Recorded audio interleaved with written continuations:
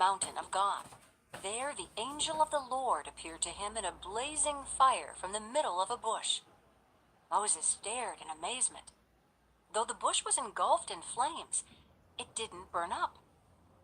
"This is amazing," Moses said to himself. "Why isn't that bush burning up? I must go see it."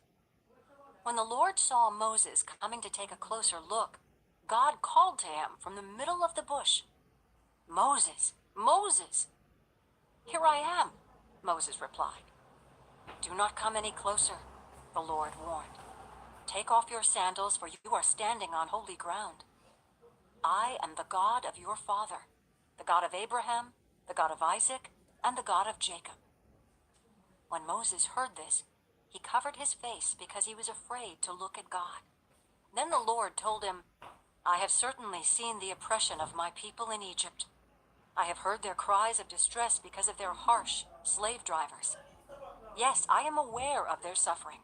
So I have come down to rescue them from the power of the Egyptians and lead them out of Egypt into their own fertile and spacious land. It is a land flowing with milk and honey, the land where the Canaanites, Hittites, Amorites, Perizzites, Hivites, and Jebusites now live. Look, the cry of the people of Israel has reached me, and I have seen how harshly the Egyptians abuse them. Now go, for I am sending you to Pharaoh. You must lead my people Israel out of Egypt." But Moses protested to God. "Who am I to appear before Pharaoh? Who am I to lead the people of Israel out of Egypt?" God answered, "I will be with you, and this is your sign that I am the one who has sent you. When you have brought the people out of Egypt, you will worship God at this very mountain." But Moses protested. "If I go to the people of Israel and tell them, 'The God of your ancestors has sent me to you,' they will ask me, 'What is his name?' Then what should I tell them?" God replied to Moses, "I am who I am. Say this to the people of Israel, 'I am has sent me to you.'" God also said to Moses, "Say this to the people of Israel, 'Yahweh, the God of your ancestors, the God of Abraham, the God of Isaac, and the God of Jacob, has sent me to you. This is my eternal name, my name to remember for all generations. Now go and call together all the elders of Israel.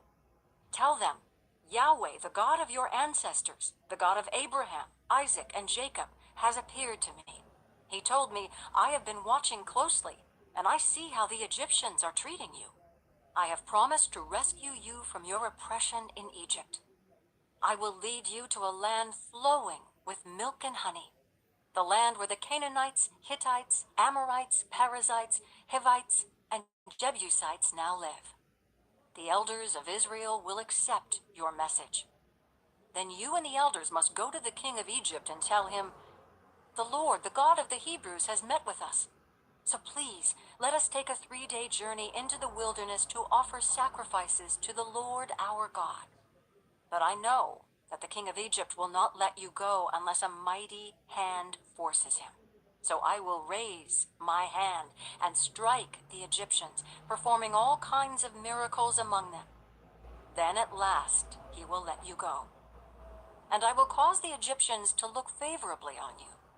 They will give you gifts when you go, so you will not leave empty-handed. Every Israelite woman will ask for articles of silver and gold and fine clothing from her Egyptian neighbors and from the foreign women in their houses. You will dress your sons and daughters with these, stripping the Egyptians of their wealth. Chapter 4. But Moses protested again. What if they won't believe me or listen to me? What if they say, the Lord never appeared to you? Then the Lord asked him, what is that in your hand? A shepherd's staff, Moses replied. Throw it down on the ground, the Lord told him. So Moses threw down the staff, and it turned into a snake. Moses jumped back. Then the Lord told him, reach out and grab its tail. So Moses reached out and grabbed it, and it turned back into a shepherd's staff in his hand. Perform this sign, the Lord told him. Then they will believe that the Lord, the God of their ancestors, the God of Abraham, the God of Isaac, and the God of Jacob, really has appeared to you." Then the Lord said to Moses, "Now put your hand inside your cloak."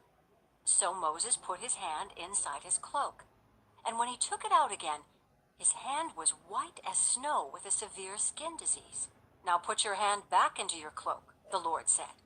So Moses put his hand back in, and when he took it out again, it was as healthy as the rest of his body.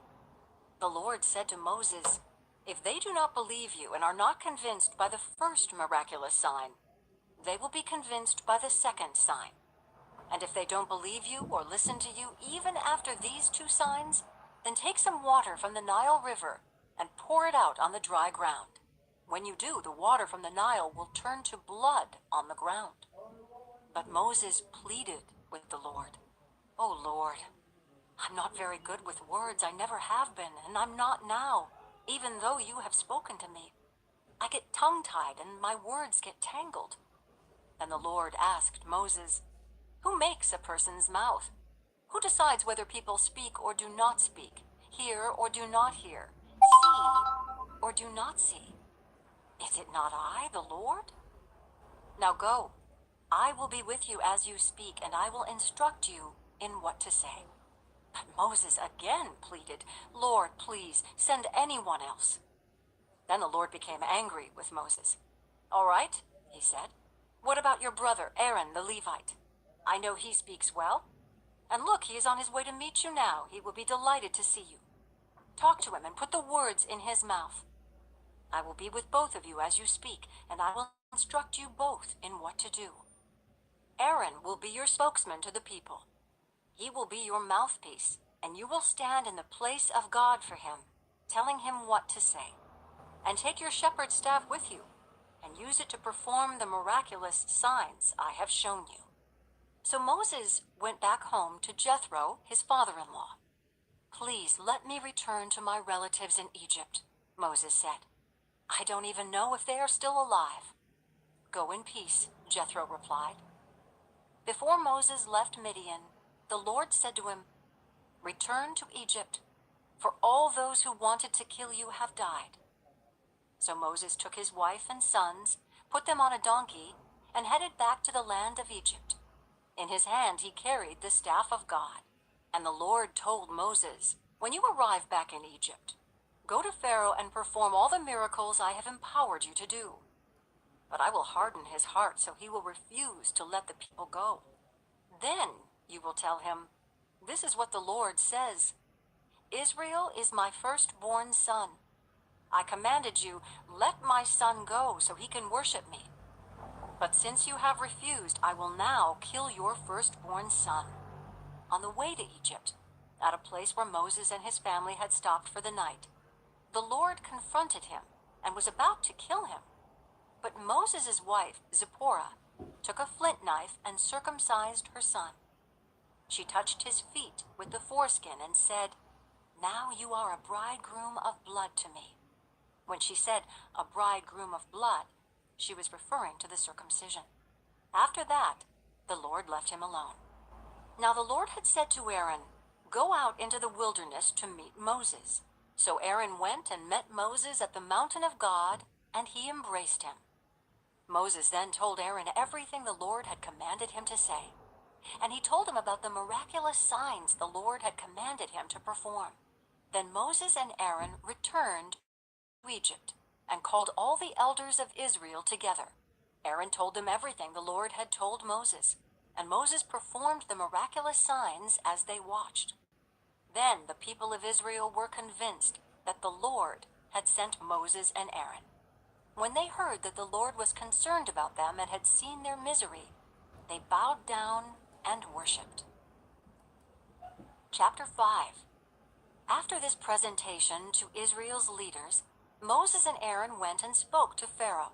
They told him, "This is what the Lord, the God of Israel, says. Let my people go so they may hold a festival in my honor in the wilderness." "Is that so?" retorted Pharaoh. "And who is the Lord? Why should I listen to him and let Israel go? I don't know the Lord, and I will not let Israel go." But Aaron and Moses persisted. "The God of the Hebrews has met with us," they declared. "So let us take a 3-day journey into the wilderness so we can offer sacrifices to the Lord our God. If we don't, he will kill us, Lord." Pharaoh replied, "Moses and Aaron, why are you distracting the people from their tasks? Get back to work. Look, there are many of your people in the land, and you are stopping them from their work." That same day, Pharaoh sent this order to the Egyptian slave drivers and the Israelite foremen: "Do not supply any more straw for making bricks. Make the people get it themselves, but still require them to make the same number of bricks as before. Don't reduce the quota. They are lazy. That's why they are crying out, 'Let us go and offer sacrifices to our God.' Load them down with more work. Make them sweat. That will teach them to listen to lies." So the slave drivers and foremen went out and told the people, "This is what Pharaoh says. I will not provide any more straw for you. Go and get it yourselves. Find it wherever you can. But you must produce just as many bricks as before." So the people scattered throughout the land of Egypt in search of stubble to use as straw. Meanwhile, the Egyptian slave drivers continued to push hard. "Meet your daily quota of bricks, just as you did when we provided you with straw," they demanded. Then they whipped the Israelite foremen they had put in charge of the work crews. "Why haven't you met your quotas either yesterday or today?" they demanded. So the Israelite foreman went to Pharaoh and pleaded with him. "Please don't treat your servants like this," they begged. "We are given no straw. And make bricks. We are being beaten, but it isn't our fault. Your own people are to blame." But Pharaoh shouted, "You're just lazy. Lazy, that's why you're saying, 'Let us go and offer sacrifices to the Lord.' Now get back to work. No straw will be given to you, but you must still produce the full quota of bricks." The Israelite foremen could see that they were in serious trouble when they were told, "You must not reduce the number of bricks you make each day." As they left Pharaoh's court, they confronted Moses and Aaron, who were waiting outside for them. The foreman said to them, "May the Lord judge and punish you for making us stink before Pharaoh and his officials. You have put a sword into their hands, an excuse to kill us." Then Moses went back to the Lord and protested, "Why have you brought all this trouble on your own people, Lord? Why did you send me? Ever since I came to Pharaoh as your spokesman, he has been even more brutal to your people, and you have done nothing to rescue them." Chapter 6. Then the Lord told Moses, "Now you will see what I will do to Pharaoh. When he feels the force of my strong hand, he will let the people go. In fact, he will force them to leave his land." And God said to Moses, "I am Yahweh, the Lord. I appeared to Abraham, to Isaac, and to Jacob as El Shaddai, God Almighty. But I did not reveal my name, Yahweh, to them. And I reaffirmed my covenant with them. Under its terms, I promised to give them the land of Canaan, where they were living as foreigners. You can be sure that I have heard the groans of the people of Israel, who are now slaves to the Egyptians, and I am well aware of my covenant with them. Therefore, say to the people of Israel, 'I am the Lord. I will free you from your oppression and will rescue you from your slavery in Egypt. I will redeem you with a powerful arm and great acts of judgment. I will claim you as my own people, and I will be your God. Then you will know that I am the Lord your God who has freed you from your oppression in Egypt. I will bring you into the land I swore to give to Abraham, Isaac, and Jacob. I will give you your own possession. I am the Lord." So Moses told the people of Israel, but they refused to listen anymore. They had become too discouraged by the brutality of their slavery. Then the Lord said to Moses, "Go back to Pharaoh, the king of Egypt, and tell him to let the people of Israel leave his country." "But Lord," Moses objected, "my own people won't listen to me anymore. How can I expect Pharaoh to listen? I'm such a clumsy speaker." But the Lord spoke to Moses and Aaron and gave them orders for the Israelites and for Pharaoh the king of Egypt. The Lord commanded Moses and Aaron to lead the people of Israel out of Egypt. These are the ancestors of some of the clans of Israel. The sons of Reuben, Israel's oldest son, were Hanok, Palu, Hezron, and Carmi. Their descendants became the clans of Reuben. The sons of Simeon were Jemuel, Jamin, Ohad, Jachin, Zohar, and Shaul. Shaul's mother was a Canaanite woman. Their descendants became the clans of Simeon.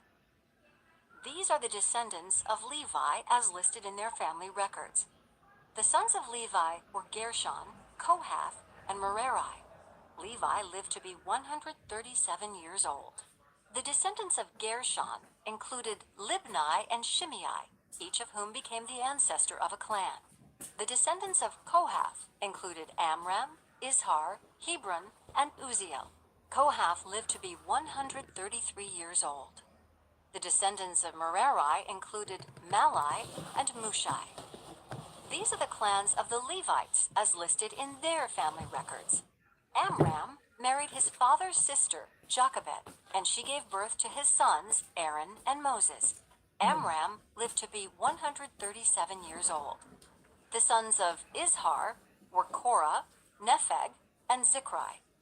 The sons of Uzziel were Mishael, Azaphan, and Sithri. Aaron married Elisheba, the daughter of Aminadab and sister of Nashon, and she gave birth to his sons Nadab, Abihu, Eleazar, and Ithamar. The sons of Korah were Aser, Elkanah, and Abiasaph. Their descendants became the clans of Korah. Eleazar, son of Aaron, married one of the daughters of Putiel, and she gave birth to his son, Phinehas. These are the ancestors of the Levite families listed according to their clans. The Aaron and Moses named in this list are the same ones to whom the Lord said, "Lead the people of Israel out of the land of Egypt like an army." It was Moses and Aaron who spoke to Pharaoh, the king of Egypt, about leading the people of Israel out of Egypt. When the Lord spoke to Moses in the land of Egypt, he said to him, "I am the Lord. Tell Pharaoh, the king of Egypt, everything I am telling you." But Moses argued with the Lord, saying, "I can't do it. I'm such a clumsy speaker. Why should Pharaoh listen to me?" Chapter 7. Then the Lord said to Moses, "Pay close attention to this. I will make you seem like God to Pharaoh, and your brother Aaron will be your prophet. Tell Aaron everything I command you, and Aaron must command Pharaoh to let the people of Israel leave his country. But I will make Pharaoh's heart stubborn, so I can multiply my miraculous signs and wonders in the land of Egypt. Even then, Pharaoh will refuse to listen to you. So I will bring down my fist on Egypt. Then I will rescue my forces, my people, the Israelites, from the land of Egypt with great acts of judgment.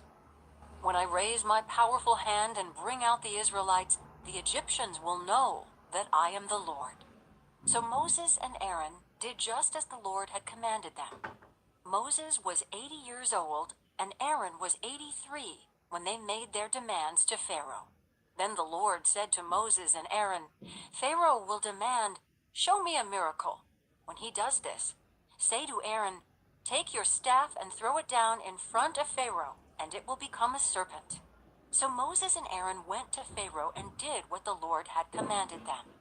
Aaron threw down his staff before Pharaoh and his officials, and it became a serpent. Then Pharaoh called in his own wise men and sorcerers, and these Egyptian magicians did the same thing with their magic.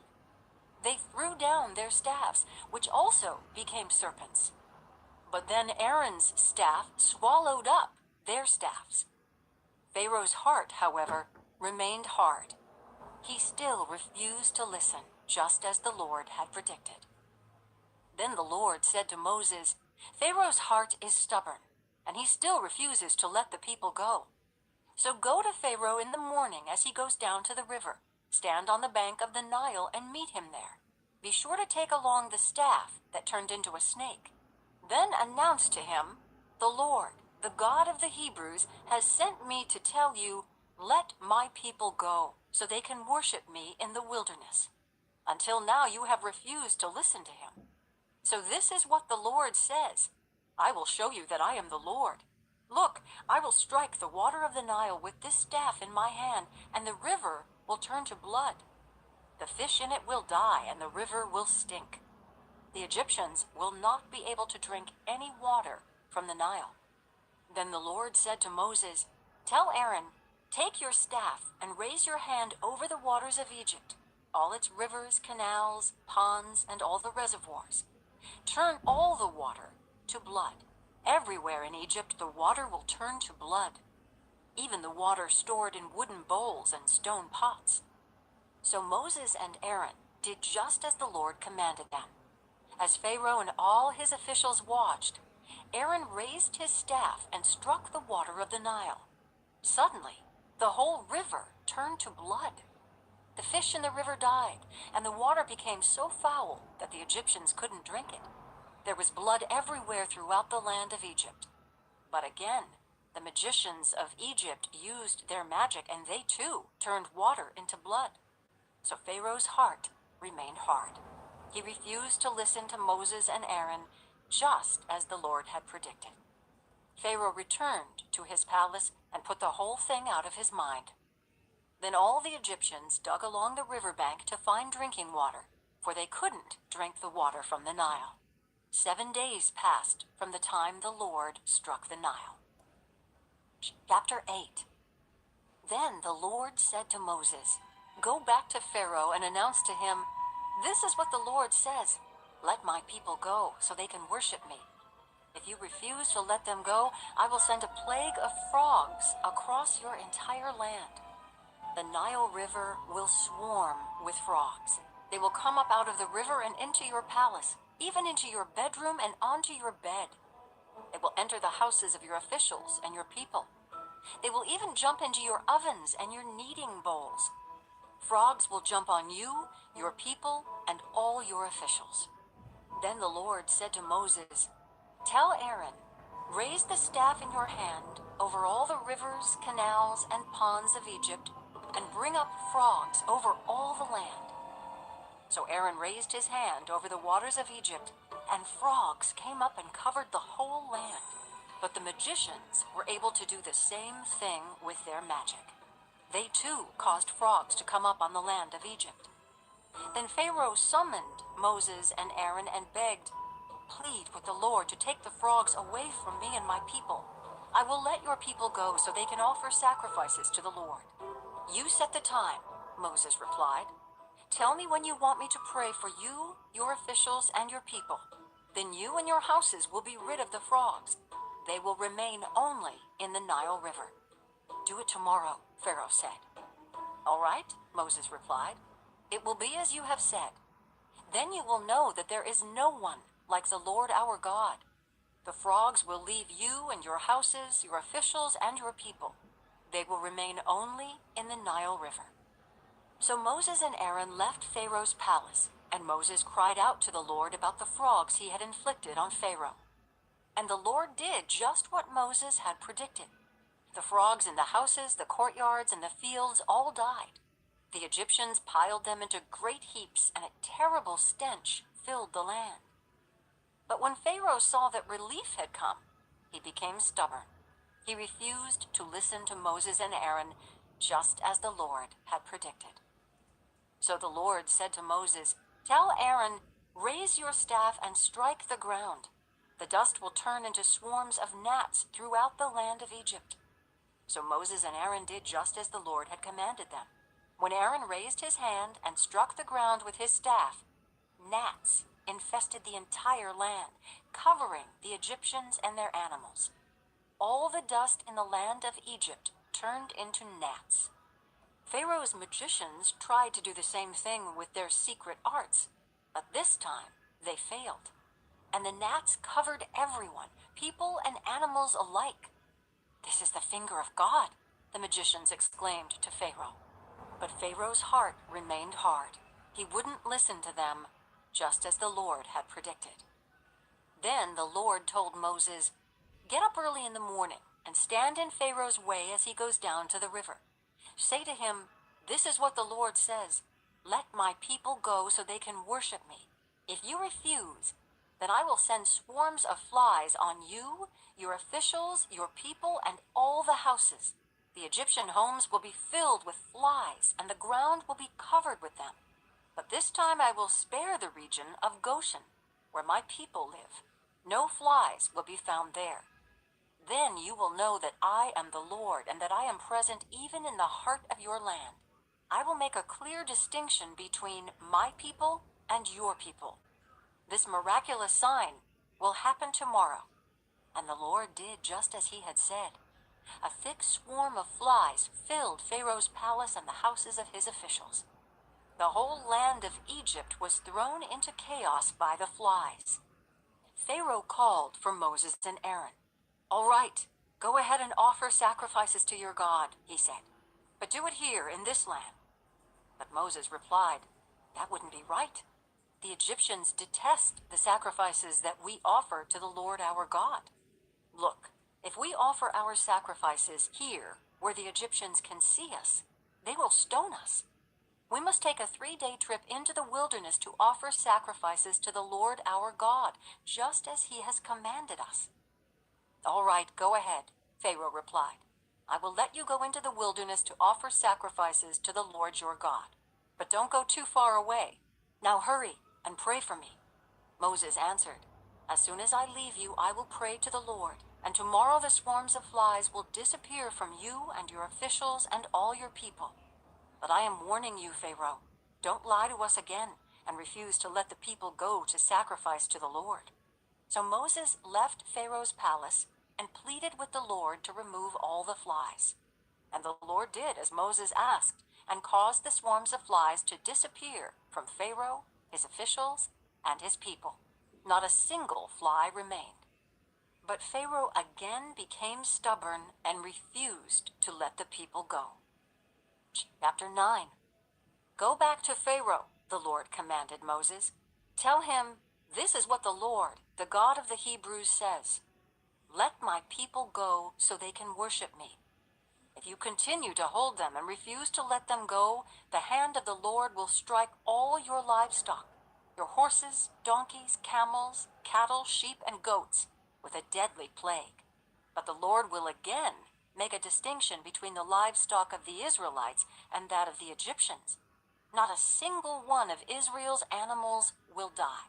The Lord has already set the time for the plague to begin. He has declared that he will strike the land tomorrow." And the Lord did just as he had said. The next morning, all the livestock of the Egyptians died, but the Israelites didn't lose a single animal. Pharaoh sent his officials to investigate, and they discovered that the Israelites had not lost a single animal. But even so, Pharaoh's heart remained stubborn, and he still refused to let the people go. Then the Lord said to Moses and Aaron, "Take handfuls of soot from a brick kiln, and have Moses toss it into the air while Pharaoh watches.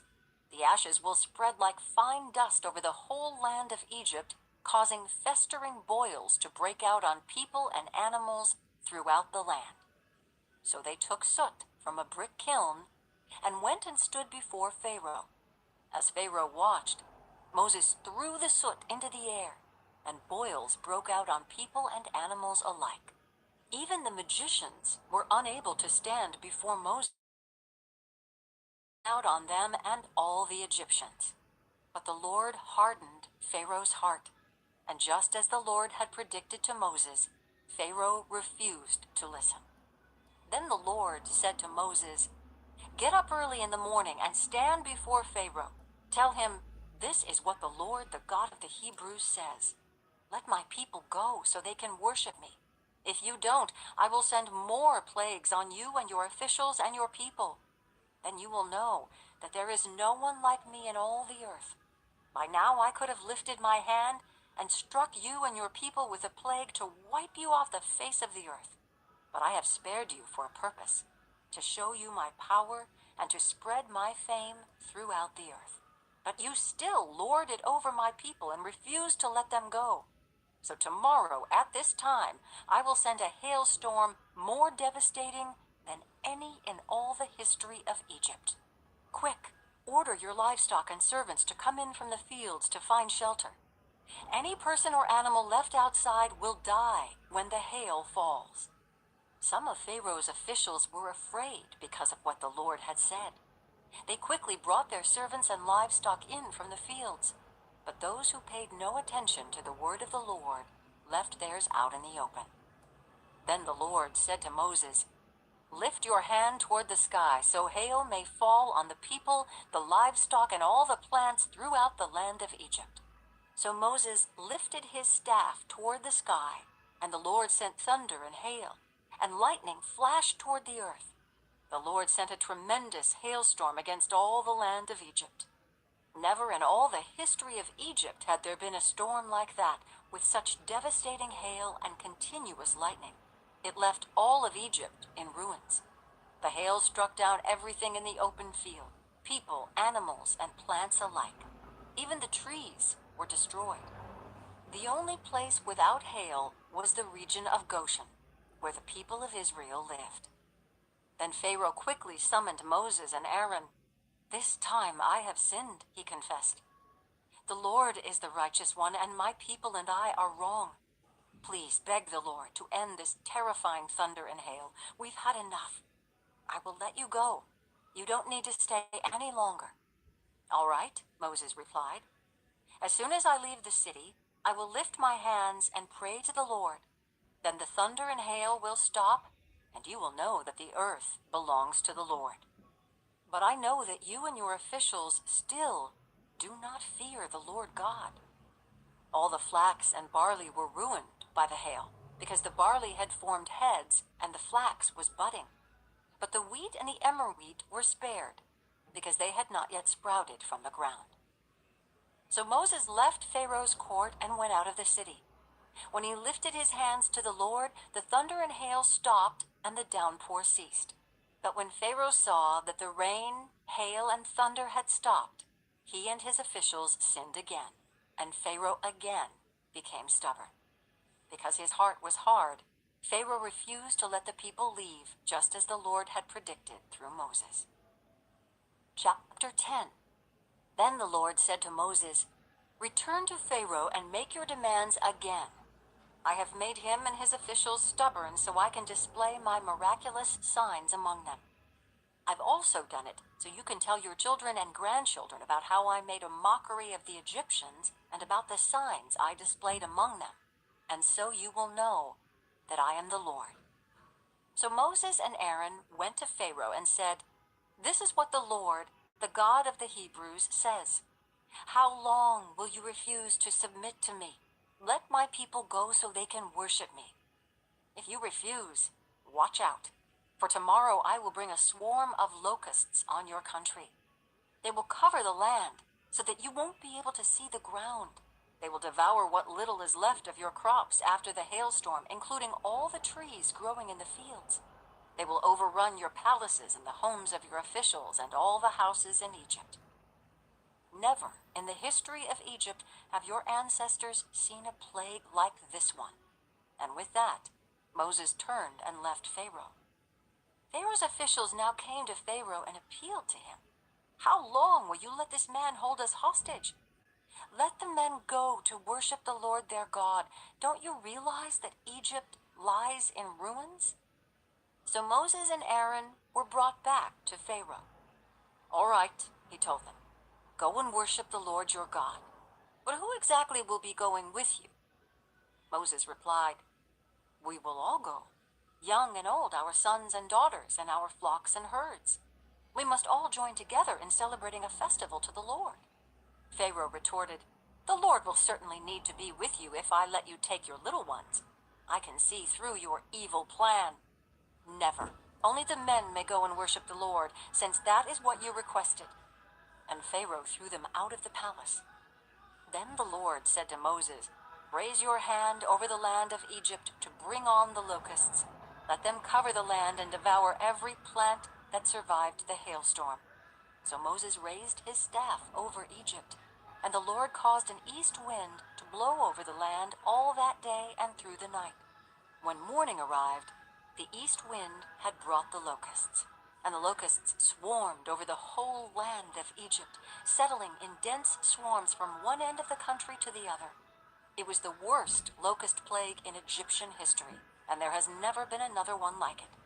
For the locusts covered the whole country and darkened the land.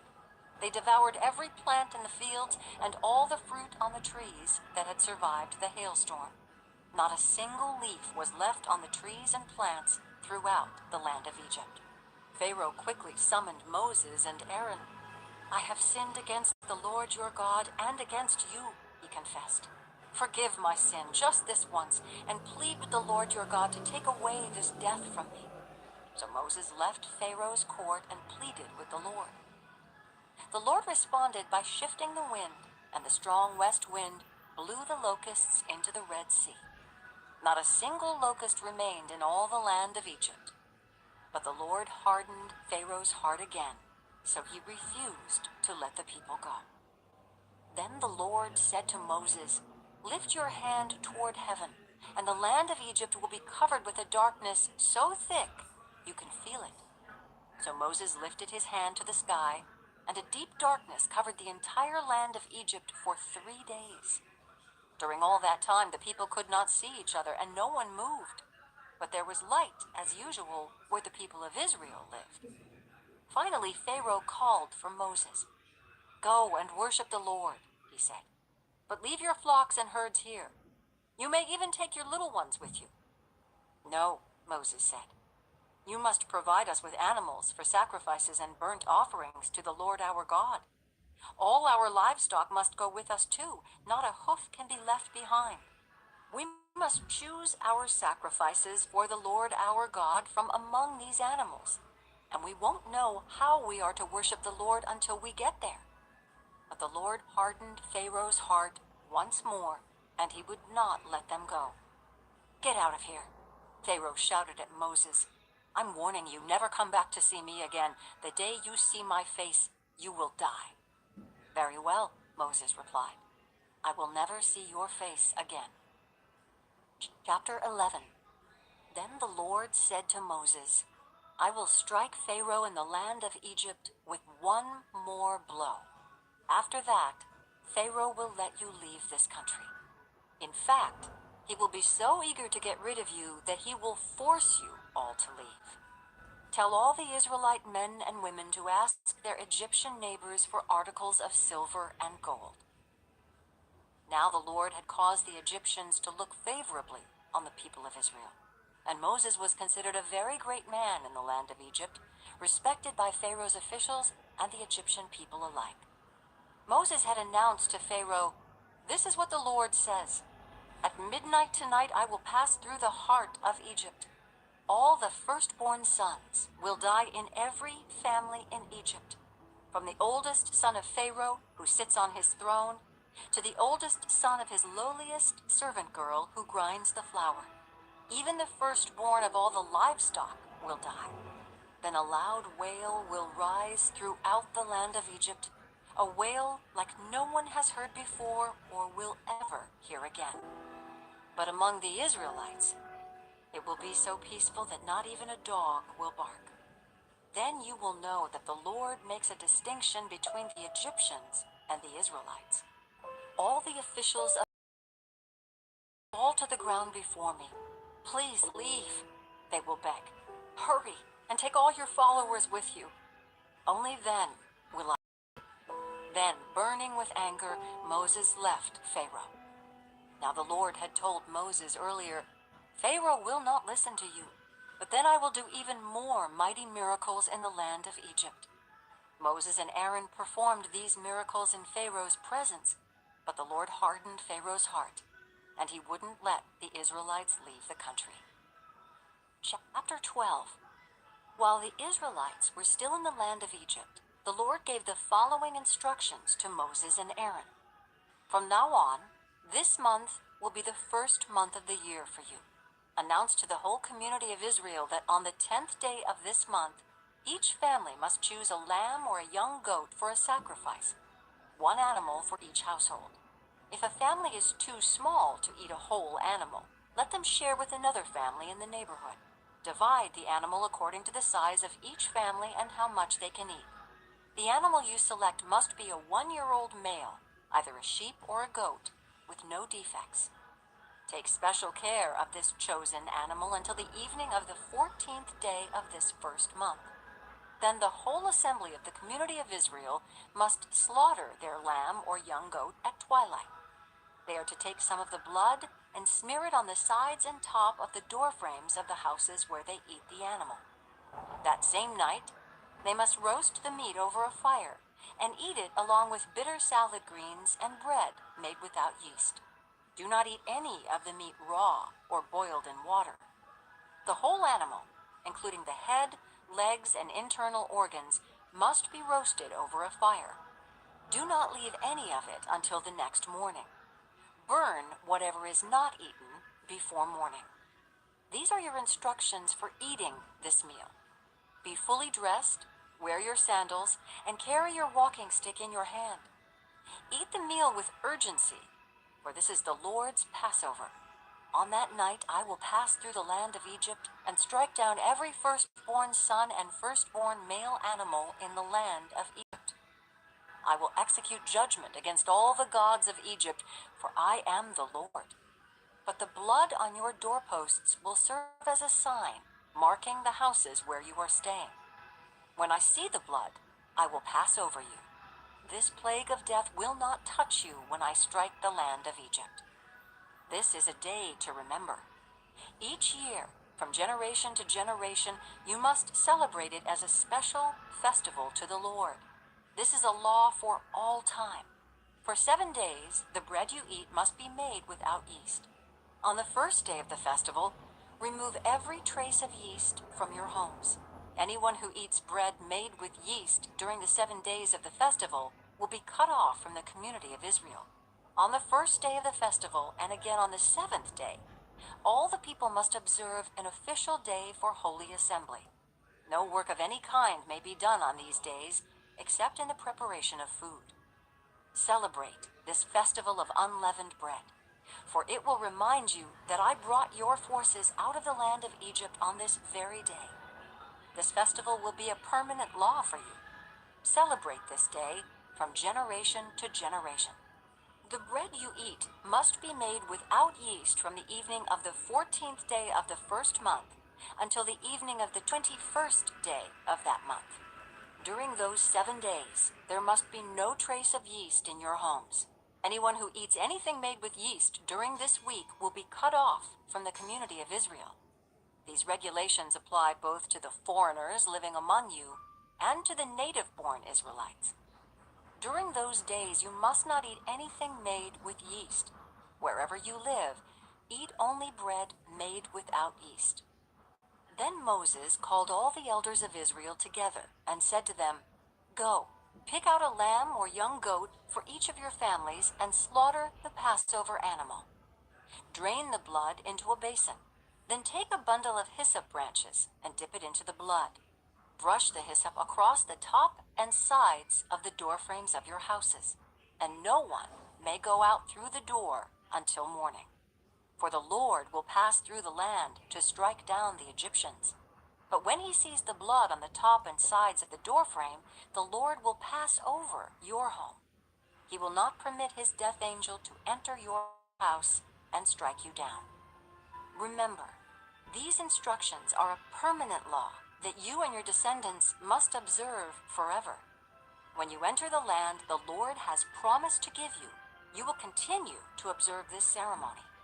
Then your children will ask, "What does this ceremony mean?" And you will reply, "It is the Passover sacrifice to the Lord. For he passed over the houses of the Israelites in Egypt. And though he struck the Egyptians, he spared our families." When Moses had finished speaking, all the people bowed down to the ground and worshipped. So the people of Israel did just as the Lord had commanded through Moses and Aaron. And that night at midnight, the Lord struck down all the firstborn sons in the land of Egypt, from the firstborn son of Pharaoh, who sat on his throne, to the firstborn son of the prisoner in the dungeon. Even the firstborn of their livestock were killed. Pharaoh and all his officials and all the people of Egypt woke up during the night, and loud wailing was heard throughout the land of Egypt. There was not a single house where someone had not died. Pharaoh sent for Moses and Aaron during the night. "Get out," he ordered. "Leave my people and take the rest of the Israelites with you. Go and worship the Lord as you have requested. Take your flocks and herds as you said, and be gone. Go, but bless me as you leave." All the Egyptians urged the people of Israel to get out of the land as quickly as possible, for they thought, "We will all die." The Israelites took their bread dough before yeast was added. They wrapped their kneading boards in their cloaks and carried them on their shoulders. And the people of Israel did as Moses had instructed. They asked the Egyptians for clothing and articles of silver and gold. The Lord caused the Egyptians to look favorably on the Israelites, and they gave the Israelites whatever they asked for. So they stripped the Egyptians of their wealth. That night, the people of Israel left Ramesses and started for Succoth. There were about 600,000 men, plus all the women and children. A rabble of non-Israelites went with them, along with great flocks and herds of livestock. For bread, they baked flat cakes from the dough without yeast they had brought from Egypt. It was made without yeast because the people were driven out of Egypt in such a hurry that they had no time to prepare the bread or other food. The people of Israel had lived in Egypt for 430 years. In fact, it was on the last day of the 430th year that all the Lord's forces left the land. On this night, the Lord kept his promise to bring his people out of the land of Egypt. So this night belongs to him, and it must be commemorated every year by all the Israelites from generation to generation.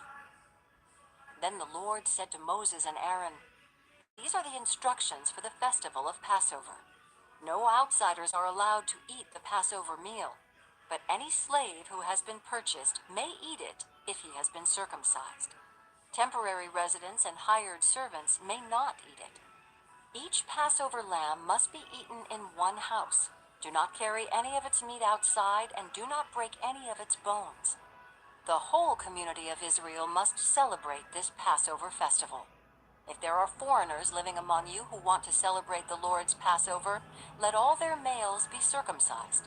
Only then may they celebrate the Passover with you like any native-born Israelite. But no uncircumcised male may ever eat the Passover meal. This instruction applies to everyone, whether a native-born Israelite or a foreigner living among you." So all the people of Israel followed all the Lord's commands to Moses and Aaron. On that very day, the Lord brought the people of Israel out of the land of Egypt like an army. Chapter 13. Then the Lord said to Moses, "Dedicate to me every firstborn among the Israelites. The first offspring to be born, of both humans and animals, belongs to me." So Moses said to the people, "This is a day to remember forever, the day you left Egypt, the place of your slavery. Today the Lord has brought you out by the power of his mighty hand. Remember, eat no food containing yeast. On this day in early spring, in the month of Abib, you have been set free. You must celebrate this event in this month each year after the Lord brings you into the land of the Canaanites, Hittites, Amorites, Hivites, and Jebusites. He swore to your ancestors that he would give you this land, a land flowing with milk and honey. For 7 days, the bread you eat must be made without yeast. Then on the 7th day, celebrate a feast to the Lord. Eat bread without yeast during those 7 days. In fact, there must be no yeast bread or any yeast at all found within the borders of your land during this time. On the 7th day, you must explain to your children, 'I am celebrating what the Lord did for me when I left Egypt.' This annual festival will be a visible sign to you, like a mark branded on your hand or your forehead. Let it remind you always to recite this teaching of the Lord. With a strong hand, the Lord rescued you from Egypt. So observe the decree of this festival at the appointed time each year. This is what you must do when the Lord fulfills the promise he swore to you and to your ancestors.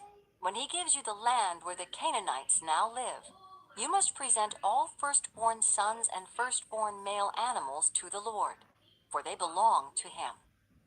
A firstborn donkey may be bought back from the Lord by presenting a lamb or young goat in its place. But if you do not buy it back, you must break its neck. However, you must buy back every firstborn son. And in the future your children will ask you, "What does all this mean?"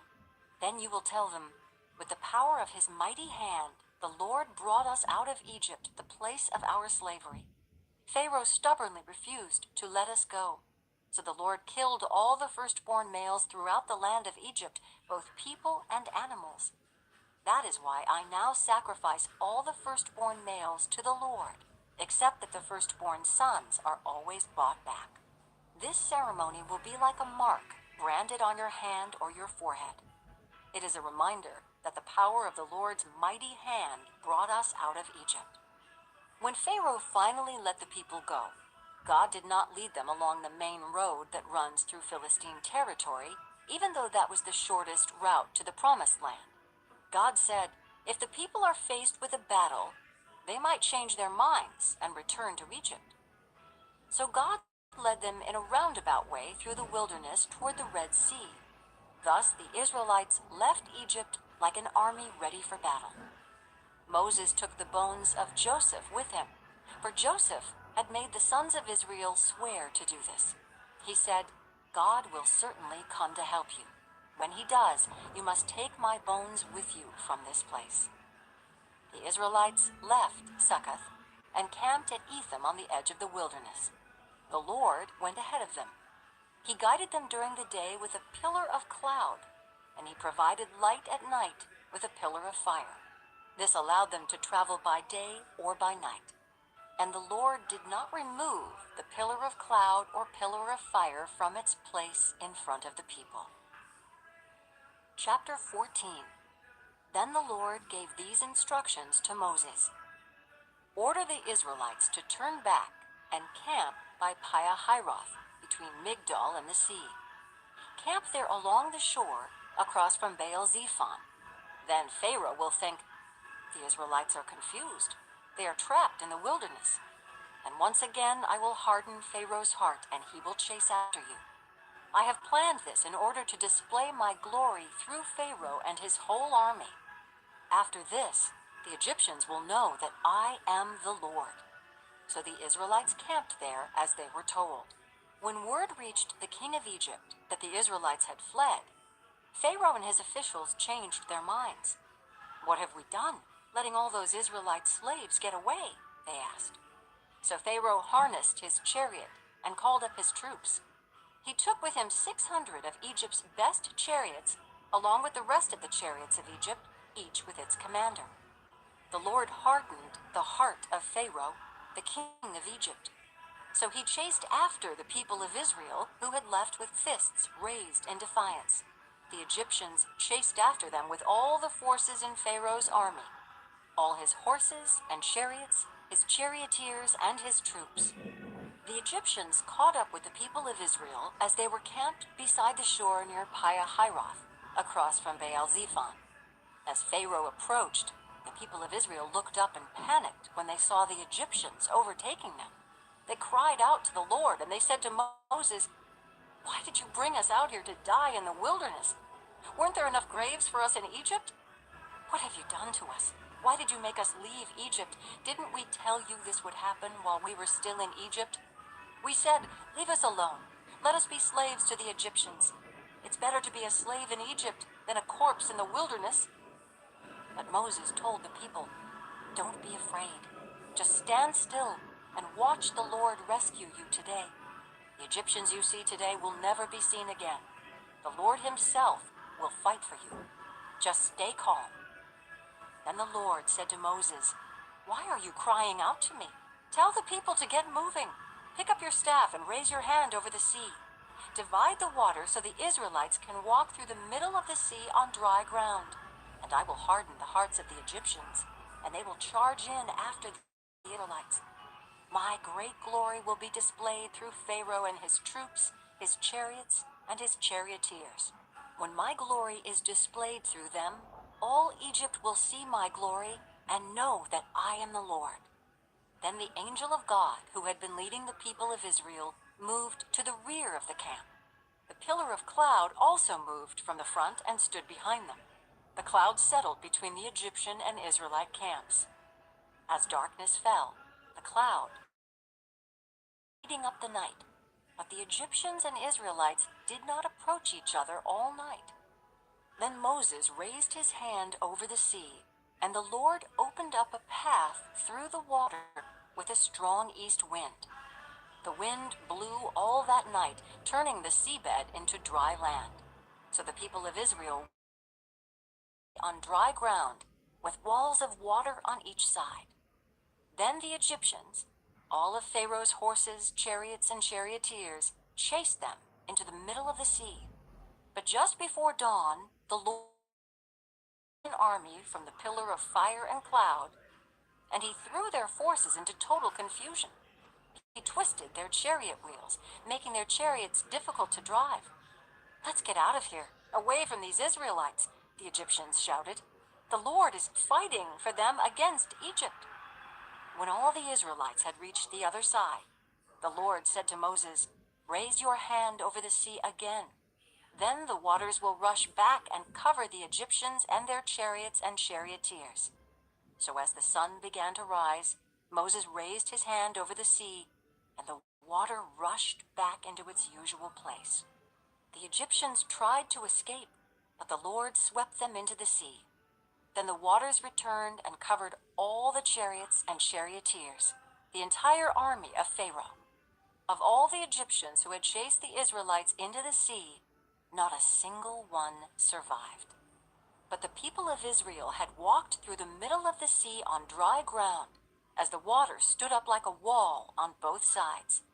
That is how the Lord rescued Israel from the hand of the Egyptians that day. And the Israelites saw the bodies of the Egyptians washed up on the seashore. When the people of Israel saw the mighty power that the Lord had unleashed against the Egyptians, they were filled with awe before him. They put their faith in the Lord and in his servant Moses. Chapter 15. Then Moses and the people of Israel sang this song to the Lord. "I will sing to the Lord, for he has triumphed gloriously. He has hurled both horse and rider into the sea. The Lord is my strength and my song. He has given me victory. This is my God, and I will praise him. My father's God, and I will exalt him. The Lord is a warrior. Yahweh is his name. Pharaoh's chariots and army he has hurled into the sea. The finest of Pharaoh's officers are drowned in the Red Sea. The deep waters gushed over them. They sank to the bottom like a stone. Your right hand, O Lord, is glorious in power. Your right hand, O Lord, smashes the enemy. In the greatness of your majesty, you overthrow those who rise against you. You unleash your blazing fury. It consumes them like straw. At the blast of your breath, the waters piled up. The surging waters stood straight like a wall. In the heart of the sea, the deep waters became hard. The enemy boasted, "I will chase them and catch up with them. I will plunder them and consume them. I will flash my sword. My powerful hand will destroy them." But you blew with your breath, and the sea covered them. They sank like lead in the mighty waters. Who is like you among the gods, O Lord, glorious in holiness, awesome in splendor, performing great wonders? You raised your right hand, and the earth swallowed our enemies. With your unfailing love, you lead the people you have redeemed. In your might, you guide them to your sacred home. The peoples hear and tremble. Anguish grips those who live in Philistia. The leaders of Edom are terrified. The nobles of Moab tremble. All who live in Canaan melt away. Terror and dread fall upon them. The power of your arm makes them lifeless as stone until your people pass by, O Lord, until the people you purchased pass by. You will your own mountain, the place, O Lord, reserved for your own dwelling, the sanctuary, O Lord. that your hands have established. The Lord will reign forever and ever." When Pharaoh's horses, chariots, and charioteers rushed into the sea, the Lord brought the water crashing down on them. But the people of Israel had walked through the middle of the sea on dry ground. Then Miriam the prophet, Aaron's sister, took a tambourine and led all the women as they played their tambourines and danced. And Miriam sang this song: "Sing to the Lord, for he has triumphed gloriously. He has hurled both horse and rider into the sea." Then Moses led the people of Israel away from the Red Sea, and they moved out into the desert of Shur. They traveled in this desert for 3 days without finding any water. When they came to the oasis of Marah, the water was too bitter to drink. So they called the place Marah, which means bitter. Then the people complained and turned against Moses. "What are we going to drink?" they demanded. So Moses cried out to the Lord for help, and the Lord showed him a piece of wood. Moses threw it into the water, and this made the water good to drink. It was there at Marah that the Lord set before them the following decree as a standard to test their faithfulness to him. He said, "If you will listen carefully to the voice of the Lord your God and do what is right in his sight, obeying his commands and keeping all his decrees, then I will not make you suffer any of the diseases I sent on the Egyptians, for I am the Lord who heals you."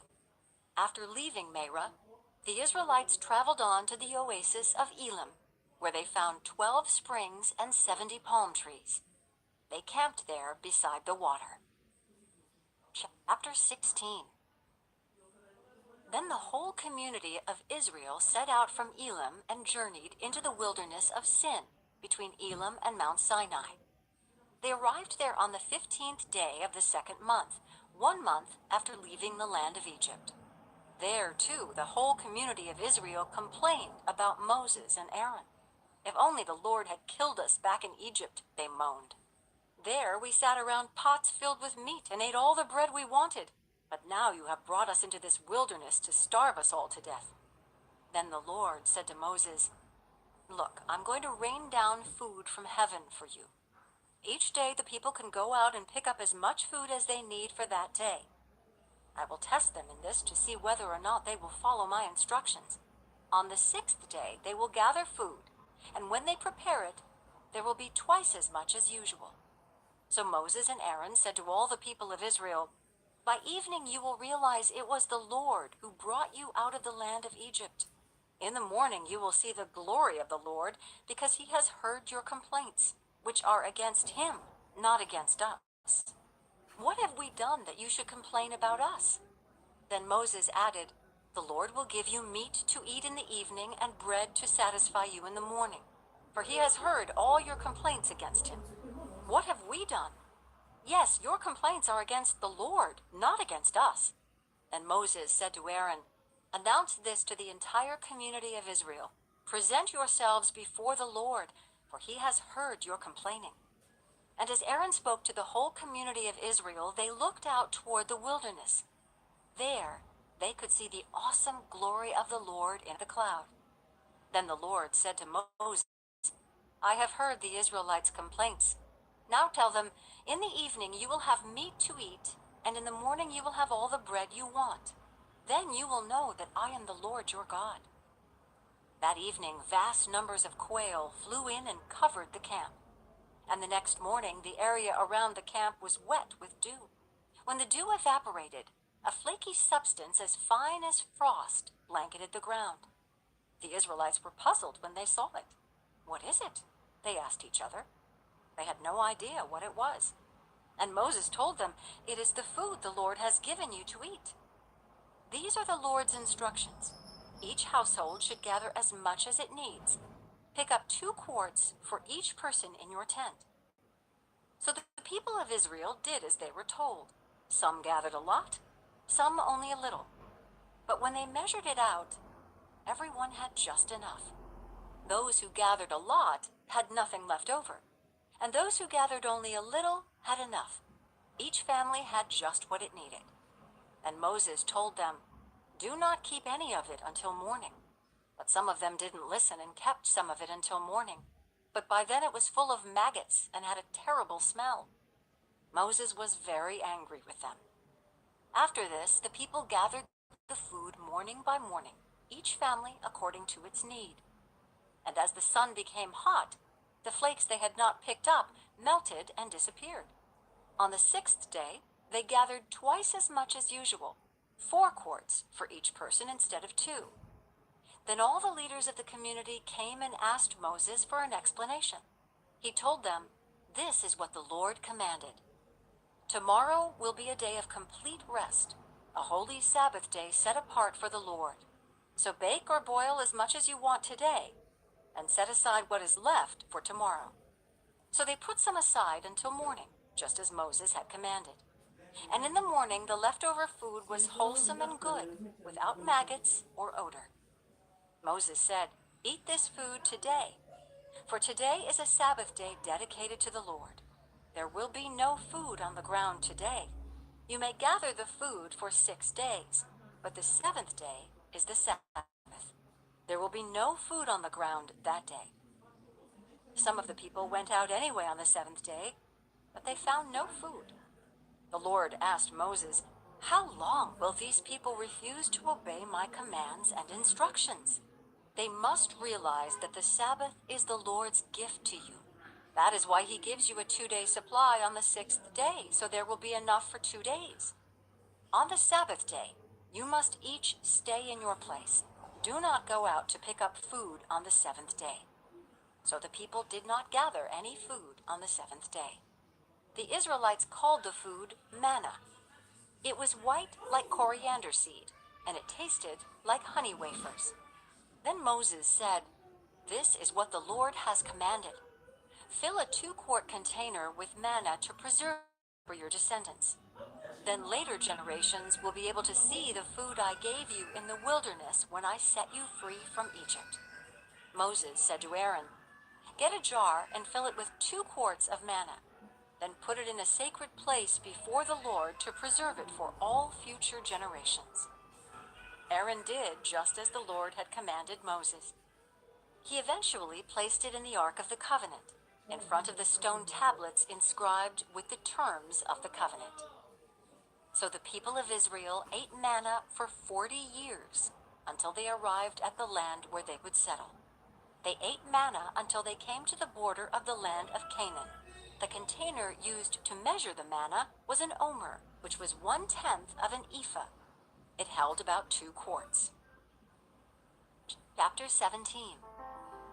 At the Lord's command, the whole community of Israel left the wilderness of Sin and moved from place to place. Eventually they camped at Rephidim, but there was no water there for the people to drink. So once more the people complained against Moses. "Give us water to drink," they demanded. "Quiet," Moses replied. "Why are you complaining against me, and why are you testing the Lord?" But tormented by thirst, they continued to argue with Moses. "Why did you bring us out of Egypt? Are you trying to kill us, our children, and our livestock with thirst?" Then Moses cried out to the Lord, "What should I do with these people? They are ready to stone me." The Lord said to Moses, "Walk out in front of the people. Take your staff, the one you used when you struck the water of the Nile, and call some of the elders of Israel to join you. I will stand before you on the rock at Mount Sinai. Strike the rock, and water will come gushing out. Then the people will be able to drink." So Moses struck the rock as he was told, and water gushed out as the elders looked on. Moses named the place Massah, which means test, and Meribah, which means arguing, because the people of Israel argued with Moses and tested the Lord by saying, "Is the Lord here with us or not?" While the people of Israel were still at Rephidim, the warriors of Amalek attacked them. Moses commanded Joshua, "Choose some men to go out and fight the army of Amalek for us. Tomorrow I will stand at the top of the hill holding the staff of God in my hand." So Joshua did what Moses had commanded, and fought the army of Amalek. Meanwhile, Moses, Aaron, and Hur climbed to the top of a nearby hill. As long as Moses held up the staff in his hand, the Israelites had the advantage. But whenever he dropped his hand, the Amalekites gained the advantage. Moses' arms soon became so tired he could no longer hold them up. So Aaron and Hur found a stone for him to sit on. Then they stood on each side of Moses, holding up his hands. So his hands held steady until sunset. As a result, Joshua overwhelmed the army of Amalek in battle. After the victory, the Lord instructed Moses, "Write this down on a scroll as a permanent reminder and read it aloud to Joshua. I will erase the memory of Amalek from under heaven." Moses built an altar there and named it Yahweh Nissi, which means, "The Lord is my banner." He said, "They have raised their fist against the Lord's throne, so now the Lord will be at war with Amalek generation after generation." Chapter 18. Moses' father-in-law, Jethro, the priest of Midian, heard about everything God had done for Moses and his people, the Israelites. He heard especially about how the Lord had rescued them from Egypt. Earlier, Moses had sent his wife Zipporah and his 2 sons back to Jethro, who had taken them in. Moses' first son was named Gershom, for Moses had said when the boy was born, "I have been a foreigner in a foreign land." His second son was named Eleazar, for Moses had said, "The God of my ancestors was my helper. He rescued me from the sword of Pharaoh." Jethro, Moses' father-in-law, now came to visit Moses in the wilderness. He brought Moses' wife and 2 sons with him, and they arrived while Moses and the people were camped near the mountain of God. Jethro had sent a message to Moses saying, "I, Jethro, your father-in-law, am coming to see you with your wife and your 2 sons." So Moses went out to meet his father-in-law. He bowed low and kissed him. They asked about each other's welfare and then went into Moses' tent. Moses told his father-in-law everything the Lord had done to Pharaoh and Egypt on behalf of Israel. He also told about all the hardships they had experienced along the way, and how the Lord had rescued his people from all their troubles. Jethro was delighted when he heard about all the good things the Lord had done for Israel as he rescued them from the hand of the Egyptians. "Praise the Lord," Jethro said, "for he has rescued you from the Egyptians and from Pharaoh. Yes, he has rescued Israel from the powerful hand of Egypt. I know now that the Lord is greater than all other gods, because he rescued his people from the oppression of the proud Egyptians."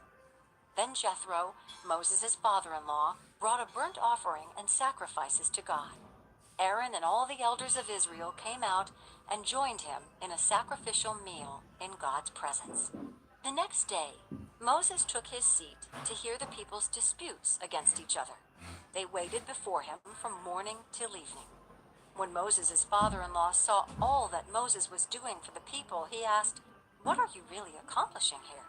Why are you trying to do all this alone while everyone stands around you from morning till evening?" Moses replied, "Because the people come to me to get a ruling from God. When a dispute arises, they come to me, and I am the one who settles the case between the quarreling parties. I inform the people of God's decrees and give them his instructions." "This is not good," Moses' father-in-law exclaimed. "You're going to wear yourself out, and the people too. This job is too heavy a burden for you to handle all by yourself. Now listen to me and let me give you a word of advice, and may God be with you. You should continue to be the people's representative before God, bringing their disputes to him. Teach them God's decrees and give them his instructions. Show them how to conduct their lives. But select from all the people some capable, honest men who fear God and hate bribes. Appoint them as leaders over groups of 1,000, 100, 50, and 10. They should always be available to solve the people's common disputes, but have them bring the major cases to you. Let the leaders decide the smaller matters themselves. They will help you carry the load, making the task easier for you. If you follow this advice, and if God commands you to do so, then you will be able to endure the pressures, and all these people will go home in peace." Moses listened to his father-in-law's advice and followed his suggestions. He chose capable men from all over Israel and appointed them as leaders over the people.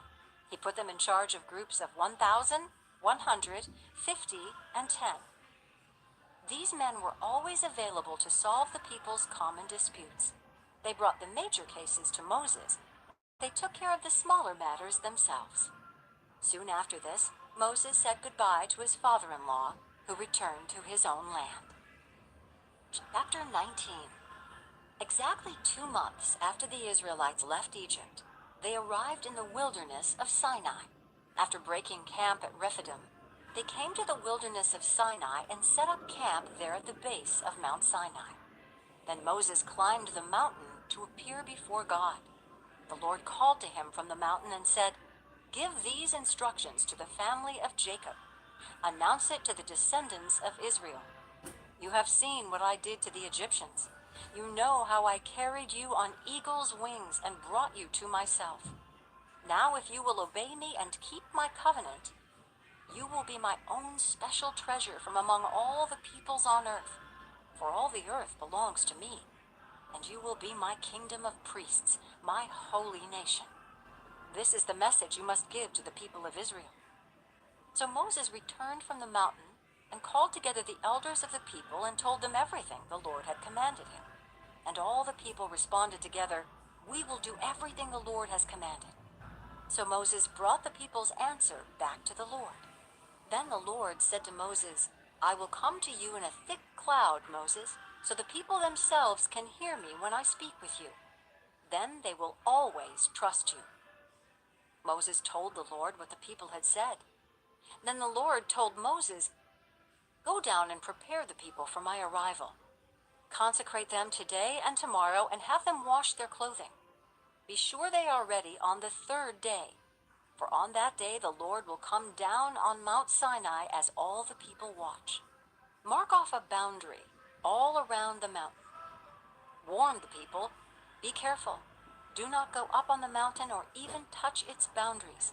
Anyone who touches the mountain will certainly be put to death. No hand may touch the person or animal that crosses the boundary. Instead, stone them or shoot them with arrows. They must be put to death. However, when the ram's horn sounds a long blast, then the people may go up on the mountain." So Moses went down to the people.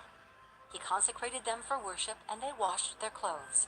He told them, "Get ready for the 3rd day, and until then abstain from having sexual intercourse." On the morning of the 3rd day, thunder roared and lightning flashed, and a dense cloud came down on the mountain.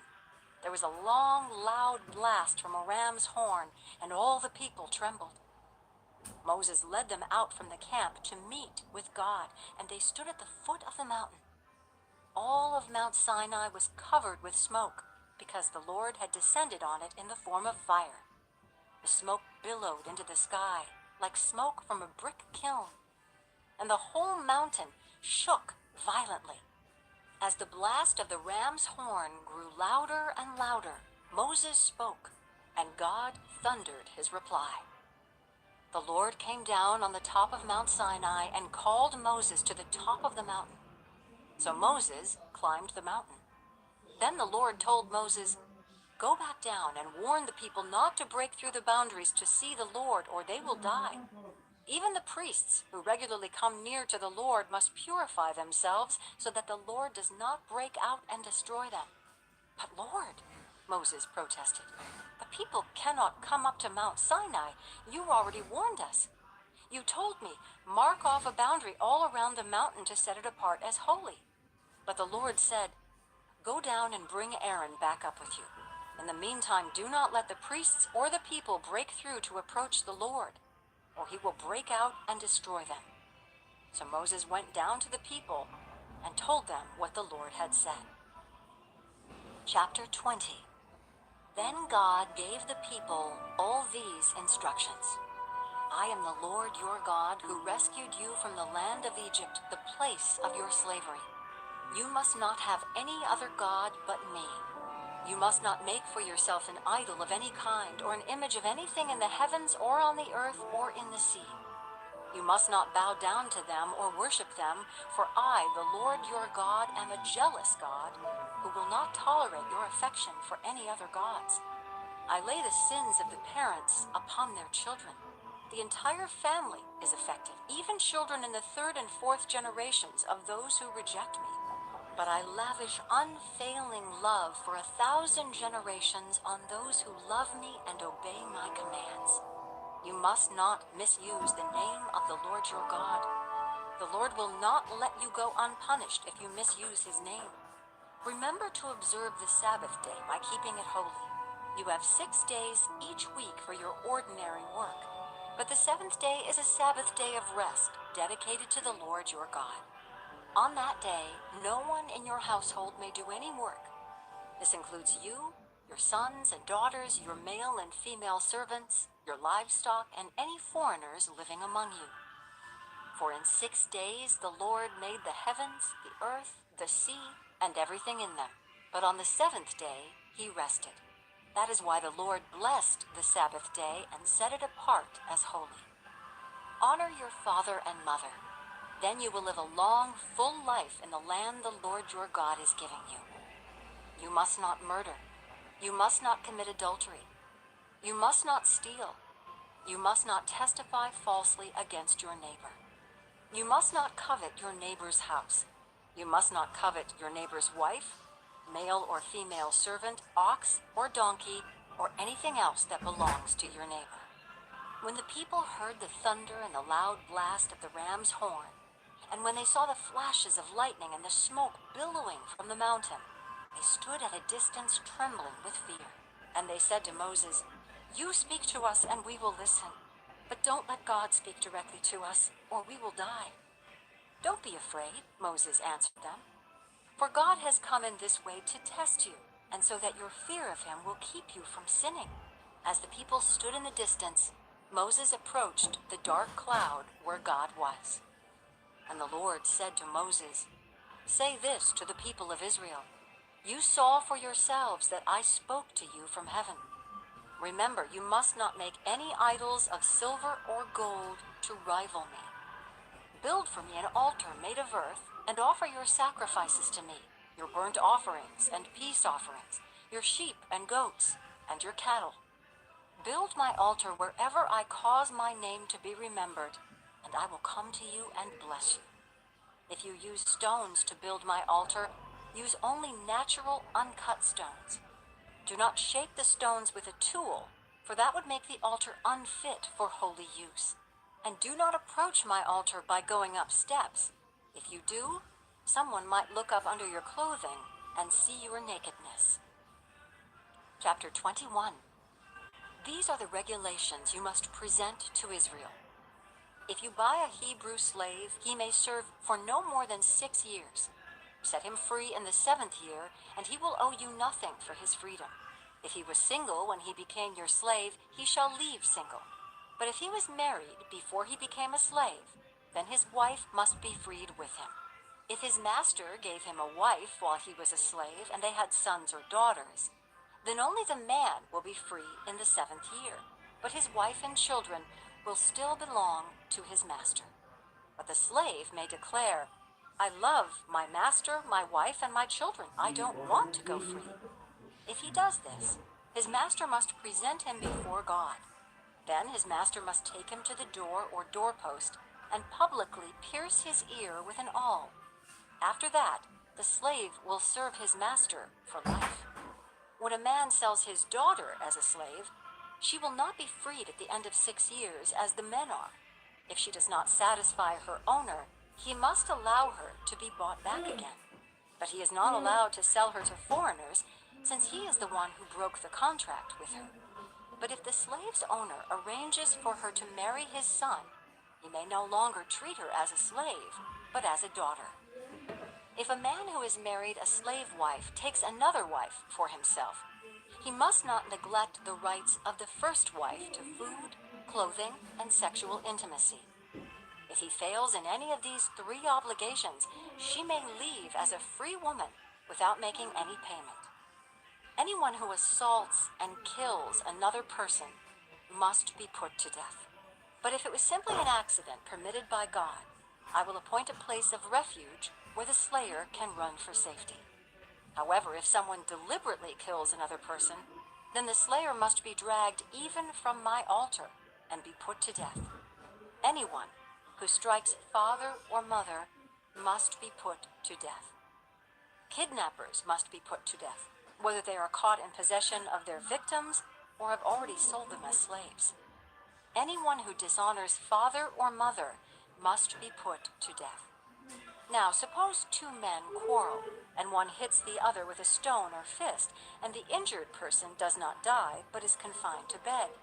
If he is later able to walk outside again, even with a crutch, the assailant will not be punished, but must compensate his victim for lost wages and provide for his full recovery.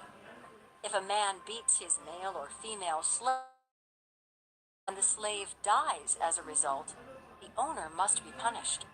But if the slave recovers within a day or two, then the owner shall not be punished, since the slave is his property. Now suppose two men are fighting, and in the process they accidentally strike a pregnant woman so she gives birth prematurely.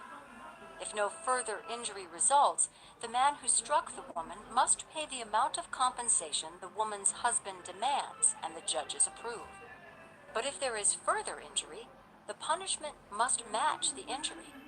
A life for a life, an eye for an eye, a tooth for a tooth, a hand for a hand, a foot for a foot, a burn for a burn, a wound for a wound, a bruise for a bruise.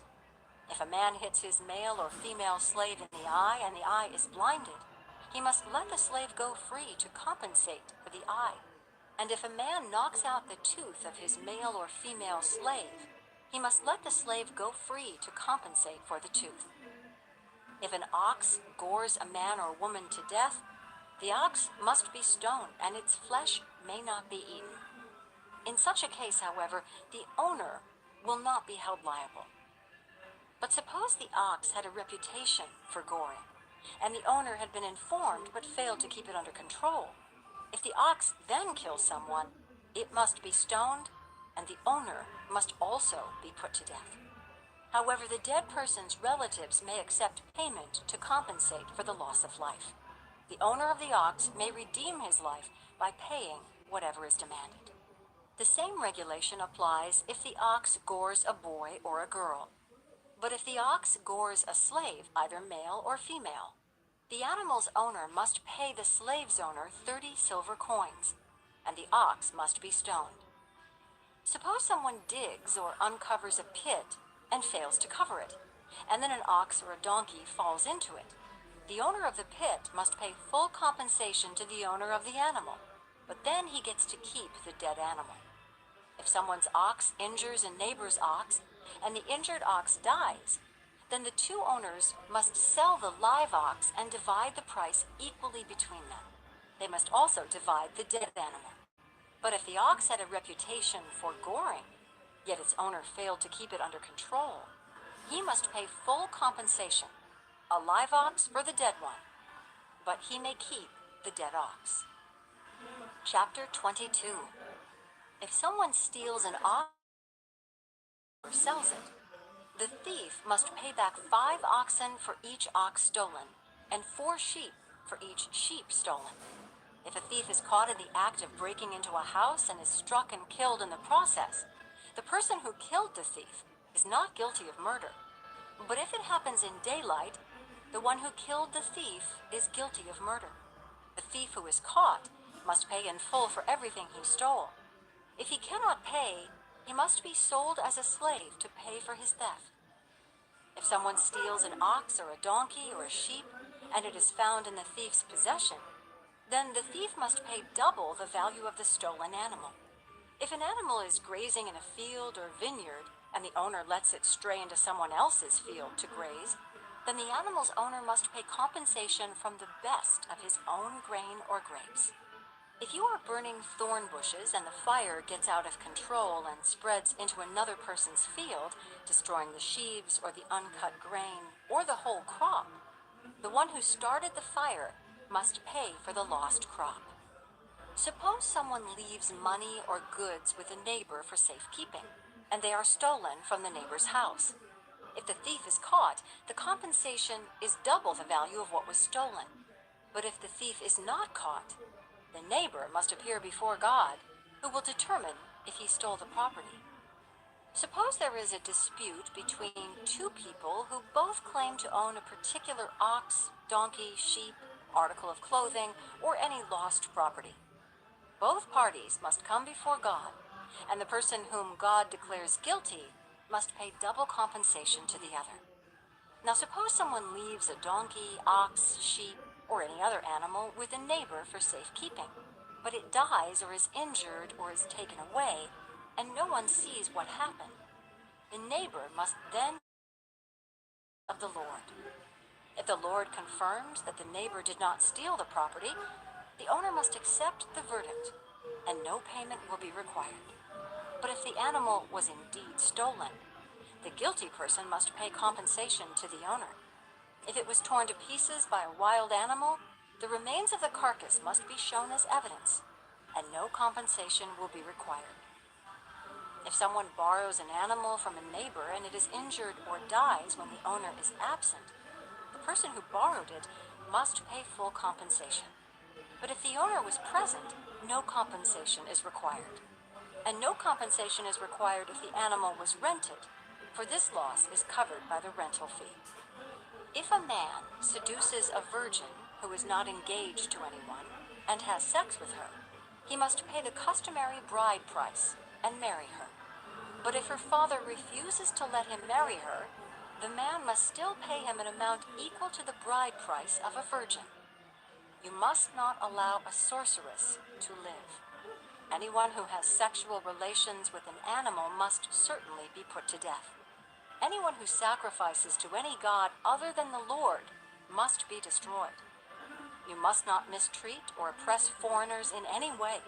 Remember, you yourselves were once foreigners in the land of Egypt. You must not exploit a widow or an orphan. If you exploit them in any way and they cry out to me, then I will certainly hear their cry. My anger will blaze against you, and I will kill you with the sword. Then your wives will be widows, and your children fatherless. If you lend money to any of my people who are in need, do not charge interest as a money lender would. If you take your neighbor's cloak as security for a loan, you must return it before sunset. This coat may be the only blanket your neighbor has. How can a person sleep without it? If you do not return it and your neighbor cries out to me for help, then I will hear, for I am merciful. You must not dishonor God or curse any of your rulers. You must not hold anything back when you give me offerings from your crops and your wine. You must give me your firstborn sons. You must also give me the firstborn of your cattle, sheep, and goats. But leave the newborn animal with its mother for 7 days, then give it to me on the 8th day. You must be my holy people. Therefore, do not eat any animal that has been torn up and killed by wild animals. Throw it to the dogs. Chapter 23. You must not pass along false rumors. You must not cooperate with evil people by lying on the witness stand. You must not follow the crowd in doing wrong. When you are called to testify in a dispute, do not be swayed by the crowd to twist justice. And do not slant your testimony in favor of a person just because that person is poor. If you come upon your enemy's ox or donkey that has strayed away, take it back to its owner. If you see that the donkey of someone who hates you has collapsed under its load, do not walk by. Instead, stop and help. In a lawsuit, you must not deny justice to the poor. Be sure never to charge anyone falsely with evil. Never sentence an innocent or blameless person to death, for I never declare a guilty person to be innocent. Take no bribes, for a bribe makes you ignore something that you clearly see. A bribe makes even a righteous person twist the truth. You must not oppress foreigners. You know what it's like to be a foreigner, for you yourselves were once foreigners in the land of Egypt. Plant and harvest your crops for 6 years, but let the land be renewed and lie uncultivated during the 7th year. Then let the poor among you harvest whatever grows on its own. Leave the rest for wild animals to eat. The same applies to your vineyards and olive groves. You have 6 days each week for your ordinary work. But on the 7th day you must stop working. This gives your ox and your donkey a chance to rest. It also allows your slaves and the foreigners living among you to be refreshed. Pay close attention to all my instructions. You must not call on the name of any other gods. Do not even speak their names. Each year, you must celebrate 3 festivals in my honor. First, celebrate the festival of unleavened bread. For 7 days, the bread you eat must be made without yeast, just as I commanded you. Celebrate this festival annually at the appointed time in early spring, in the month of Abib, for that is the anniversary of your departure from Egypt. No one may appear before me without an offering. Second, celebrate the festival of harvest, when you bring me the first crops of your harvest. Finally, celebrate the festival of the final harvest at the end of the harvest season, when you have harvested all the crops from your fields. At these 3 times each year, every man in Israel must appear before the sovereign, the Lord. You must not offer the blood of my sacrificial offerings together with any baked goods containing yeast. And do not leave the fat from the festival offerings until the next morning. As you harvest your crops, bring the very best of the first harvest to the house of the Lord your God. You must not cook a young goat in its mother's milk. See, I am sending an angel before you to protect you on your journey and lead you safely to the place I have prepared for you. Pay close attention to him and obey his instructions. Do not rebel against him, for he is my representative, and he will not forgive your rebellion. But if you are careful to obey him, following all my instructions, then I will be an enemy to your enemies, and I will oppose those who oppose you. For my angel will go before you and bring you into the land of the Amorites, Hittites, Perizzites, Canaanites, Hivites, and Jebusites, so you may live there, and I will destroy them completely. You must not worship the gods of these nations or serve them in any way or imitate their evil practices. Instead, you must utterly destroy them and smash their sacred pillars. You must serve only the Lord your God. If you do, I will bless you with food and water, and I will protect you from illness. There will be no miscarriages or infertility in your land, and I will give you long, full lives. I will send my terror ahead of you and create panic among all the people whose lands you invade. I will make all your enemies turn and run. I will send terror ahead of you to drive out the Hivites, Canaanites, and Hittites. But I will not drive them out in a single year, because the land would become desolate and the wild animals would multiply and threaten you. I will drive them out a little at a time, until your population has increased enough to take possession of the land. And I will fix your boundaries from the Red Sea to the Mediterranean Sea, and from the eastern wilderness to the Euphrates River. I will hand over to you the people now living in the land, and you will drive them out ahead of you. Make no treaties with them or their gods. They must not live in your land, or they will cause you to sin against me. If you serve their gods, you will be caught in the trap of idolatry. Chapter 24. Then the Lord instructed Moses, "Come up here to me, and bring along Aaron, Nadab, Abihu, and 70 of Israel's elders. All of you must worship from a distance. Only Moses is allowed to come near to the Lord. The others must not come near, and none of the other people are allowed to climb up the mountain with him." Then Moses went down to the people and repeated all the instructions and regulations the Lord had given him. All the people answered with one voice, "We will do everything the Lord has commanded." Then Moses carefully wrote down all the Lord's instructions. Early the next morning, Moses got up and built an altar at the foot of the mountain. He also set up 12 pillars, one for each of the 12 tribes of Israel. Then he sent some of the young Israelite men to present burnt offerings and to sacrifice bulls as peace offerings to the Lord. Moses drained half the blood from these animals into basins. The other half he splattered against the altar.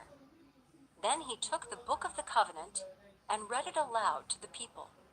Again they all responded, "We will do everything the Lord has commanded. We will obey." Then Moses took the blood from the basins and splattered it over the people, declaring, "Look, this blood confirms the covenant the Lord has made with you in giving you these instructions."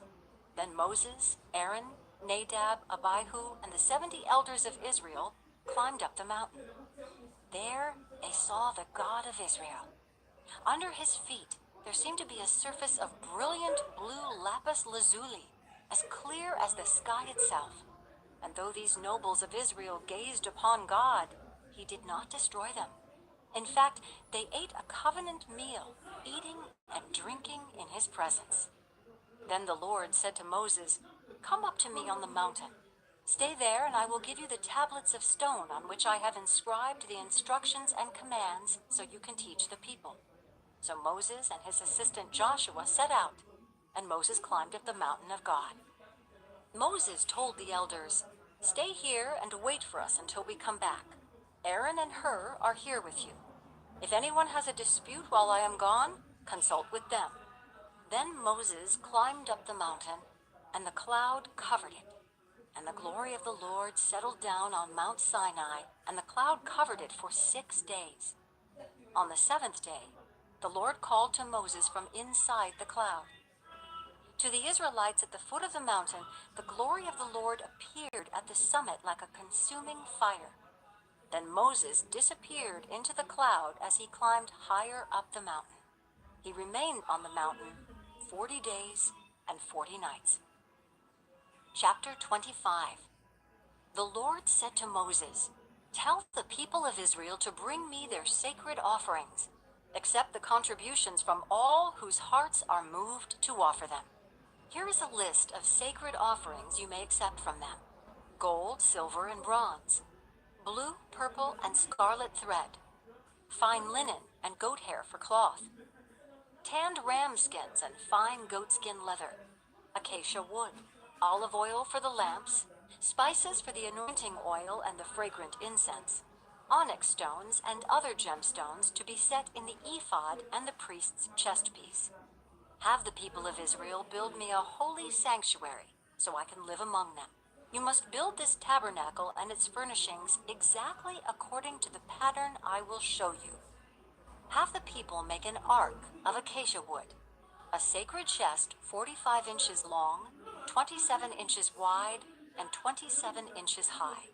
Overlay it inside and outside with pure gold, and run a molding of gold all around it. Cast 4 gold rings and attach them to its 4 feet, 2 rings on each side. Make poles from acacia wood and overlay them with gold. Insert the poles into the rings at the sides of the ark to carry it. These carrying poles must stay inside the rings, never remove them. When the ark is finished, place inside it the stone tablets inscribed with the terms of the covenant, which I will give to you. Then make the ark's cover, the place of atonement, from pure gold. It must be 45 inches long and 27 inches wide. Then make 2 cherubim from hammered gold and place them on the 2 ends of the atonement cover.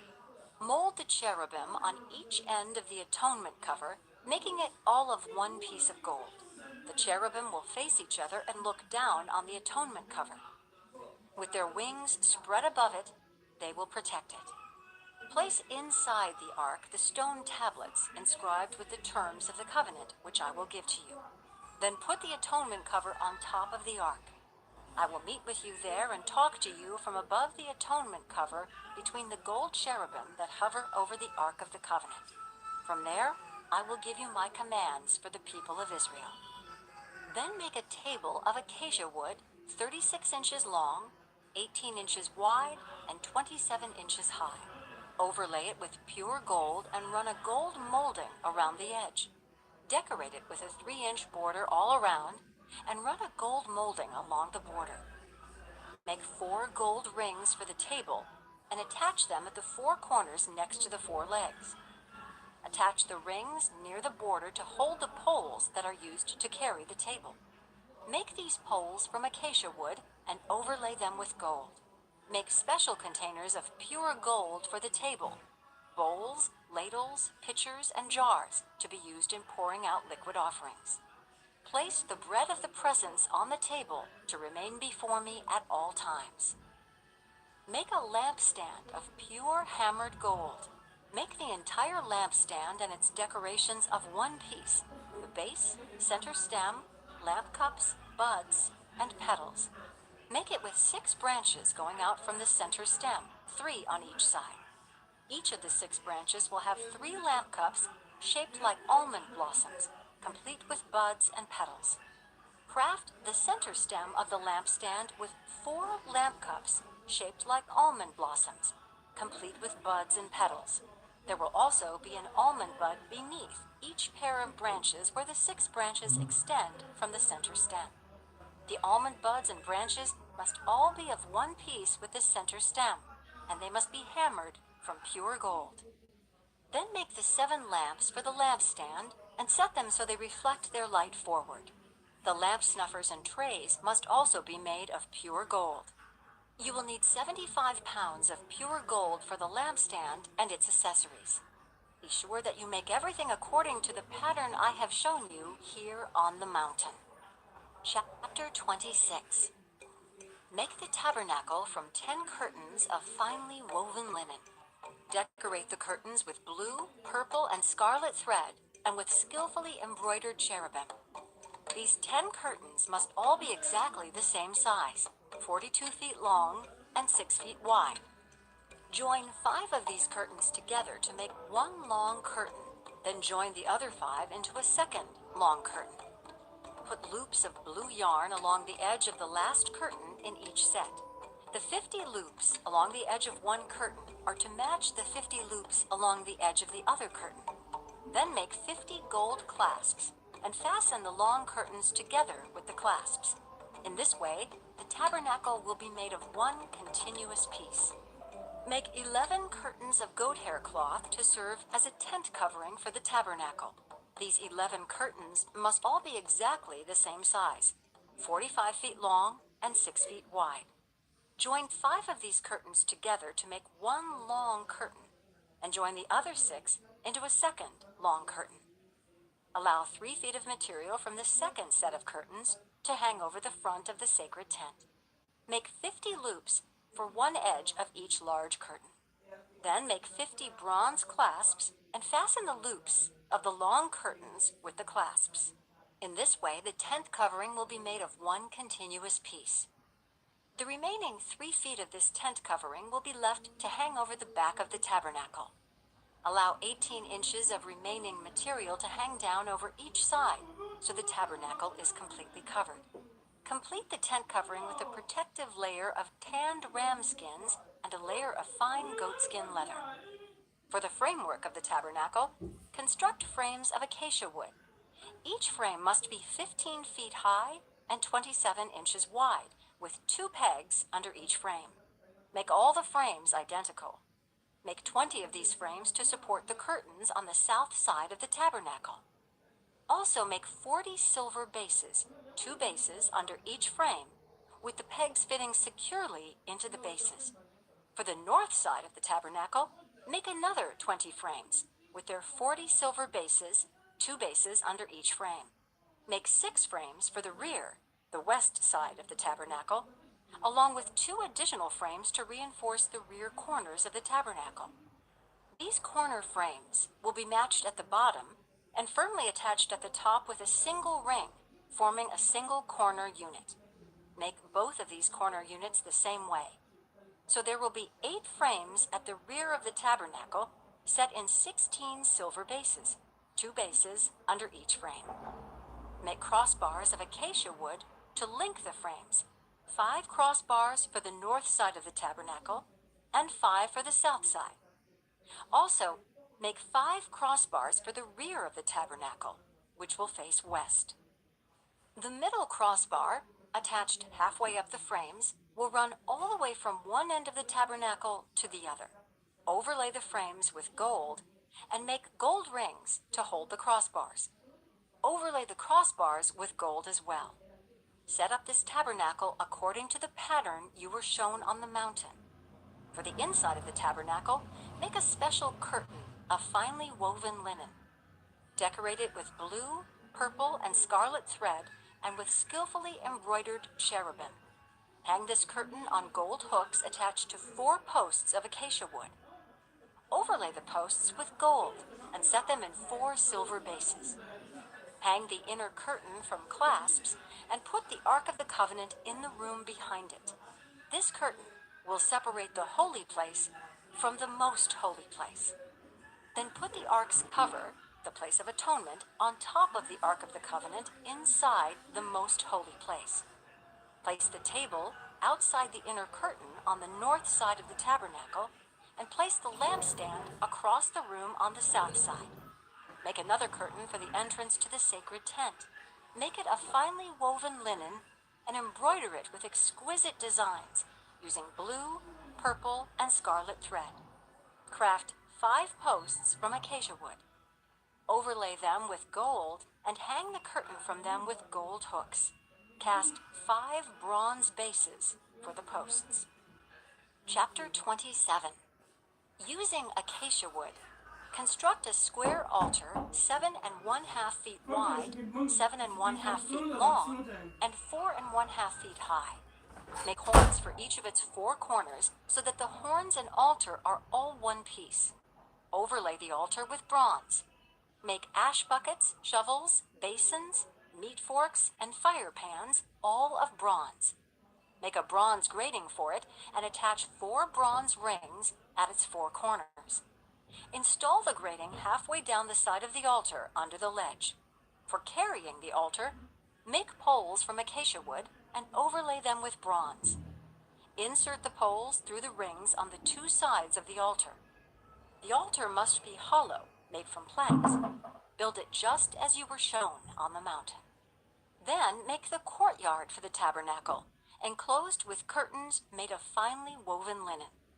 On the south side, make the curtains 150 feet long. They will be held up by 20 posts set securely in 20 bronze bases. Hang the curtains with silver hooks and rings. Make the curtains the same on the north side.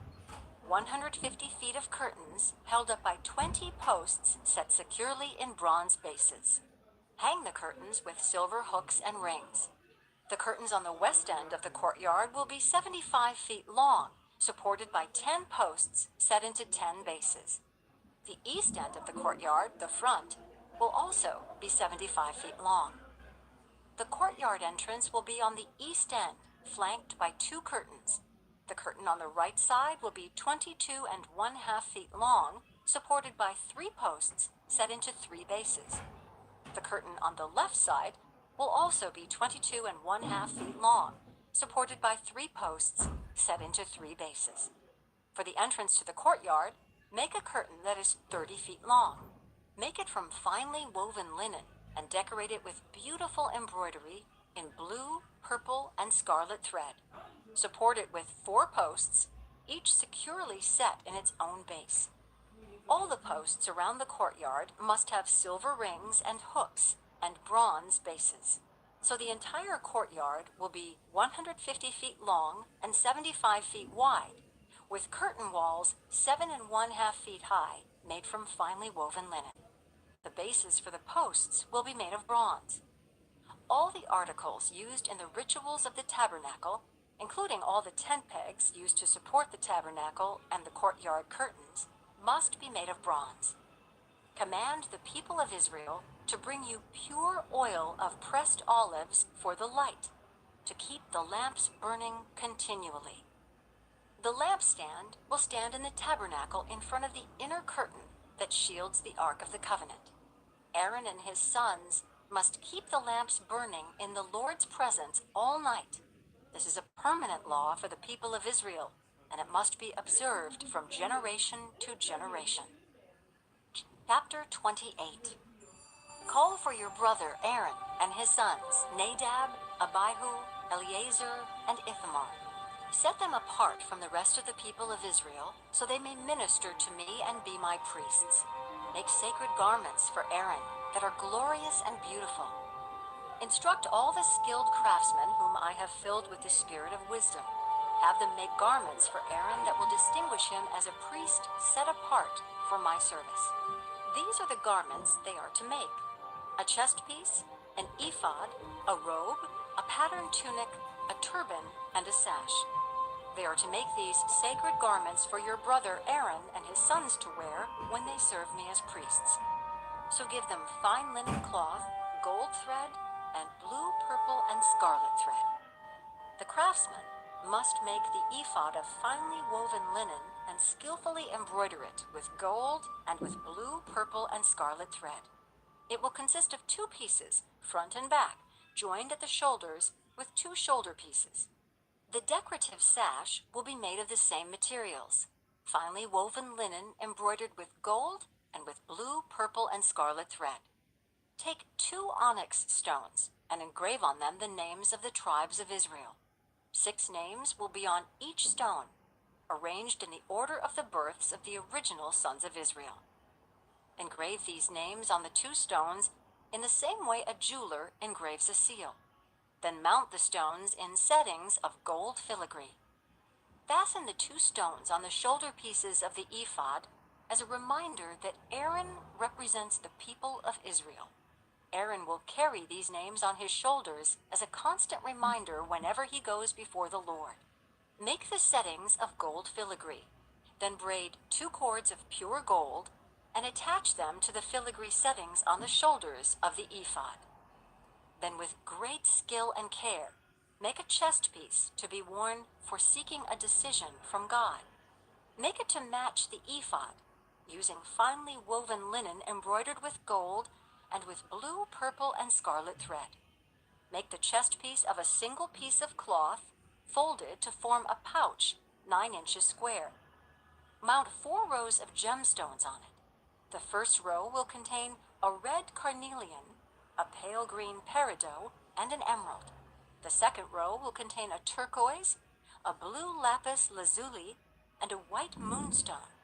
The third row will contain an orange jacinth, an agate, and a purple amethyst.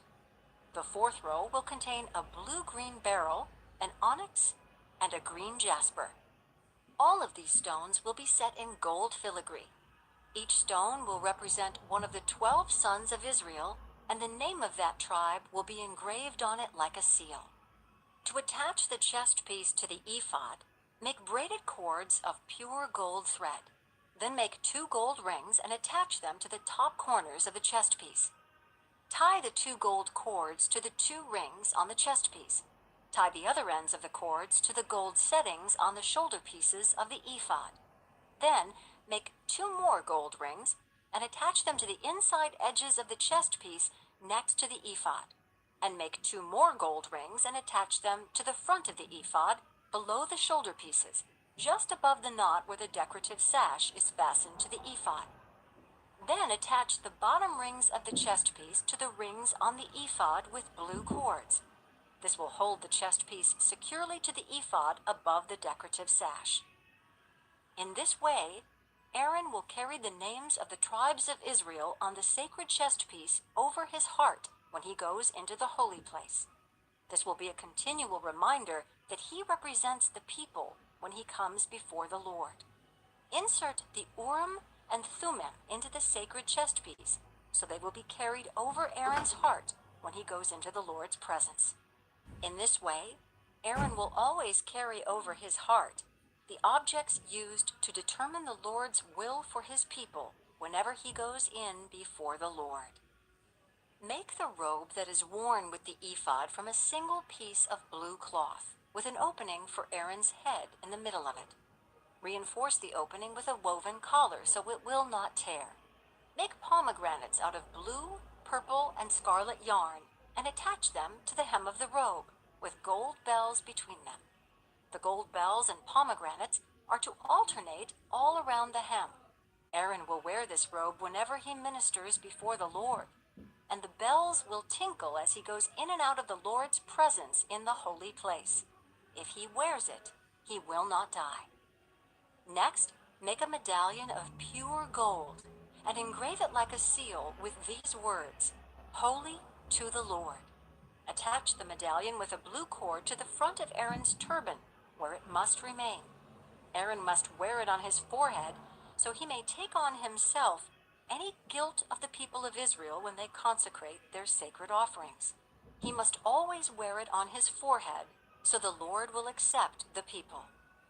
Weave Aaron's patterned tunic from fine linen cloth. Fashion the turban from this linen as well. Also make a sash and decorate it with colorful embroidery. For Aaron's sons, make tunics, sashes, and special head coverings that are glorious and beautiful. Clothe your brother Aaron and his sons with these garments, and then anoint and ordain them. Consecrate them so they can serve as my priests. Also make linen undergarments for them to be worn next to their bodies, reaching from their hips to their thighs. These must be worn whenever Aaron and his sons enter the tabernacle or approach the altar in the holy place to perform their priestly duties. Then they will not incur guilt and die. This is a permanent law for Aaron and all his descendants after him. Chapter 29. This is the ceremony you must follow when you consecrate Aaron and his sons to serve me as priests. Take a young bull and 2 rams with no defects. Then, using choice wheat flour and no yeast, make loaves of bread, thin cakes mixed with olive oil, and wafers spread with oil. Place them all in a single basket and present them at the entrance of the tabernacle along with the young bull and the 2 rams. Present Aaron and his sons at the entrance of the tabernacle and wash them with water. Dress Aaron in his priestly garments, the tunic, the robe worn with the ephod itself, and the chest piece. Then wrap the decorative sash of the ephod around him, place the turban on his head, and fasten the sacred medallion to the turban. Then anoint him by pouring the anointing oil over his head. Next, present his sons, and dress them in their tunics. Wrap the sashes around the waists of Aaron and his sons, and put their special head cover. And the right to the priesthood will be theirs by law forever. You will ordain Aaron and his sons. Bring the young bull to the entrance of the tabernacle, where Aaron and his sons will lay their hands on its head. Then slaughter the bull in the Lord's presence at the entrance of the tabernacle. Put some of its blood on the horns of the altar with your finger, and pour out the rest at the base of the altar. Take all the fat around the internal organs, the long lobe of the liver, and the 2 kidneys and the fat around them, and burn it all on the altar. Then take the rest of the bull, including its hide, meat, and dung, and burn it outside the camp as a sin offering. Next, Aaron and his sons must lay their hands on the head of one of the rams. Then slaughter the ram and splatter its blood against all sides of the altar. Cut the ram into pieces and wash off the internal organs and the legs. Set them alongside the head and the other pieces of the body, then burn the entire animal on the altar. This is a burnt offering to the Lord. It is a pleasing aroma, a special gift presented to the Lord. Now take the other ram and have Aaron and his sons lay their hands on its head. Then slaughter it and apply some of its blood to the right earlobes of Aaron and his sons. Also put it on the thumbs of their right hands and the big toes of their right feet.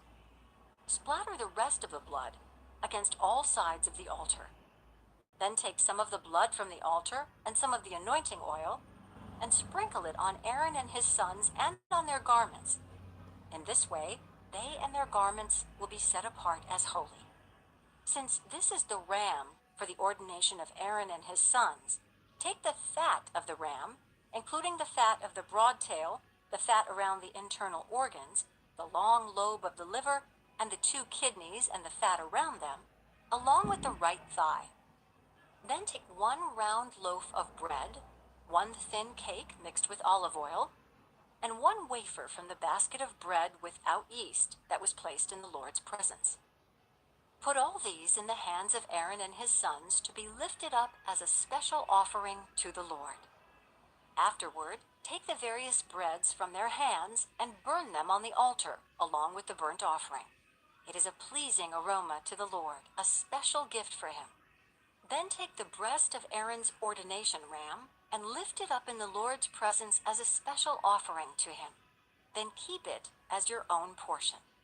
Set aside the portions of the ordination ram that belong to Aaron and his sons. This includes the breast and the thigh that were lifted up before the Lord as a special offering. In the future, whenever the people of Israel lift up a peace offering, a portion of it must be set aside for Aaron and his descendants. This is their permanent right, and it is a sacred offering from the Israelites to the Lord. Aaron's sacred garments must be preserved for his descendants who succeed him, and they will wear them when they are anointed and ordained. The descendant who succeeds him as high priest will wear these clothes for 7 days as he ministers in the tabernacle and the holy place. Take the ram used in the ordination ceremony and boil its meat in a sacred place. Then Aaron and his sons will eat this meat along with the bread in the basket at the tabernacle entrance. They alone may eat the meat and bread used for their purification in the ordination ceremony. No one else may eat them, for these things are set apart and holy. If any of the ordination meat or bread remains until the morning, it must be burned. It may not be eaten, for it is holy. This is how you will ordain Aaron and his sons to their offices, just as I have commanded you. The ordination ceremony will go on for 7 days. Each day you must sacrifice a young bull as a sin offering to purify them, making them right with the Lord. Afterward, cleanse the altar by purifying it. Make it holy by anointing it with oil. Purify the altar and consecrate it every day for 7 days. After that, the altar will be absolutely holy, and whatever touches it will become holy. These are the sacrifices you are to offer regularly on the altar. Each day, offer 2 lambs that are a year old, one in the morning and the other in the evening. With one of them, offer 2 quarts of choice flour mixed with 1 quart of pure oil of pressed olives. Also, offer 1 quart of wine as a liquid offering. Offer the other lamb in the evening, along with the same offerings of flour and wine as in the morning. It will be a pleasing aroma, a special gift presented to the Lord. These burnt offerings are to be made each day from generation to generation. Offer them in the Lord's presence at the tabernacle entrance. There I will meet with you and speak with you. I will meet the people of Israel there in the place made holy by my glorious presence. Yes, I will consecrate the tabernacle and the altar, and I will consecrate Aaron and his sons to serve me as priests. Then I will live among the people of Israel and be their God, and they will know that I am the Lord their God. I am the one who brought them out of the land of Egypt so that I could live among them. I am the Lord their God. Chapter 30. Then make another altar of acacia wood for burning incense. Make it 18 inches square and 36 inches high, with horns at the corners, carved from the same piece of wood as the altar itself. Overlay the top, sides, and horns of the altar with pure gold, and run a gold molding around the entire altar. Make 2 gold rings, and attach them on opposite sides of the altar below the gold molding to hold the carrying poles. Make the poles of acacia wood and overlay them with gold. Place the incense altar just outside the inner curtain that shields the Ark of the Covenant, in front of the Ark's cover, the place of atonement, that covers the tablets inscribed with the terms of the covenant. I will meet with you there. Every morning, when Aaron maintains the lamps, he must burn fragrant incense on the altar, and each evening when he lights the lamps, he must again burn incense in the Lord's presence. This must be done from generation to generation. Do not offer any unholy incense on this altar, or any burnt offerings, grain offerings, or liquid offerings. Once a year, Aaron must purify the altar by smearing its horns with blood from the offering made to purify the people from their sin. This will be a regular annual event from generation to generation, for this is the Lord's most holy altar. Then the Lord said to Moses, "Whenever you take a census of the people of Israel, each man who is counted must pay a ransom for himself to the Lord. Then no plague will strike the people as you count them. Each person who is counted must give a small piece of silver as a sacred offering to the Lord. This payment is half a shekel, based on the sanctuary shekel, which equals 20 gerahs. All who have reached their 20th birthday must give this sacred offering to the Lord. When this offering is given to the Lord to purify your lives, making you right with him, the rich must not give more than the specified amount, and the poor must not give less. Receive this ransom money from the Israelites and use it for the care of the tabernacle. It will bring the Israelites to the Lord's attention, and it will purify your lives." Then the Lord said to Moses, "Make a bronze wash basin with a bronze stand. Place it between the tabernacle and the altar and fill it with water. Aaron and his sons will wash their hands and feet there. They must wash with water whenever they go into the tabernacle to appear before the Lord, and when they approach the altar to burn up their special gifts to the Lord, or they will die. They must always wash their hands and feet, or they will die. This is a permanent law for Aaron and his descendants to be observed from generation to generation." Then the Lord said to Moses, "Collect choice spices, 12½ pounds of pure myrrh, 6¼ pounds of fragrant cinnamon, 6¼ pounds of fragrant calamus, and 12½ pounds of cassia, as measured by the weight of the sanctuary shekel. Also, get 1 gallon of olive oil. Like a skilled incense maker, blend these ingredients to make a holy anointing oil. Use this sacred oil to anoint the tabernacle, the Ark of the Covenant, the table and all its utensils, the lampstand and all its accessories, the incense altar, the altar of burnt offering and all its utensils, and the wash basin with its stand. Consecrate them to make them absolutely holy. After this, whatever touches them will also become holy. Anoint Aaron and his sons also, consecrating them to serve me as priests. And say to the people of Israel, 'This holy anointing oil is reserved for me from generation to generation. It must never be used to anoint anyone else, and you must never make any blend like it for yourselves. It is holy, and you must treat it as holy. Anyone who makes a blend like it or anoints someone other than a priest will be cut off from the community.' Then the Lord said to Moses, 'Gather fragrant spices, resin droplets, mollusk shell, and galbanum, and mix these fragrant spices with pure frankincense weighed out in equal amounts. Using the usual techniques of the incense maker, blend the spices together and sprinkle them with salt to produce a pure and holy incense. Grind some of the mixture into a very fine powder and put it in front of the Ark of the Covenant, where I will meet with you in the tabernacle. You must treat this incense as most holy. Never use this formula to make this incense for yourselves. It is reserved for the Lord, and you must treat it as holy. Anyone who makes incense like this for personal use will be cut off from the community." Chapter 31. Then the Lord said to Moses, "Look, I have specifically chosen Bezalel, son of Uri, grandson of Hur, of the tribe of Judah. I have filled him with the Spirit of God, giving him great wisdom, ability, and expertise in all kinds of crafts. He is a master craftsman, expert in working with gold, silver, and bronze. He is skilled in engraving and mounting gemstones and in carving wood. He is a master at every craft. And I have personally appointed Aholiab, son of Ahisamach, of the tribe of Dan, to be his assistant.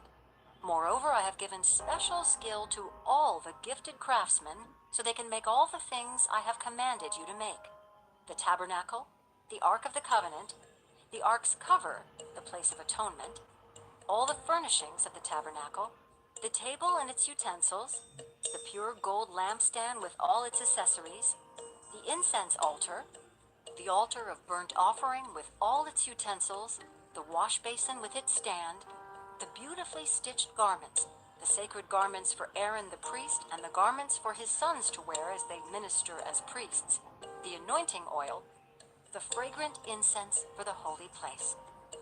The craftsman must make everything as I have commanded you. The Lord then gave these instructions to Moses.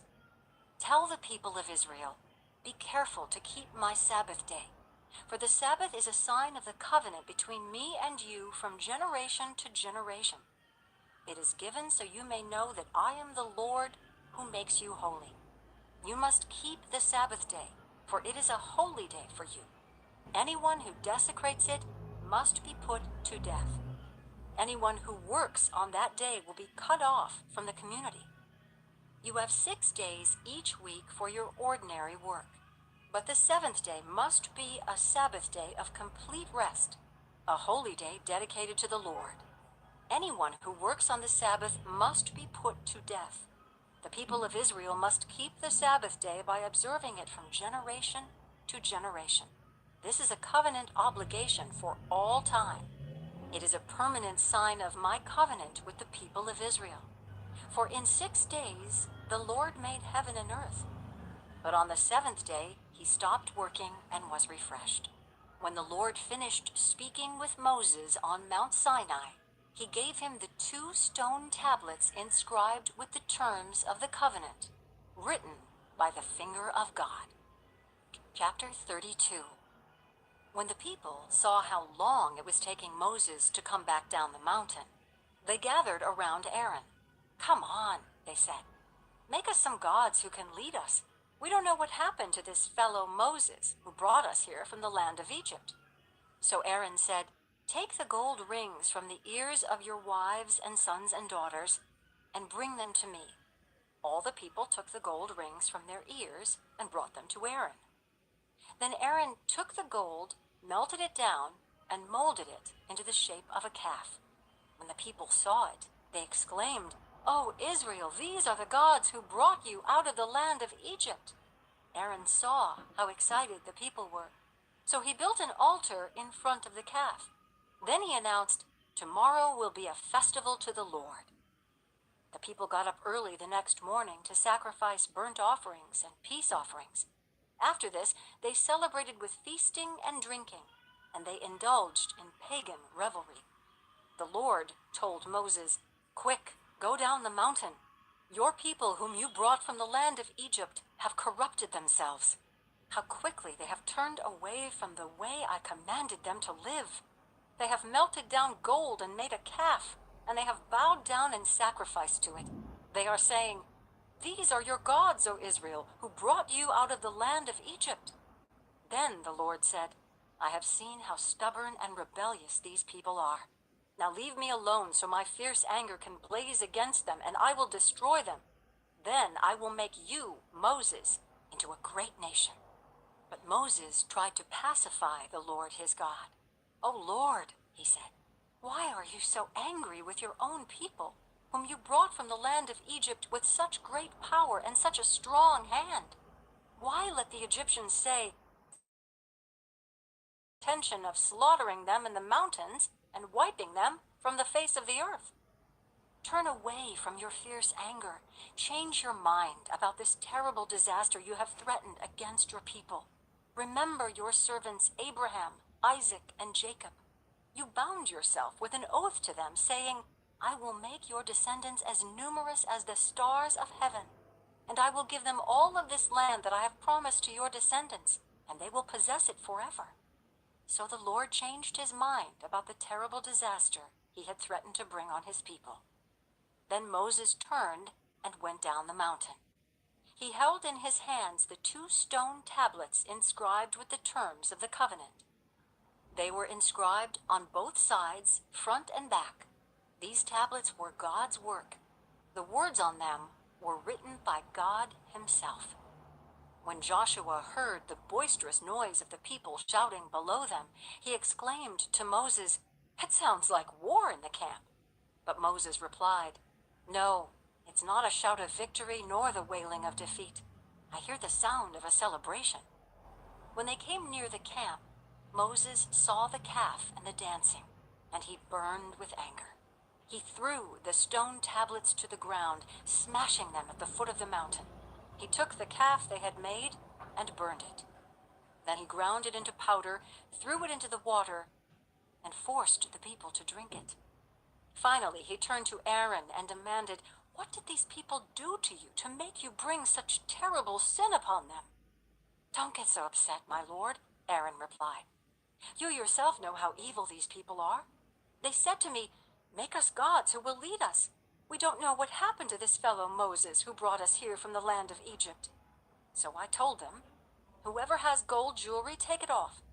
When they brought it to me, I simply threw it into the fire, and out came this calf. Moses saw that Aaron had let the people get completely out of control, much to the amusement of their enemies. So he stood at the entrance to the camp and shouted, "All of you who are on the Lord's side, come here and join me." And all the Levites gathered around him. Moses told them, "This is what the Lord, the God of Israel, says. Each of you take your swords and go back and forth from one end of the camp to the other. Kill everyone, even your brothers, friends, and neighbors." The Levites obeyed Moses' command, and about 3,000 people died that day. Then Moses told the Levites, "Today you have ordained yourselves for the service of the Lord, for you obeyed him even though it meant killing your own sons and brothers. Today you have earned a blessing." The next day, Moses said to the people, "You have committed a terrible sin, but I will go back up to the Lord on the mountain. Perhaps I will be able to obtain forgiveness for your sin." So Moses returned to the Lord and said, "Oh, what a terrible sin these people have committed. They have made gods of gold for themselves. But now, if you will only forgive their sin, but if not, erase my name from the record you have written." But the Lord replied to Moses, "No, I will erase the name of everyone who has sinned against me. Now go, lead the people to the place I told you about. Look, my angel will lead the way before you, and when I come to call the people to account, I will certainly hold them responsible for their sins." Then the Lord sent a great plague upon the people, because they had worshipped the calf Aaron had made. Chapter 33. The Lord said to Moses, "Get going, you and the people you brought up from the land of Egypt. Go up to the land I swore to give to Abraham, Isaac, and Jacob. I told them, I will give this land to your descendants, and I will send an angel before you to drive out the Canaanites, Amorites, Hittites, Perizzites, Hivites, and Jebusites. Go up to this land that flows with milk and honey. But I will not travel among you, for you are a stubborn and rebellious people. If I did, I would surely destroy you along the way." When the people heard these stern words, they went into mourning and stopped wearing their jewelry and fine clothes. For the Lord had told Moses to tell them, "You are a stubborn and rebellious people. If I were to travel with you for even a moment, I would destroy you. Remove your jewelry and fine clothes while I decide what to do with you." So from the time they left Mount Sinai, the Israelites wore no more jewelry or fine clothes. It was Moses' practice to take the tent of meeting and set it up some distance from the camp. Everyone who wanted to make a request of the Lord would go to the tent of meeting outside the camp. Whenever Moses went out to the tent of meeting, all the people would get up and stand in the entrances of their own tents. They would all watch Moses until he disappeared inside. As he went into the tent, the pillar of cloud would come down and hover at its entrance while the Lord spoke with Moses. When the people saw the cloud standing at the entrance of the tent, they would stand and bow down in front of their own tents. Inside the tent of meeting, the Lord would speak to Moses face to face, as one speaks to a friend. Afterward, Moses would return to the camp, but the young man who assisted him, Joshua son of Nun, would remain behind in the tent of meeting. One day Moses said to the Lord, "You have been telling me, 'Take these people up to the promised land,' but you haven't told me whom you will send with me. You have told me, 'I know you by name and I look favorably on you.' If it is true that you look favorably on me, let me know your ways so I may understand you more fully and continue to enjoy your favor. And remember that this nation is your very own people." The Lord replied, "I will personally go with you, Moses, and I will give you rest. Everything will be fine for you." Then Moses said, "If you don't personally go with us, don't make us leave this place. How will anyone know that you look favorably on me and on your people, if you don't go with us? For your presence among us sets your people and me apart from all other people on the earth." The Lord replied to Moses, "I will indeed do what you have asked, for I look favorably on you, and I know you by name." Moses responded, "Then show me your glorious presence." The Lord replied, "I will make all my goodness pass before you, and I will call out my name, Yahweh, before you. For I will show mercy to anyone I choose, and I will show compassion to anyone I choose. But you may not look directly at my face, for no one may see me and live." The Lord continued, "Look, stand near me on this rock. As my glorious presence passes by, I will hide you in the crevice of the rock and cover you with my hand until I have passed by. Then I will remove my hand and let you see me from behind. But my face will not be seen." Chapter 34. Then the Lord told Moses, "Chisel out 2 stone tablets like the first ones. I will write on them the same words that were on the tablets you smashed. Be ready in the morning to climb up Mount Sinai and present yourself to me on the top of the mountain. No one else may come with you. In fact, no one is to appear anywhere on the mountain. Do not even let the flocks or herds graze near the mountain." So Moses chiseled out 2 tablets of stone like the first ones. Early in the morning he climbed Mount Sinai as the Lord had commanded him, and he carried the 2 stone tablets in his hands. Then the Lord came down in a cloud and stood there with him, and he called out his own name, Yahweh. The Lord passed in front of Moses, calling out, "Yahweh, the Lord, the God of compassion and mercy. I am slow to anger and filled with unfailing love and faithfulness. I lavish unfailing love to 1,000 generations. I forgive iniquity, rebellion, and sin, but I do not excuse the guilty. I lay the sins of the parents upon their children and grandchildren. The entire family is affected, even children in the 3rd and 4th generations." Moses immediately threw himself to the ground and worshipped, and he said, "O Lord, if it is true that I have found favor with you, then please travel with us. Yes, this is a stubborn and rebellious people, but please forgive our iniquity and our sins. Claim us as your own special possession." The Lord replied, "Listen, I am making a covenant with you in the presence of all your people. I will perform miracles that have never been performed anywhere in all the earth or in any nation. And all the people around you will see the power of the Lord, the awesome power I will display for you. But listen carefully to everything I command you today. Then I will go ahead of you and drive out the Amorites, Canaanites, Hittites, Perizzites, Hivites, and Jebusites. Be very careful never to make a treaty with the people who live in the land where you are going. If you do, you will follow their evil ways and be trapped. Instead, you must break down their pagan altars, smash their sacred pillars, and cut down their Asherah poles. You must worship no other gods, for the Lord, whose very name is jealous, is a God who is jealous about his relationship with you. You must not make a treaty of any kind with the people living in the land. They lust after their gods, offering sacrifices to them.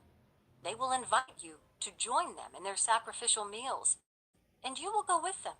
Then you will accept their daughters, who sacrifice to other gods, as wives for your sons.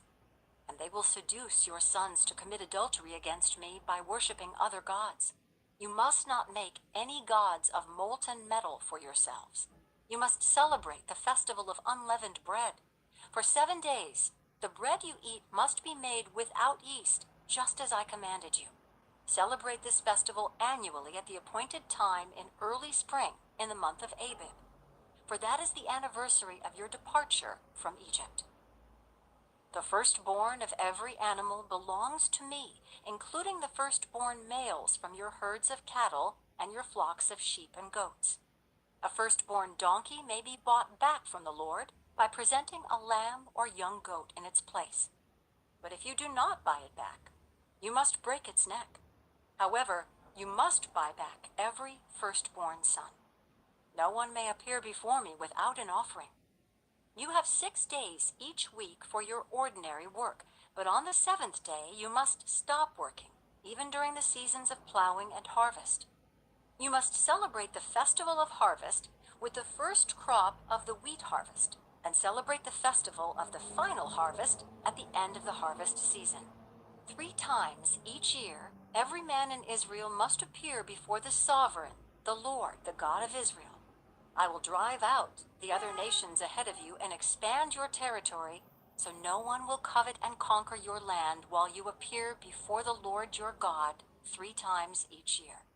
You must not offer the blood of my sacrificial offerings together with any baked goods containing yeast. And none of the meat of the Passover sacrifice may be kept over until the next morning. As you harvest your crops, bring the very best of the first harvest to the house of the Lord your God. You must not cook a young goat in its mother's milk. Then the Lord said to Moses, "Write down all these instructions, for they represent the terms of the covenant I am making with you and with Israel." Moses remained there on the mountain with the Lord 40 days and 40 nights. In all that time he ate no bread and drank no water. And the Lord wrote the terms of the covenant, the 10 Commandments, on the stone tablets. When Moses came down Mount Sinai carrying the 2 stone tablets inscribed with the terms of the covenant, he wasn't aware that his face had become radiant because he had spoken to the Lord. So when Aaron and the people of Israel saw the radiance of Moses' face, they were afraid to come near him. But Moses called out to them and asked Aaron and all the leaders of the community to come over, and he talked with them. Then all the people of Israel approached him, and Moses gave them all the instructions the Lord had given him on Mount Sinai. When Moses finished speaking with them, he covered his face with a veil. But whenever he went into the tent of meeting to speak with the Lord, he would remove the veil until he came out again. Then he would give the people whatever instructions the Lord had given him, and the people of Israel would see the radiant glow of his face. So he would put the veil over his face until he returned to speak with the Lord. Chapter 35. Then Moses called together the whole community of Israel and told them, "These are the instructions the Lord has commanded you to follow. You have 6 days each week for your ordinary work, but the 7th day must be a Sabbath day of complete rest, a holy day dedicated to the Lord. Anyone who works on that day must be put to death. You must not even light a fire in any of your homes on the Sabbath." Then Moses said to the whole community of Israel, "This is what the Lord has commanded. Take a sacred offering for the Lord. Let those with generous hearts present the following gifts to the Lord: gold, silver, and bronze, blue, purple, and scarlet thread, fine linen and goat hair for cloth, tanned ram skins and fine goatskin leather, acacia wood, olive oil for the lamps, spices for the anointing oil and the fragrant incense, onyx stones and other gemstones to be set in the ephod and the priest's chestpiece. Come, all of you who are gifted craftsmen, construct everything that the Lord has commanded: the tabernacle and its sacred tent, its covering, clasps, frames, crossbars, posts, and bases, the ark and its carrying poles, the ark's cover, the place of atonement, the inner curtain to shield the ark, the table, its carrying poles, and all its utensils, the bread of the presence, For light, the lampstand, its accessories, the lamp cups, and the olive oil for lighting, the incense altar and its carrying poles, the anointing oil and fragrant incense, the curtain for the entrance of the tabernacle, the altar of burnt offering, the bronze grating of the altar and its carrying poles and utensils, the wash basin with its stand, the curtains for the walls of the courtyard, the posts and their bases, the curtain for the entrance to the courtyard, the tent pegs of the tabernacle and courtyard and their ropes, the beautifully stitched garments for the priests to wear while ministering in the holy place, the sacred garments for Aaron the priest, and the garments for his sons to wear as they minister as priests. So the whole community of Israel left Moses and returned to their tents. All whose hearts were stirred and whose spirits were moved came and brought their sacred offerings to the Lord. They brought all the materials needed for the tabernacle, for the performance of its rituals, and for the sacred garments. Both men and women came, all whose hearts were willing. They brought to the Lord their offerings of gold, brooches, earrings, rings from their fingers, and necklaces. They presented gold objects of every kind as a special offering to the Lord. All those who owned the following items willingly brought them: blue, purple, and scarlet thread, fine linen and goat hair for cloth, and tanned ram skins and fine goatskin leather. And all who had silver and bronze objects gave them as a sacred offering to the Lord. And those who had acacia wood brought it for use in the project. All the women who were skilled in sewing and spinning prepared blue, purple, and scarlet thread and fine linen cloth. All the women who were willing used their skills to spin the goat hair into yarn. The leaders brought onyx stones and the special gemstones to be set in the ephod and the priest's chest piece. They also brought spices and olive oil for the light, the anointing oil, and the fragrant incense. So the people of Israel, every man and woman who was eager to help in the work the Lord had given them through Moses, brought their gifts and gave them freely to the Lord. Then Moses told the people of Israel, "The Lord has specifically chosen Bezalel, son of Uri, grandson of Hur, of the tribe of Judah. The Lord has filled Bezalel with the Spirit of God, giving him great wisdom, ability, and expertise in all kinds of crafts. He is a master craftsman, expert in working with gold, silver, and bronze. He is skilled in engraving and mounting gemstones and in carving wood. He is a master at every craft. And the Lord has given both him and Aholiab, son of Ahisamach, of the tribe of Dan, the ability to teach their skills to others. The Lord has given them special skills as engravers, designers, embroiderers in blue, purple, and scarlet thread on fine linen cloth, and weavers. They excel as craftsmen and as designers." Chapter 36. The Lord has gifted Bezalel, Aholiab, and the other skilled craftsmen with wisdom and ability to perform any task involved in building the sanctuary. Let them construct and furnish the tabernacle just as the Lord has commanded. So Moses summoned Bezalel and Aholiab and all the others who were specially gifted by the Lord and were eager to get to work. Moses gave them the materials donated by the people of Israel as sacred offerings for the completion of the sanctuary. But the people continued to bring additional gifts each morning. Finally, the craftsmen who were working on the sanctuary left their work. They went to Moses and reported, "The people have given more than enough materials to complete the job the Lord has commanded us to do." So Moses gave the command, and this message was sent throughout the camp: "Men and women, don't prepare any more gifts for the sanctuary. We have enough." So the people stopped bringing their sacred offerings. Their contributions were more than enough to complete the whole project. The skilled craftsmen made 10 curtains of finely woven linen for the tabernacle. Then Bezalel decorated the curtains with blue, purple, and scarlet thread and with skillfully embroidered cherubim. All 10 curtains were exactly the same size, 42 feet long and 6 feet wide. 5 of these curtains were joined together to make one long curtain, and the other 5 were joined to make a second long curtain. He made 50 loops of blue yarn and put them along the edge of the last curtain in each set. The 50 loops along the edge of one curtain matched the 50 loops along the edge of the other curtain.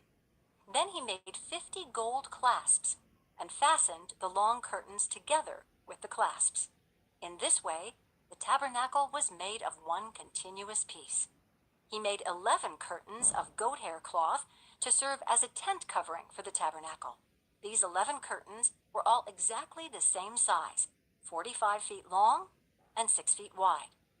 Bezalel joined 5 of these curtains together to make one long curtain, and the other 6 were joined to make a second long curtain. He made 50 loops for the edge of each large curtain. He also made 50 bronze clasps to fasten the long curtains together. In this way, the tent covering was made of one continuous piece. He completed the tent covering with a layer of tanned ram skins and a layer of fine goatskin leather. For the framework of the tabernacle, Bezalel constructed frames of acacia wood. Each frame was 15 feet high and 27 inches wide, with 2 pegs under each frame. All the frames were identical. He made 20 of these frames to support the curtains on the south side of the tabernacle. He also made 40 silver bases, 2 bases under each frame, with the pegs fitting securely into the bases.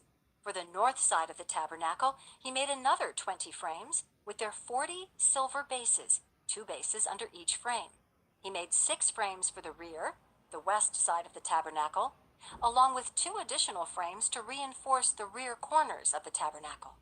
These corner frames were matched at the bottom and firmly attached at the top with a single ring, forming a single corner unit. Both of these corner units were made the same way. So there were 8 frames at the rear of the tabernacle, set in 16 silver bases, 2 bases under each frame.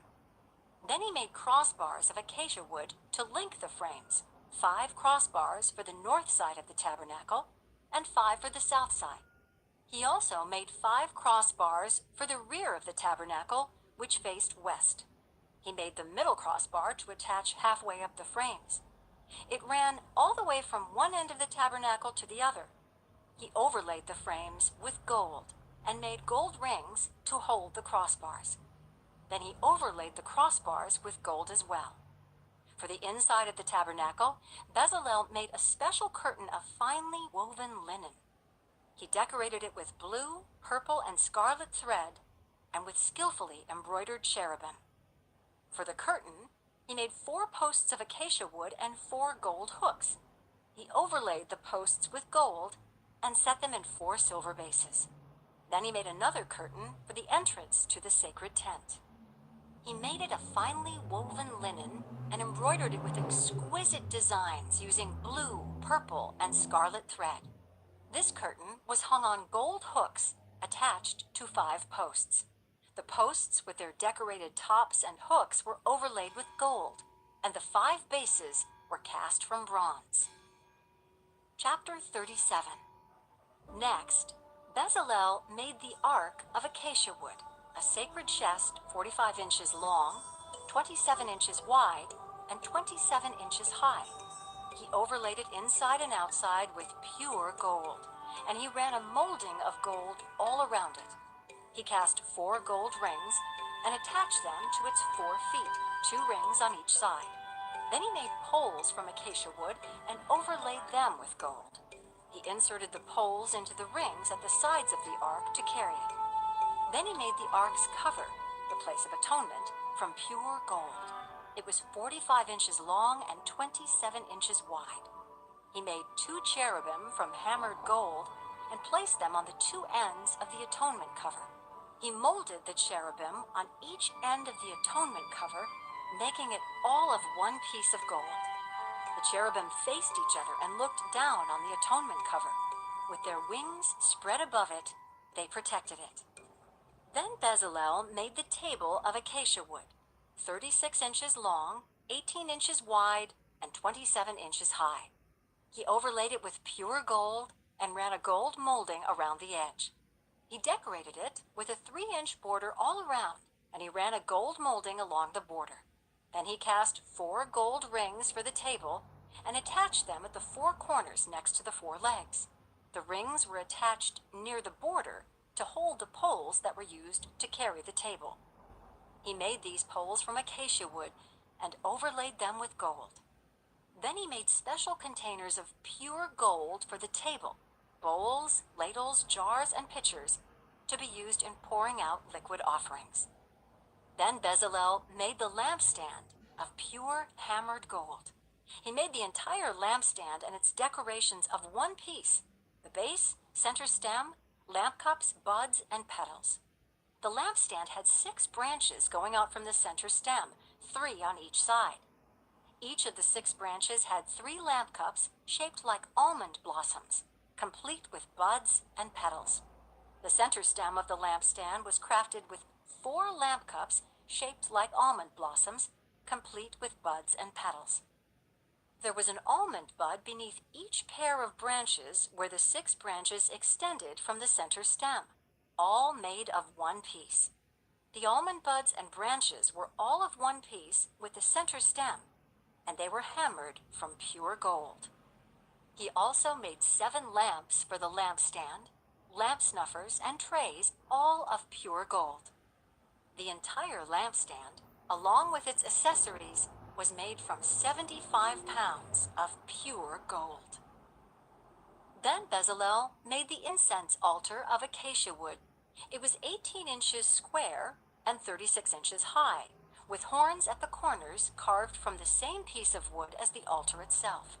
He overlaid the top, sides, and horns of the altar with pure gold, and he ran a gold molding around the entire altar. He made 2 gold rings and attached them on opposite sides of the altar below the gold molding to hold the carrying poles. He made the poles of acacia wood and overlaid them with gold. Then he made the sacred anointing oil and the fragrant incense, using the techniques of a skilled incense maker. Chapter 38. Next, Bezalel used acacia wood to construct the square altar of burnt offering. It was 7 1/2 feet wide, 7 1/2 feet long, and 4 1/2 feet high. He made horns for each of its 4 corners so that the horns and altar were all one piece. He overlaid the altar with bronze. Then he made all the altar utensils of bronze: the ash buckets, shovels, basins, meat forks, and fire pans. Next, he made a bronze grating and installed it halfway down the side of the altar under the ledge. He cast 4 rings and attached them to the corners of the bronze grating to hold the carrying poles. He made the poles from acacia wood and overlaid them with bronze. He inserted the poles through the rings on the sides of the altar. The altar was hollow and was made from planks. Bezalel made the bronze wash basin and its bronze stand from bronze mirrors donated by the women who served at the entrance of the tabernacle. Courtyard, which was enclosed with curtains made of finely woven linen. On the south side, the curtains were 150 feet long. They were held up by 20 posts set securely in 20 bronze bases. He hung the curtains with silver hooks and rings. He made a similar set of curtains for the north side, 150 feet of curtains held up by 20 posts set securely in bronze bases. He hung the curtains with silver hooks and rings. The curtains on the west end of the courtyard were 75 feet long, hung with silver hooks and rings, and supported by 10 posts set into 10 bases. The east end, the front, was also 75 feet long. The courtyard entrance was on the east end, flanked by 2 curtains. The curtain on the right side was 22 1/2 feet long and was supported by 3 posts set into 3 bases. The curtain on the left side was also 22 1/2 feet long and was supported by 3 posts set into 3 bases. All the curtains used in the courtyard were made of finely woven linen. Each post had a bronze base, and all the hooks and rings were silver. The tops of the posts of the courtyard were overlaid with silver, and the rings to hold up the curtains were made of silver. He made the curtain for the entrance to the courtyard of finely woven linen, and he decorated it with beautiful embroidery in blue, purple, and scarlet thread. Long, and its height was 7½ feet, just like the curtains of the courtyard walls. It was supported by 4 posts, each set securely in its own bronze base. The tops of the posts were overlaid with silver, and the hooks and rings were also made of silver. All the tent pegs used in the were made of bronze. This materials used in building the tabernacle of the covenant. The Levites compiled the figures as Moses directed, and Ithamar served as recorder. Bezalel, son of Uri, grandson of Hur of the tribe of Judah, made everything just as the Lord had commanded Moses. He was assisted by Oholiab, son of Ahisamach of the tribe of Dan, a craftsman expert at engraving, designing, and embroidering with blue, purple, and scarlet thread on fine linen cloth. The people brought special offerings of gold totaling 2,193 pounds, as measured by the weight of the sanctuary shekel. This gold was used throughout the tabernacle. The whole community of Israel gave 7,545 pounds of silver as measured by the weight of the sanctuary shekel. This silver came from the tax collected from each man registered in the census. The tax is 1 bekah, which is half a shekel, based on the sanctuary shekel. The tax was collected from 603,550 men who had reached their 20th birthday. The 100 bases for the frames of the sanctuary walls and for the posts supporting the inner curtain required 7,500 pounds of silver, about 75 pounds for each base. The remaining 45 pounds of silver was used to make the hooks and rings and to overlay the tops of the posts. The people also brought as special offerings 5,310 pounds of bronze, which was used for casting the bases for the posts at the entrance to the tabernacle, and for the bronze altar with its bronze grating and all the altar utensils. Bronze was also used to make the bases for the posts that supported the curtains around the courtyard, the bases for the curtain at the entrance of the courtyard, and all the tent pegs for the tabernacle and the courtyard. Chapter 39. The craftsmen made beautiful sacred garments of blue, purple, and scarlet cloth, clothing for Aaron to wear while ministering in the holy place, just as the Lord had commanded Moses. Bezalel made the ephod of finely woven linen and embroidered it with gold and with blue, purple, and scarlet thread. He made gold thread by hammering out thin sheets of gold and cutting it into fine strands. With great skill and care, he worked it into the fine linen with the blue, purple, and scarlet thread. The ephod consisted of 2 pieces, front and back, joined at the shoulders with 2 shoulder pieces. The decorative sash was made of the same materials, finely woven linen, embroidered with gold and with blue, purple, and scarlet thread, just as the Lord had commanded Moses. They mounted the 2 onyx stones in settings of gold filigree. The stones were engraved with the names of the tribes of Israel, just as a seal is engraved. He fastened these stones on the shoulder pieces of the ephod as a reminder that the priest represents the people of Israel. All this was done just as the Lord had commanded Moses. Bezalel made the chest piece with great skill and care. He made it to match the ephod, using finely woven linen embroidered with gold and with blue, purple, and scarlet thread. He made the chest piece of a single piece of cloth, folded to form a pouch 9 inches square. They mounted 4 rows of gemstones on it. The first row contained a red carnelian, a pale green peridot, and an emerald. The second row contained a turquoise, a blue lapis lazuli, and a white moonstone. The third row contained an orange jacinth, an agate, and a purple amethyst. The fourth row contained a blue-green beryl, an onyx, and a green jasper. All these stones were set in gold filigree. Each stone represented one of the 12 sons of Israel, and the name of that tribe was engraved on it like a seal. To attach the chest piece to the ephod, They made braided cords of pure gold thread. They also made 2 settings of gold filigree and 2 gold rings and attached them to the top corners of the chest piece. They tied the 2 gold cords to the rings on the chest piece. They tied the other ends of the cords to the gold settings on the shoulder pieces of the ephod. Then they made 2 more gold rings and attached them to the inside edges of the chest piece next to the ephod. Then they made 2 more gold rings and attached them to the front of the ephod, below the shoulder pieces, just above the knot where the decorative sash was fastened to the ephod. They attached the bottom rings of the chest piece to the rings on the ephod with blue cords. In this way, the chest piece was held securely to the ephod above the decorative sash. All this was done just as the Lord had commanded Moses. Bezalel made the robe that is worn with the ephod from a single piece of blue woven cloth, with an opening for Aaron's head in the middle of it.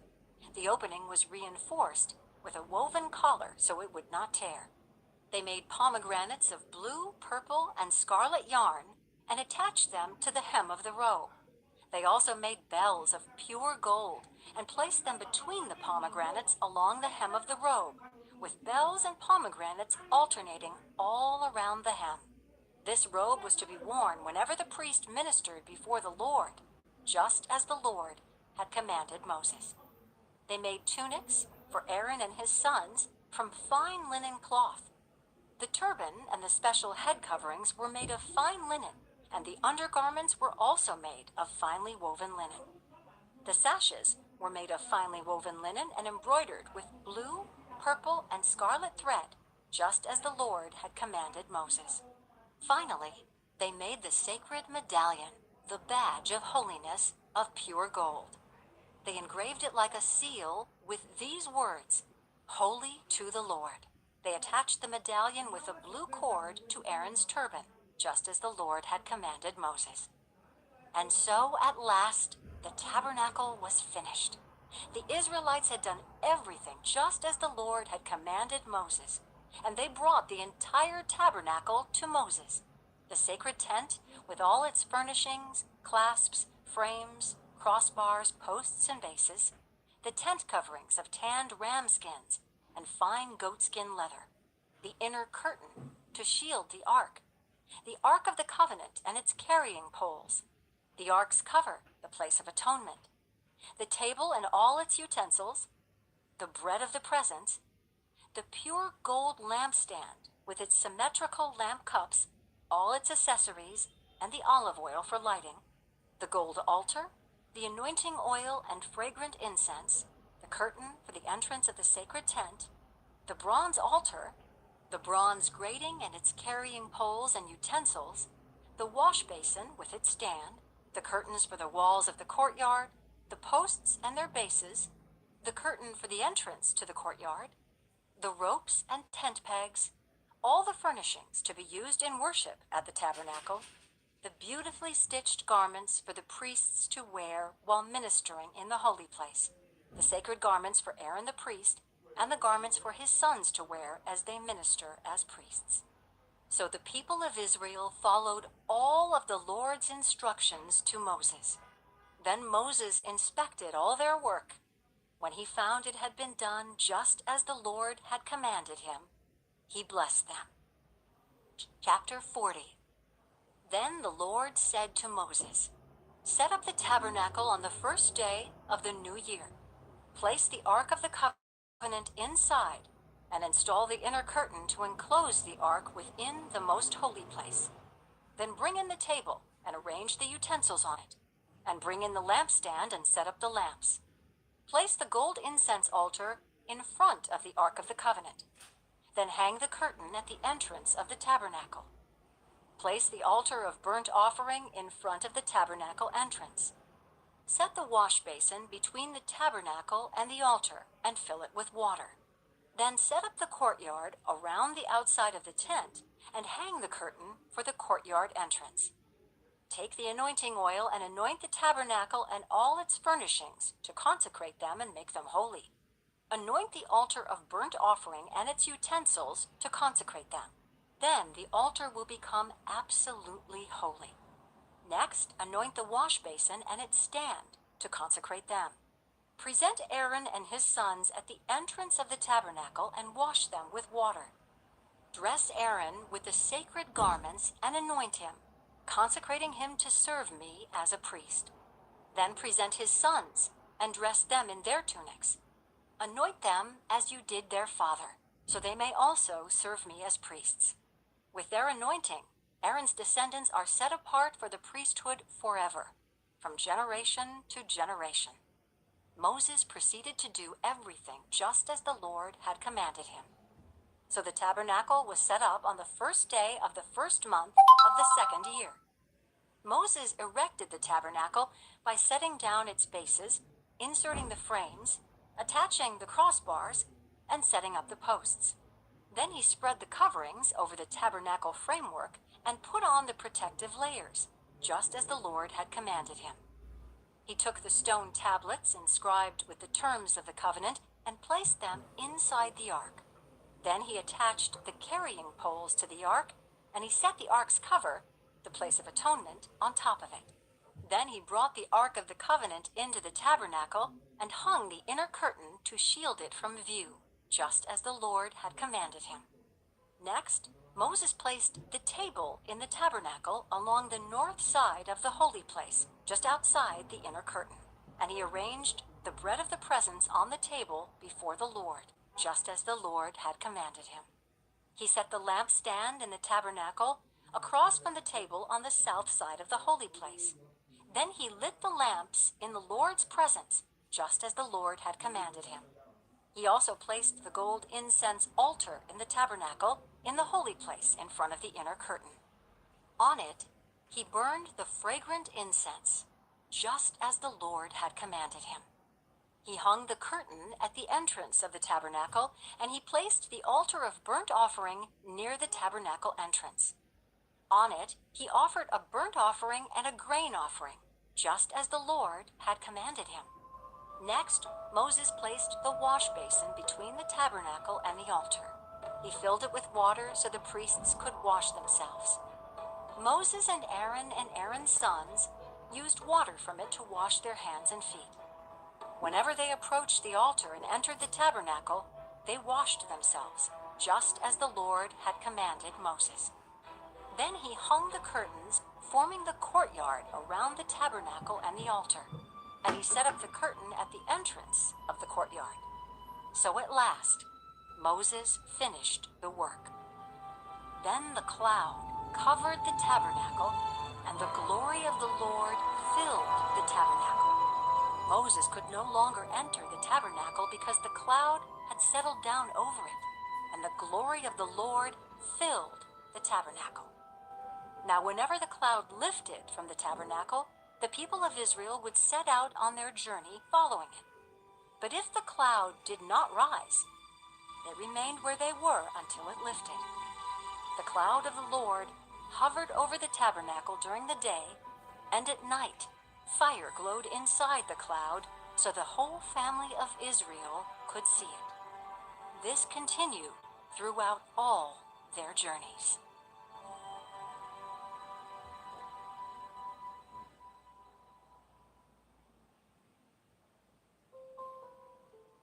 Leviticus, chapter 1. The Lord called to Moses from the tabernacle and said to him, "Give the following instructions to the people of Israel. When you present an animal as an offering to the Lord, you may take it from your herd of cattle or your flock of sheep and goats. If the animal you present as a burnt offering is from the herd, it must be a male with no defects. Bring it to the entrance of the tabernacle, so you may be accepted by the Lord. Lay your hand on the animal's head, and the Lord will accept its death in your place to purify you, making you right with him. Then slaughter the young bull in the Lord's presence, and Aaron's sons, the priests, will present the animal's blood by splattering it against all sides of the altar that stands at the entrance to the tabernacle. Then skin the animal and cut it into pieces. The sons of Aaron, the priest, will build a wood fire on the altar. They will arrange the pieces of the offering, including the head and fat on the wood burning on the altar.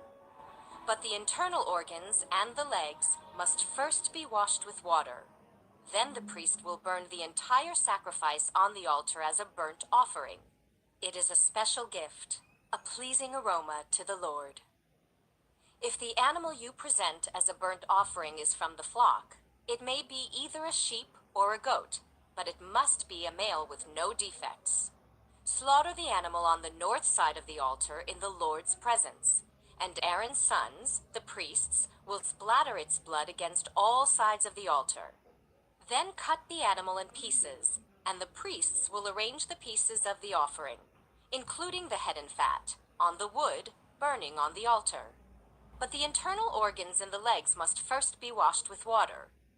Then the priest will burn the entire sacrifice on the altar as a burnt offering. It is a special gift, a pleasing aroma to the Lord. If you present a bird as a burnt offering to the Lord, choose either a turtle dove or a young pigeon. The priest will take the bird to the altar, wring off its head, and burn it on the altar. But first he must drain its blood against the side of the altar. The priest must also remove the crop and the feathers and throw them in the ashes on the east side of the altar. Then, grasping the bird by its wings, the priest will tear the bird open, but without tearing it apart. Then he will burn it as a burnt offering on the wood burning on the altar. It is a special gift, a pleasing aroma to the Lord. Chapter 2. When you present grain as an offering to the Lord, the offering must consist of choice flour. You are to pour olive oil on it, sprinkle it with frankincense, and bring it to Aaron's sons, the priests. The priest will scoop out a handful of the flour moistened with oil, together with all the frankincense, and burn this representative portion on the altar. It is a special gift, a pleasing aroma to the Lord. The rest of the grain offering will then be given to Aaron and his sons. This offering will be considered a most holy part of the special gifts presented to the Lord. If your offering is a grain offering baked in an oven, it must be made of choice flour, but without any yeast. It may be presented in the form of thin cakes mixed with olive oil or wafers spread with olive oil. If your grain offering is cooked on a griddle, it must be made of choice flour mixed with olive oil, but without any yeast. Grain offering. If your grain offering is prepared, it must be made of choice flour and olive oil. No matter how a grain offering for the Lord has been prepared, bring it to the priest, who will present it at the altar. The priest will take a representative portion of the grain offering and burn it on the altar. It is a special gift, a pleasing aroma to the Lord. The rest of the grain offering will then be given to Aaron and his sons as their food. This offering will be considered a most holy part of the special gifts presented to the Lord. Do not use yeast in preparing any of the grain offerings you present to the Lord, because no yeast or honey may be burned as a special gift presented to the Lord. You may add yeast and honey to an offering of the first crops of your harvest, but these must never be offered on the altar as a pleasing aroma to the Lord. Season all your grain offerings with salt to remind you of God's eternal covenant. Never forget to add salt to your grain offerings. If you present a grain offering to the Lord from the first portion of your harvest, bring fresh grain that is coarsely ground and roasted on a fire. Put olive oil on this grain offering and sprinkle it with frankincense. The priest will take a representative portion of the grain moistened with oil, together with all the frankincense, and burn it as a special gift presented to the Lord. Chapter 3. If you present an animal from the herd as a peace offering to the Lord, it may be a male or a female, but it must have no defects. Lay your hand on the animal's head and slaughter it at the entrance of the tabernacle. Then Aaron's sons, the priests, will splatter its blood against all sides of the altar. The priest must present part of this peace offering as a special gift to the Lord. This includes all the fat around the internal organs, the 2 kidneys, and the fat around them near the loins, and the long lobe of the liver. These must be removed with the kidneys, and Aaron's sons will burn them on top of the burnt offering on the wood burning on the altar. It is a special gift, a pleasing aroma to the Lord. If you present an animal from the flock as a peace offering to the Lord, it may be a male or a female, but it must have no defects. If you present a sheep as your offering, bring it to the Lord, lay your hand on its head, and slaughter it in front of the tabernacle. Aaron's sons will then splatter the sheep's blood against all sides of the altar. The priest must present the fat of this peace offering as a special gift to the Lord.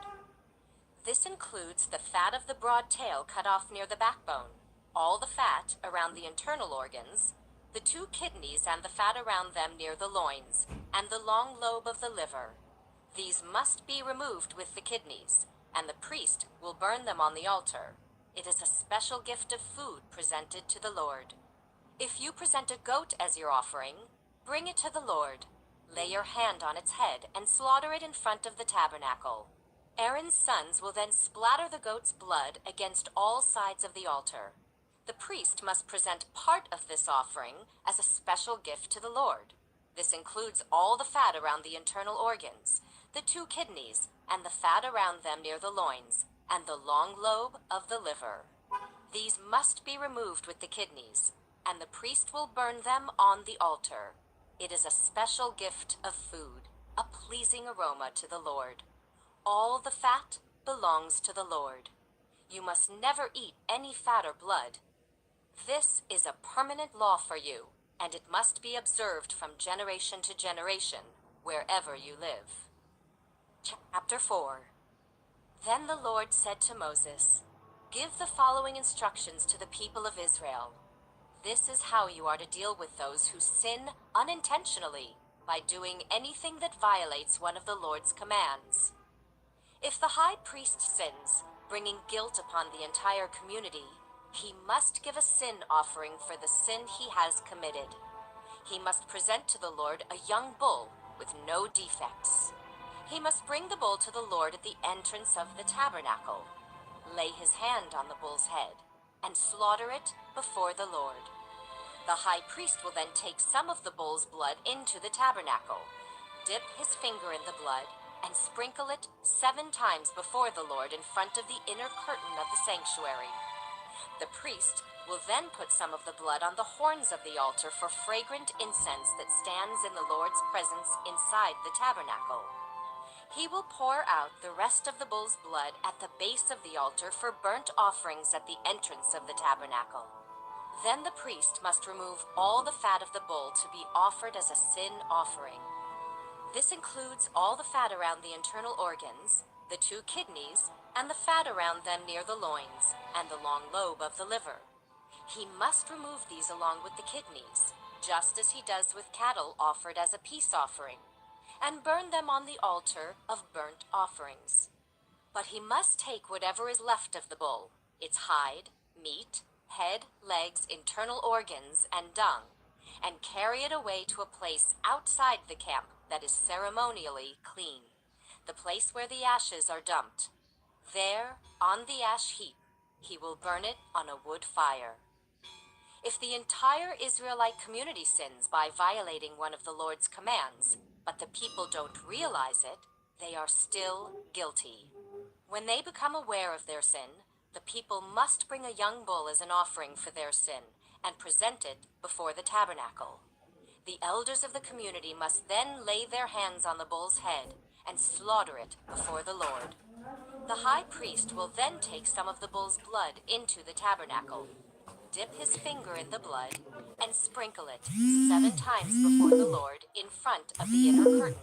He will then put some of the blood on the horns of the altar for fragrant incense that stands in the Lord's presence inside the tabernacle.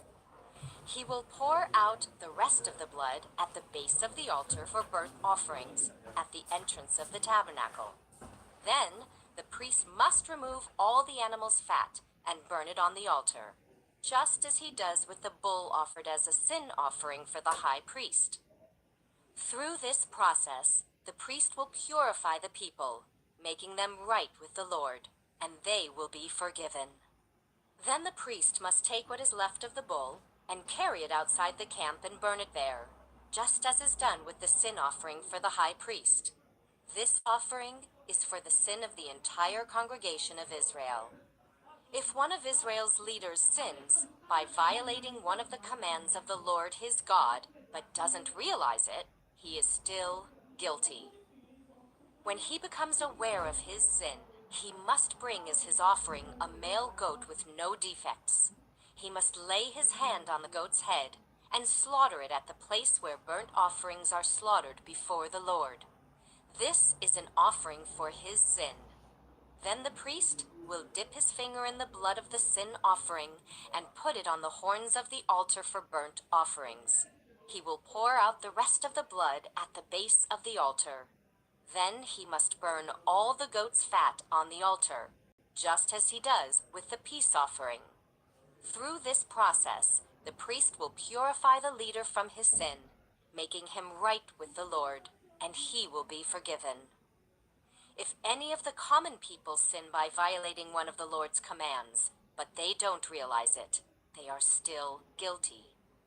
When they become aware of their sin, they must bring as an offering for their sin a female goat with no defects. They must lay a hand on the head of the sin offering and slaughter it at the place where burnt offerings are slaughtered. Then the priest will dip his finger in the blood and put it on the horns of the altar for burnt offerings. He will pour out the rest of the blood at the base of the altar. Then he must remove all the goat's fat, just as he does with the fat of the peace offering. He will burn the fat on the altar, and it will be a pleasing aroma to the Lord. Through this process, the priest will purify the people, making them right with the Lord, and they will be forgiven. If the people bring a sheep as their sin offering, it must be a female with no defects. They must lay a hand on the head of the sin offering and slaughter it at the place where burnt offerings are slaughtered. Then the priest will dip his finger in the blood of the sin offering and put it on the horns of the altar for burnt offerings. He will pour out the rest of the blood at the base of the altar. Then he must remove all the sheep's fat, just as he does with the fat of a sheep presented as a peace offering. He will burn the fat on the altar on top of the special gifts presented to the Lord. Through this process, the priest will purify the people from their sin, making them right with the Lord, and they will be forgiven. Chapter 5. If you are called to testify about something you have seen or that you know about, it is sinful to refuse to testify, and you will be punished for your sin. Or suppose you unknowingly touch something that is ceremonially unclean, such as the carcass of an unclean animal. When you realize what you have done, you must admit your defilement and your guilt. This is true whether it is a wild animal, a domestic animal, or an animal that scurries along the ground. Or suppose you unknowingly touch something that makes a person unclean. When you realize what you have done, you must admit your guilt. Or suppose you make a foolish vow of any kind, whether its purpose is for good or for bad. When you realize its foolishness, you must admit your guilt. When you become aware of your guilt in any of these ways, you must confess your sin. Then you must bring to the Lord, as the penalty for your sin, a female from the flock, either a sheep or a goat. This is a sin offering, with which the priest will purify you from your sin, making you right with the Lord. But if you cannot afford to bring a sheep, you may bring to the Lord 2 turtle doves or 2 young pigeons as the penalty for your sin. One of the birds will be for a sin offering, and the other for a burnt offering. You must bring them to the priest, who will present the first bird as the sin offering. He will wring its neck, but without severing its head from the body. Then he will sprinkle some of the blood of the sin offering against the sides of the altar, and the rest of the blood will be drained out at the base of the altar. This is an offering for sin. The priest will then prepare the second bird as a burnt offering, following all the procedures that have been prescribed. Through this process, the priest will purify you from your sin, making you right with the Lord, and you will be forgiven. If you cannot afford to bring 2 turtle doves or 2 young pigeons, you may bring 2 quarts of choice flour for your sin offering. Since it is an offering for sin, you must not moisten it with olive oil or put any frankincense on it. Take the flour to the priest, who will scoop out a handful as a representative portion. He will burn it on the altar on top of the special gifts presented to the Lord. It is an offering for sin. Through this process, the priest will purify those who are guilty of any of these sins, making them right with the Lord, and they will be forgiven. The rest of the flour will belong to the priest, just as with the grain offering. Then the Lord said to Moses, "If one of you commits a sin by unintentionally defiling the Lord's sacred property, you must bring a guilt offering to the Lord. The offering must be your own ram with no defects, or you may buy one of equal value with silver, as measured by the weight of the sanctuary shekel. You must make restitution for the sacred property you have harmed by paying for the loss, plus an additional 20%. When you give the payment to the priest, he will purify you with the ram sacrificed as a guilt offering, making you right with the Lord, and you will be forgiven. Suppose you sin by violating one of the Lord's commands. Even if you are unaware of what you have done, you are guilty and will be punished for your sin. For a guilt offering, you must bring to the priest your own ram with no defects, or you may buy one of equal value. Through this process, the priest will purify you from your unintentional sin, making you right with the Lord, and you will be forgiven. This is a guilt offering, for you have been guilty of an offense against the Lord." Chapter 6. Then the Lord said to Moses, "Suppose one of you sins against your associate and is unfaithful to the Lord. Suppose you cheat in a deal involving a security deposit, or you steal or commit fraud, or you find lost property and lie about it, or you lie while swearing to tell the truth, or you commit any other such sin. If you have sinned in any of these ways, you are guilty. You must give back whatever you stole, or the money you took by extortion, or the security deposit, or the lost property you found, or anything obtained by swearing falsely. You must make restitution by paying the full price plus an additional 20% to the person you have harmed. On the same day, you must present a guilt offering. As a guilt offering to the Lord, you must bring to the priest your own ram with no defects, or you may buy one of equal value. Through this process, the priest will purify you before the Lord, making you right with him, and you will be forgiven for any of these sins you have committed." Then the Lord said to Moses, "Give Aaron and his sons the following instructions regarding the burnt offering. The burnt offering must be left on top of the altar until the next morning, and the fire on the altar must be kept burning all night. In the morning, after the priest on duty has put on his official linen clothing and linen undergarments, he must clean out the ashes of the burnt offering and put them beside the altar. Then he must take off these garments, change back into his regular clothes, and carry the ashes outside the camp to a place that is ceremonially clean. Meanwhile, the fire on the altar must be kept burning. It must never go out. Each morning the priest will add fresh wood to the fire and arrange the burnt offering on it. He will then burn the fat of the peace offerings on it. Remember, the fire must be kept burning on the altar at all times. It must never go out. These are the instructions regarding the grain offering. Aaron's sons must present this offering to the Lord in front of the altar. The priest on duty will take from the grain offering a handful of the choice flour moistened with olive oil, together with all the frankincense. He will burn this representative portion on the altar as a pleasing aroma to the Lord. Aaron and his sons may eat the rest of the flour, but it must be baked without yeast and eaten in a sacred place within the courtyard of the tabernacle. Remember, it must never be prepared with yeast. I have given it to the priests as their share of the special gifts presented to me. Like the sin offering and the guilt offering, it is most holy. Any of Aaron's male descendants may eat from the special gifts presented to the Lord. This is their permanent right from generation to generation. Anyone or anything that touches these offerings will become holy. Then the Lord said to Moses, "On the day Aaron and his sons are anointed, they must present to the Lord the standard grain offering of 2 quarts of choice flour, half to be offered in the morning, and half to be offered in the evening. It must be carefully mixed with olive oil and cooked on a griddle. Then slice this grain offering and present it as a pleasing aroma to the Lord." In each generation, the high priest who succeeds Aaron must prepare this same offering. It belongs to the Lord and must be burned up completely. This is a permanent law. All such grain offerings of a priest must be burned up entirely. None of it may be eaten. Then the Lord said to Moses, "Give Aaron and his sons the following instructions regarding the sin offering.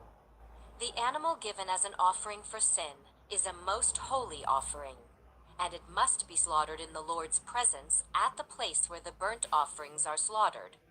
The priest who offers the sacrifice as a sin offering must eat his portion in a sacred place within the courtyard of the tabernacle. Anyone or anything that touches the sacrificial meat will become holy. If any of the sacrificial blood splatters on a person's clothing, the soiled garment must be washed in a sacred place. If a clay pot is used to boil the sacrificial meat, it must then be broken. If a bronze pot is used, it must be scoured and thoroughly rinsed with water. Any male from a priest's family may eat from this offering. It is most holy. But the offering for sin may not be eaten if its blood was brought into the tabernacle as an offering for purification in the holy place. It must be completely burned with fire. Chapter 7. These are the instructions for the guilt offering. It is most holy. The animal sacrificed as a guilt offering must be slaughtered at the place where the burnt offerings are slaughtered, and its blood must be splattered against all sides of the altar. The priest will then offer all its fat on the altar, including the fat of the broad tail, the fat around the internal organs, the 2 kidneys and the fat around them near the loins, and the long lobe of the liver. These are to be removed with the kidneys, and the priests will burn them on the altar as a special gift presented to the Lord. This is the guilt offering. Any male from a priest's family may eat the meat. It must be eaten in a sacred place, for it is most holy. The same instructions apply to both the guilt offering and the sin offering. Both belong to the priest who uses them to purify someone, making that person right with the Lord. In the case of the burnt offering, the priest may keep the hide of the sacrificed animal. Any grain offering that has been baked in an oven, prepared in a pan, or cooked on a griddle belongs to the priest who presents it. All other grain offerings, whether made of dry flour or flour moistened with olive oil, are to be shared equally among all the priests, the descendants of Aaron. These are the instructions regarding the different kinds of peace offerings that may be presented to the Lord. If you present your peace offering as an expression of thanksgiving, the usual animal sacrifice must be accompanied by various kinds of bread made without yeast, thin cakes mixed with olive oil, wafers spread with oil, and cakes made of choice flour mixed with olive oil. This peace offering of thanksgiving must also be accompanied by loaves of bread made with yeast. One of each kind of bread must be presented as a gift to the Lord. It will then belong to the priest who splatters the blood of the peace offering against the altar. The meat of the peace offering of thanksgiving must be eaten on the same day it is offered. None of it may be saved for the next morning. If you bring an offering to fulfill a vow, or as a voluntary offering, the meat must be eaten on the same day the sacrifice is offered, but whatever is left over may be eaten on the second day. Any meat left over until the 3rd day must be completely burned up. If any of the meat from the peace offering is eaten on the 3rd day, the person who presented it will not be accepted by the Lord. You will receive no credit for offering it. By then the meat will be contaminated. If you eat it, you will be punished for your sin. Meat that touches anything ceremonially unclean may not be eaten. It must be completely burned up. The rest of the meat may be eaten, but only by people who are ceremonially clean. If you are ceremonially unclean and you eat meat from a peace offering that was presented to the Lord, you will be cut off from the community.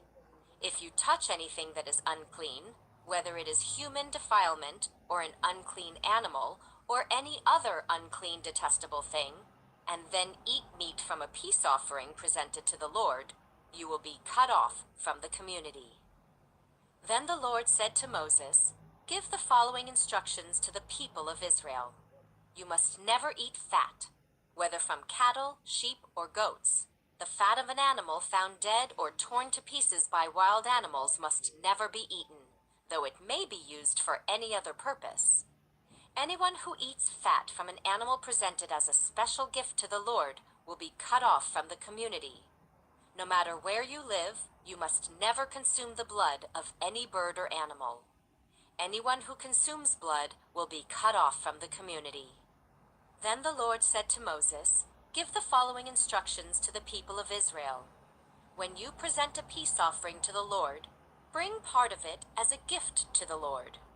Present it to the Lord with your own hands as a special gift to the Lord. Bring the fat of the animal, together with the breast, and lift up the breast as a special offering to the Lord. Then the priest will burn the fat on the altar, but the breast will belong to Aaron and his descendants. Give the right thigh of your peace offering to the priest as a gift. The right thigh must always be given to the priest who offers the blood and the fat of the peace offering. For I have reserved the breast of the special offering and the right thigh of the sacred offering for the priests. It is the permanent right of Aaron and his descendants to share in the peace offerings brought by the people of Israel. This is their rightful share. The special gifts presented to the Lord have been reserved for Aaron and his descendants from the time they were set apart to serve the Lord as priests. On the day they were anointed, the Lord commanded the Israelites to give these portions to the priests as their permanent share from generation to generation. These are the instructions for the burnt offering, the grain offering, the sin offering, and the guilt offering, as well as the ordination offering and the peace offering. The Lord gave these instructions to Moses on Mount Sinai when he commanded the Israelites to present their offerings to the Lord in the wilderness of Sinai. Chapter 8. Then the Lord said to Moses, "Bring Aaron and his sons, along with their sacred garments, the anointing oil, the bull for the sin offering, the 2 rams, and the basket of bread made without yeast, and call the entire community of Israel together at the entrance of the tabernacle." So Moses followed the Lord's instructions, and the whole community assembled at the tabernacle entrance. Moses announced to them, "This is what the Lord has commanded us to do." Then he presented Aaron and his sons and washed them with water. He put the official tunic on Aaron and tied the sash around his waist. He dressed him in the robe, placed the ephod on him, and attached the ephod securely with its decorative sash. Then Moses placed the chest piece on Aaron and put the Urim and the Thummim inside it. He placed the turban on Aaron's head and attached the gold medallion, the badge of holiness, to the front of the turban, just as the Lord had commanded him. Then Moses took the anointing oil and anointed the tabernacle and everything in it, making them holy. He sprinkled the oil on the altar 7 times, anointing it and all its utensils, as well as the wash basin and its stand, making them holy. Then he poured some of the anointing oil on Aaron's head, anointing him and making him holy for his work. Next, Moses presented Aaron's sons. He clothed them in their tunics, tied their sashes around them, and put their special head coverings on them, just as the Lord had commanded him. Then Moses presented the bull for the sin offering. Aaron and his sons laid their hands on the bull's head. Moses took some of the blood, and with his finger, he put it on the 4 horns of the altar to purify it. He poured out the rest of the blood at the base of the altar. Through this process, he made the altar holy by purifying it. Then Moses took all the fat around the internal organs, the long lobe of the liver, and the 2 kidneys and the fat around them, and he burned it all on the altar. He took the rest of the bull, including its hide, meat, and dung, and burned it on a fire outside the camp, just as the Lord had commanded him. Then Moses presented the ram for the burnt offering. Aaron and his sons laid their hands on the ram's head, and Moses slaughtered it. Then Moses took the ram's blood and splattered it against all sides of the altar. Then he cut the ram into pieces, and he burned the head, some of its pieces, and the fat on the altar. After washing the internal organs and the legs with water, Moses burned the entire ram on the altar as a burnt offering. It was a pleasing aroma, a special gift presented to the Lord, just as the Lord had commanded him. Then Moses presented the other ram, which was the ram of ordination. Aaron and his sons laid their hands on the ram's head, and Moses slaughtered it.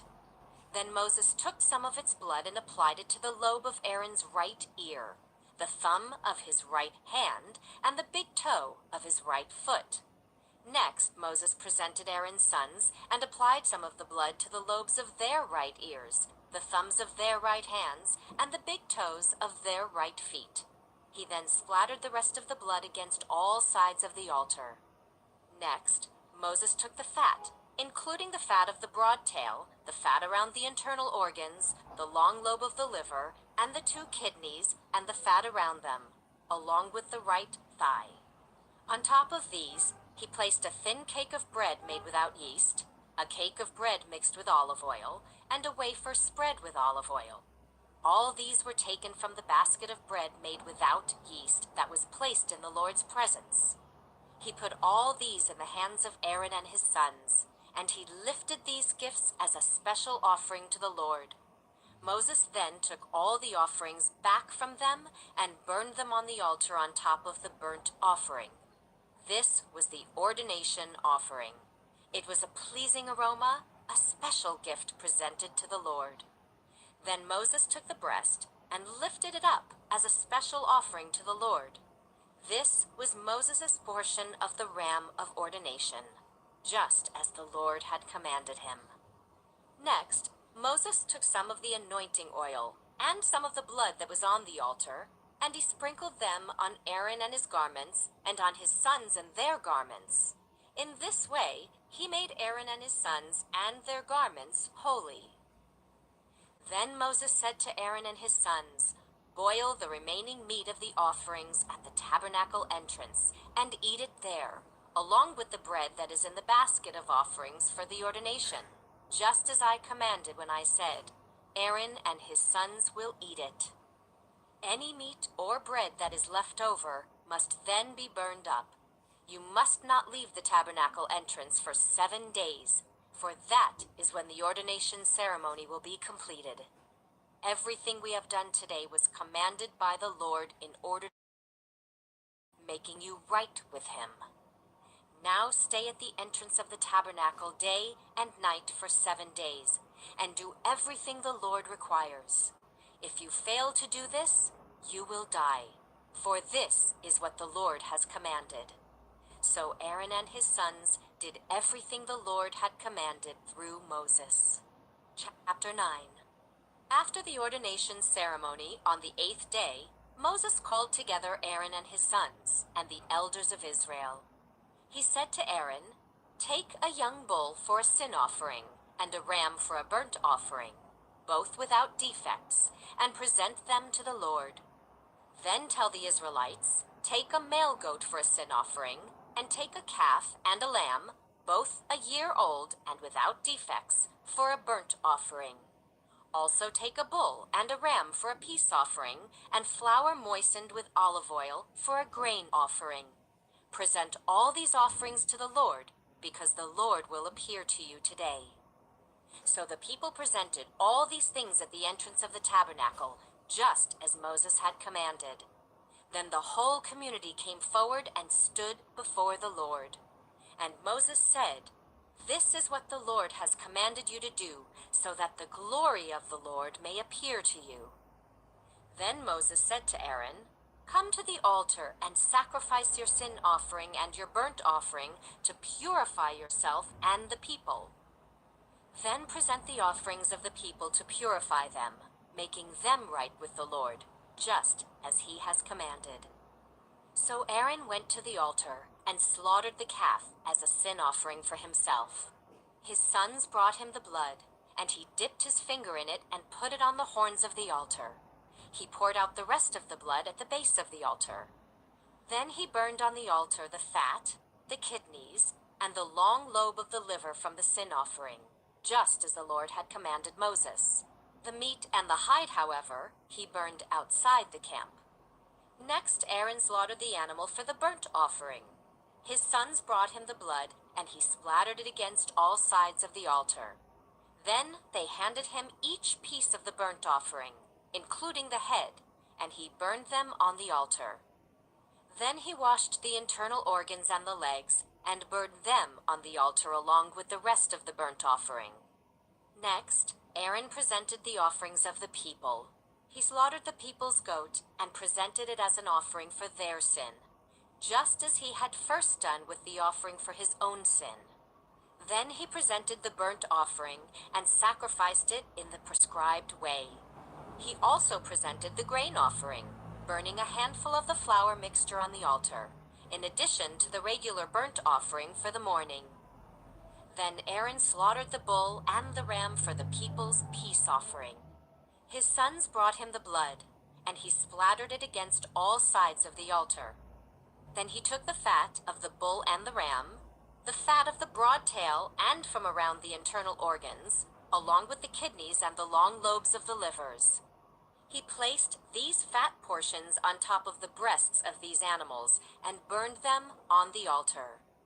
Aaron then lifted up the breasts and right thighs as a special offering to the Lord, just as Moses had commanded.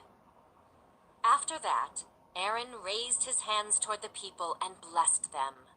Then, after presenting the sin offering, the burnt offering, and the peace offering, he stepped down from the altar. Then Moses and Aaron went into the tabernacle, and when they came back out, they blessed the people again, and the glory of the Lord appeared to the whole community. Fire blazed forth from the Lord's presence and consumed the burnt offering and the fat on the altar. When the people saw this, they shouted with joy and fell face down on the ground. Chapter 10. Aaron's sons, Nadab and Abihu, put coals of fire in their incense burners and sprinkled incense over them. In this way, they disobeyed the Lord by burning before him the wrong kind of fire, different than he had commanded. So fire blazed forth from the Lord's presence and burned them up, and they died there before the Lord. Then Moses said to Aaron, "This is what the Lord meant when he said, 'I will display my holiness through those who come near me. I will display my glory before all the people.'" And Aaron was silent. Then Moses called for Mishael and Elzaphan, Aaron's cousins, the sons of Aaron's uncle, Uzziel. He said to them, "Come forward and carry away the bodies of your relatives from in front of the sanctuary to a place outside the camp." So they came forward and picked them up by their garments and carried them out of the camp, just as Moses had commanded. Then Moses said to Aaron and his sons, Eleazar and Ithamar, "Do not show grief by leaving your hair uncombed or by tearing your clothes. If you do, you will die, and the Lord's anger will strike the whole community of Israel. However, the rest of the Israelites, your relatives, may mourn because of the Lord's fiery destruction of Nadab and Abihu, but you must not leave the entrance of the tabernacle, or you will die. For you have been anointed with the Lord's anointing oil." So they did as Moses commanded. Then the Lord said to Aaron, "You and your descendants must never drink wine or any other alcoholic drink before going into the tabernacle. If you do, you will die. This is a permanent law for you, and it must be observed from generation to generation. You must distinguish between what is sacred and what is common, between what is ceremonially unclean and what is clean. and you must teach the Israelites all the decrees that the Lord has given them through Moses." Then Moses said to Aaron and his remaining sons Eleazar and Ithamar, "Take what is left of the grain offering after a portion has been presented as a special gift to the Lord, and eat it beside the altar. Make sure it contains no yeast, for it is most holy. You must eat it in a sacred place, for it has been given to you and your descendants as your portion of the special gifts presented to the Lord. These are the commands I have been given. But the breast and thigh that were lifted up as a special offering may be eaten in any place that is ceremonially clean. These parts have been given to you and your descendants as your portion of the peace offerings presented by the people of Israel. You must lift up the thigh and breast as a special offering to the Lord, along with the fat of the special gifts. These parts will belong to you and your descendants as your permanent right, just as the Lord has commanded." Moses then asked them what had happened to the goat of the sin offering. When he discovered it had been burned up, he became very angry with Eleazar and Ithamar, Aaron's remaining sons. "Why didn't you eat the sin offering in the sacred area?" he demanded. "It is a holy offering. The Lord has given it to you to remove the guilt of the community and to purify the people, making them right with the Lord. Since the animal's blood was not brought into the holy place, you should have eaten the meat in the sacred area as I ordered you." Then Aaron answered Moses, "Today my sons presented both their sin offering and their burnt offering to the Lord, and yet this tragedy has happened to me. If I had eaten the people's sin offering on such a tragic day as this, would the Lord have been pleased?" And when Moses heard this, he was satisfied. Chapter 11. Then the Lord said to Moses and Aaron, "Give the following instructions to the people of Israel.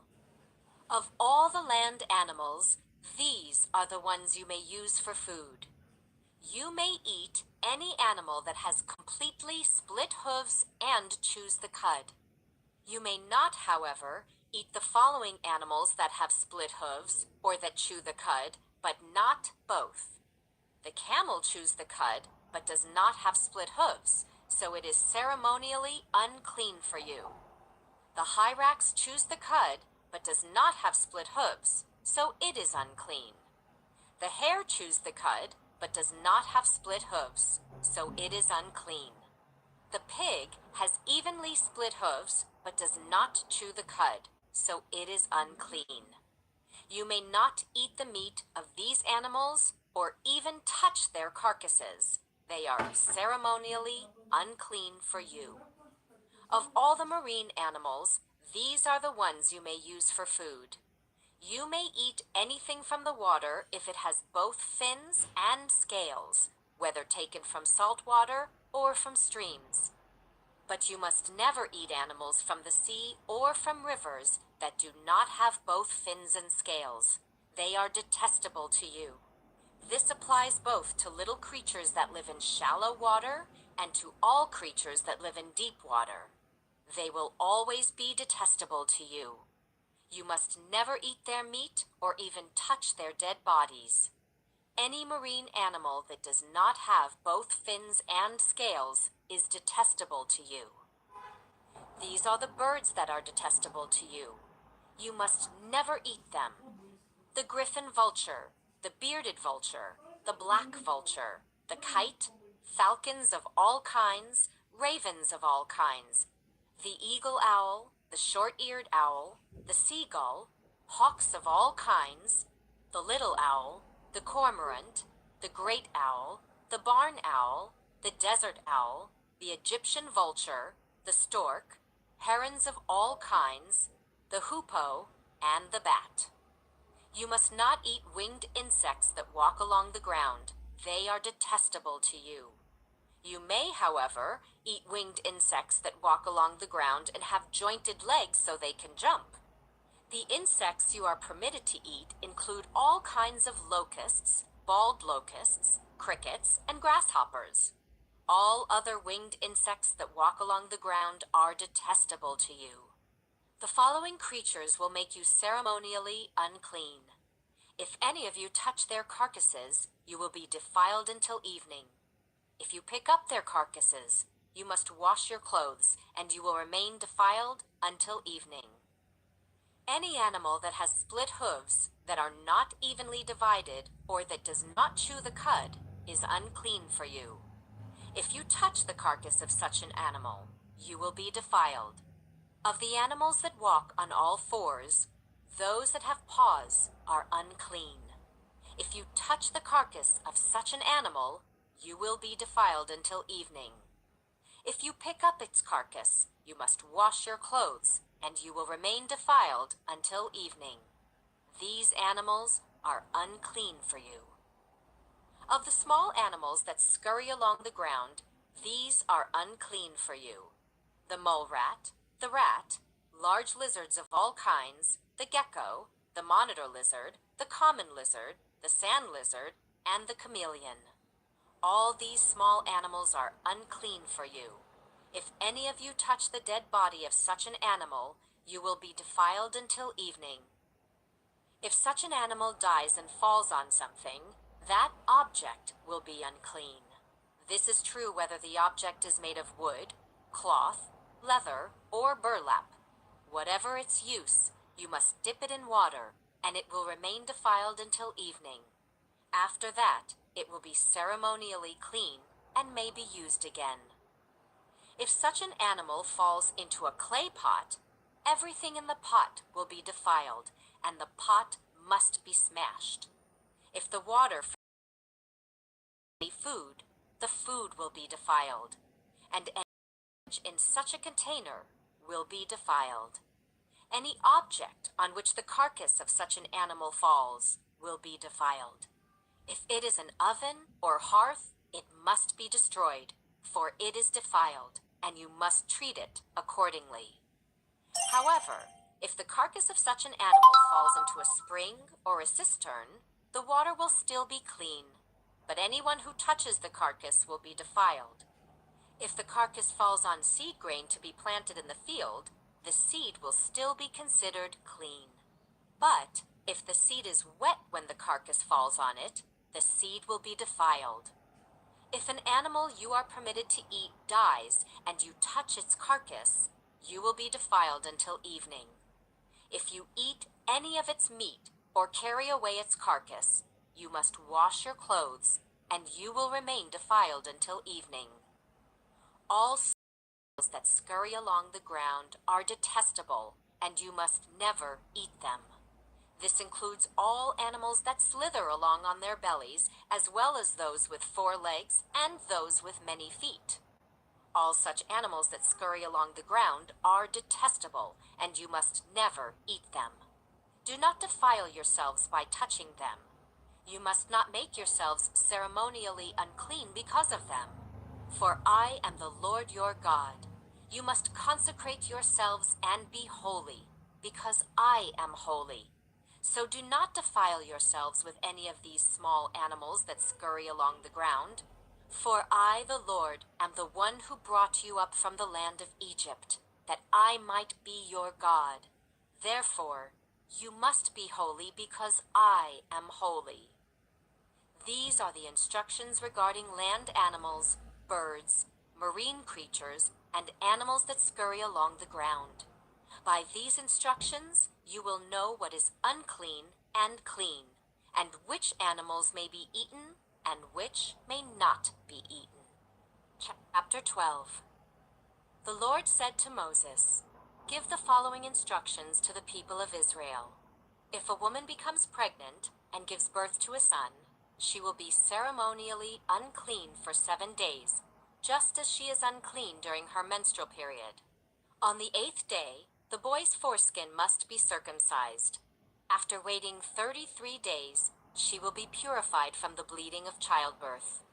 During this time of purification, she must not touch anything that is set apart as holy, and she must not enter the sanctuary until her time of purification is over. If a woman gives birth to a daughter, she will be ceremonially unclean for 2 weeks, just as she is unclean during her menstrual period. After waiting 66 days, she will be purified from the bleeding of childbirth. When the time of purification is completed for either a son or a daughter, the woman must bring a 1-year-old lamb for a burnt offering and a young pigeon or turtle dove for a purification offering. She must bring her offerings to the priest at the entrance of the tabernacle. The priest will then present them to the Lord to purify her. Then she will be ceremonially clean again after her bleeding at childbirth. These are the instructions for a woman after the birth of a son or a daughter. If a woman cannot afford to bring a lamb, she must bring 2 turtle doves or 2 young pigeons. One will be for the burnt offering, and the other for the purification offering. The priest will sacrifice them to purify her, and she will be ceremonially clean. Chapter 13. The Lord said to Moses and Aaron, "If anyone has a swelling or a rash, or discolored skin that might develop into a serious skin disease, that person must be brought to Aaron the priest or to one of his sons. The priest will examine the affected area of the skin. If the hair in the affected area has turned white, and the problem appears to be more than skin deep, it is a serious skin disease, and the priest who examines it must pronounce the person ceremonially unclean. But if the affected area of the skin is only a white discoloration and does not appear to be more than skin deep, and if the hair on the spot has not turned white, the priest will quarantine the person for 7 days. On the 7th day, the priest will make another examination. If he finds the affected area has not changed and the problem has not spread on the skin, the priest will quarantine the person for 7 more days. On the 7th day, the priest will make another examination. If he finds the affected area has faded and has not spread, the priest will pronounce the person ceremonially clean. It was only a rash. The person's clothing must be washed, and the person will be ceremonially clean. But if the rash continues to spread after the person has been examined by the priest and has been pronounced clean, the infected person must return to be examined again. If the priest finds that the rash has spread, he must pronounce the person ceremonially unclean, for it is indeed a skin disease. Anyone who develops a serious skin disease must go to the priest for an examination. If the priest finds a white swelling on the skin, and some hair on the spot has turned white, and there is an open sore in the affected area, it is a chronic skin disease, and the priest must pronounce the person ceremonially unclean. In such cases, the person need not be quarantined, for it is obvious that the skin is defiled by the disease. Now suppose the disease has spread all over the person's skin, covering the body from head to foot. When the priest examines the infected person and finds that the disease covers the entire body, he will pronounce the person ceremonially clean. Since the skin has turned completely white, the person is clean. But if any open sores appear, the infected person will be pronounced ceremonially unclean. The priest must make this pronouncement as soon as he sees an open sore, since open sores indicate the presence of a skin disease. However, if the open sores heal and turn white like the rest of the skin, the person must return to the priest for another examination. If the affected areas have indeed turned white, the priest will then pronounce the person ceremonially clean by declaring, "You are clean." If anyone has a boil on the skin that has started to heal, but a white swelling or a reddish-white spot develops in its place, that person must go to the priest to be examined. If the priest examines it and finds it to be more than skin deep, and if the hair in the affected area has turned white, the priest must pronounce the person ceremonially unclean. The boil has become a serious skin disease. But if the priest finds no white hair on the affected area, and the problem appears to be no more than skin deep and has faded, the priest must quarantine the person for 7 days. If during that time the affected area spreads on the skin, the priest must pronounce the person ceremonially unclean because it is a serious disease. But if the area grows no larger and does not spread, it is merely the scar from the boil, and the priest will pronounce the person ceremonially clean. If anyone has suffered a burn on the skin, and the burned area changes color, becoming either reddish-white or shiny white, the priest must examine it. If he finds that the hair in the affected area has turned white, and the problem appears to be more than skin deep, a skin disease has broken out in the burn. The priest must then pronounce the person ceremonially unclean, for it is clearly a serious skin disease. But if the priest finds no white hair on the affected area, and the problem appears to be no more than skin deep and has faded, the priest must quarantine the infected person for 7 days. On the 7th day, the priest must examine the person again. If the affected area has spread on the skin, the priest must pronounce that person ceremonially unclean, for it is clearly a serious skin disease. But if the affected area has not changed or spread on the skin and has faded, it is simply a swelling from the burn. The priest will then pronounce the person ceremonially clean, for it is only the scar from the burn. If anyone, either a man or woman, has a sore on the head or chin, the priest must examine it. If he finds it is more than skin deep and has fine yellow hair on it, the priest must pronounce the person ceremonially unclean. It is a scabby sore of the head or chin. If the priest examines the scabby sore and finds that it is only skin deep, but there is no black hair on it, he must quarantine the person for 7 days. On the 7th day, the priest must examine the sore again. If he finds that the scabby sore has not spread, and there is no yellow hair on it, and it appears to be only skin deep, the person must shave off all hair except the hair on the affected area. Then the priest must quarantine the person for another 7 days. On the 7th day, he will examine the sore again. If it has not spread and appears to be no more than skin deep, the priest will pronounce the person ceremonially clean. The person's clothing must be washed, and the person will be ceremonially clean. But if the scabby sore begins to spread after the person is pronounced clean, the priest must do another examination. If he finds that the sore has spread, the priest does not need to look for yellow hair. The infected person is ceremonially unclean. But if the color of the scabby sore does not change and black hair has grown on it, it has healed.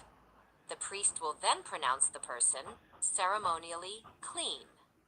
If anyone, either a man or woman, has shiny white patches on the skin, the priest must examine the affected area.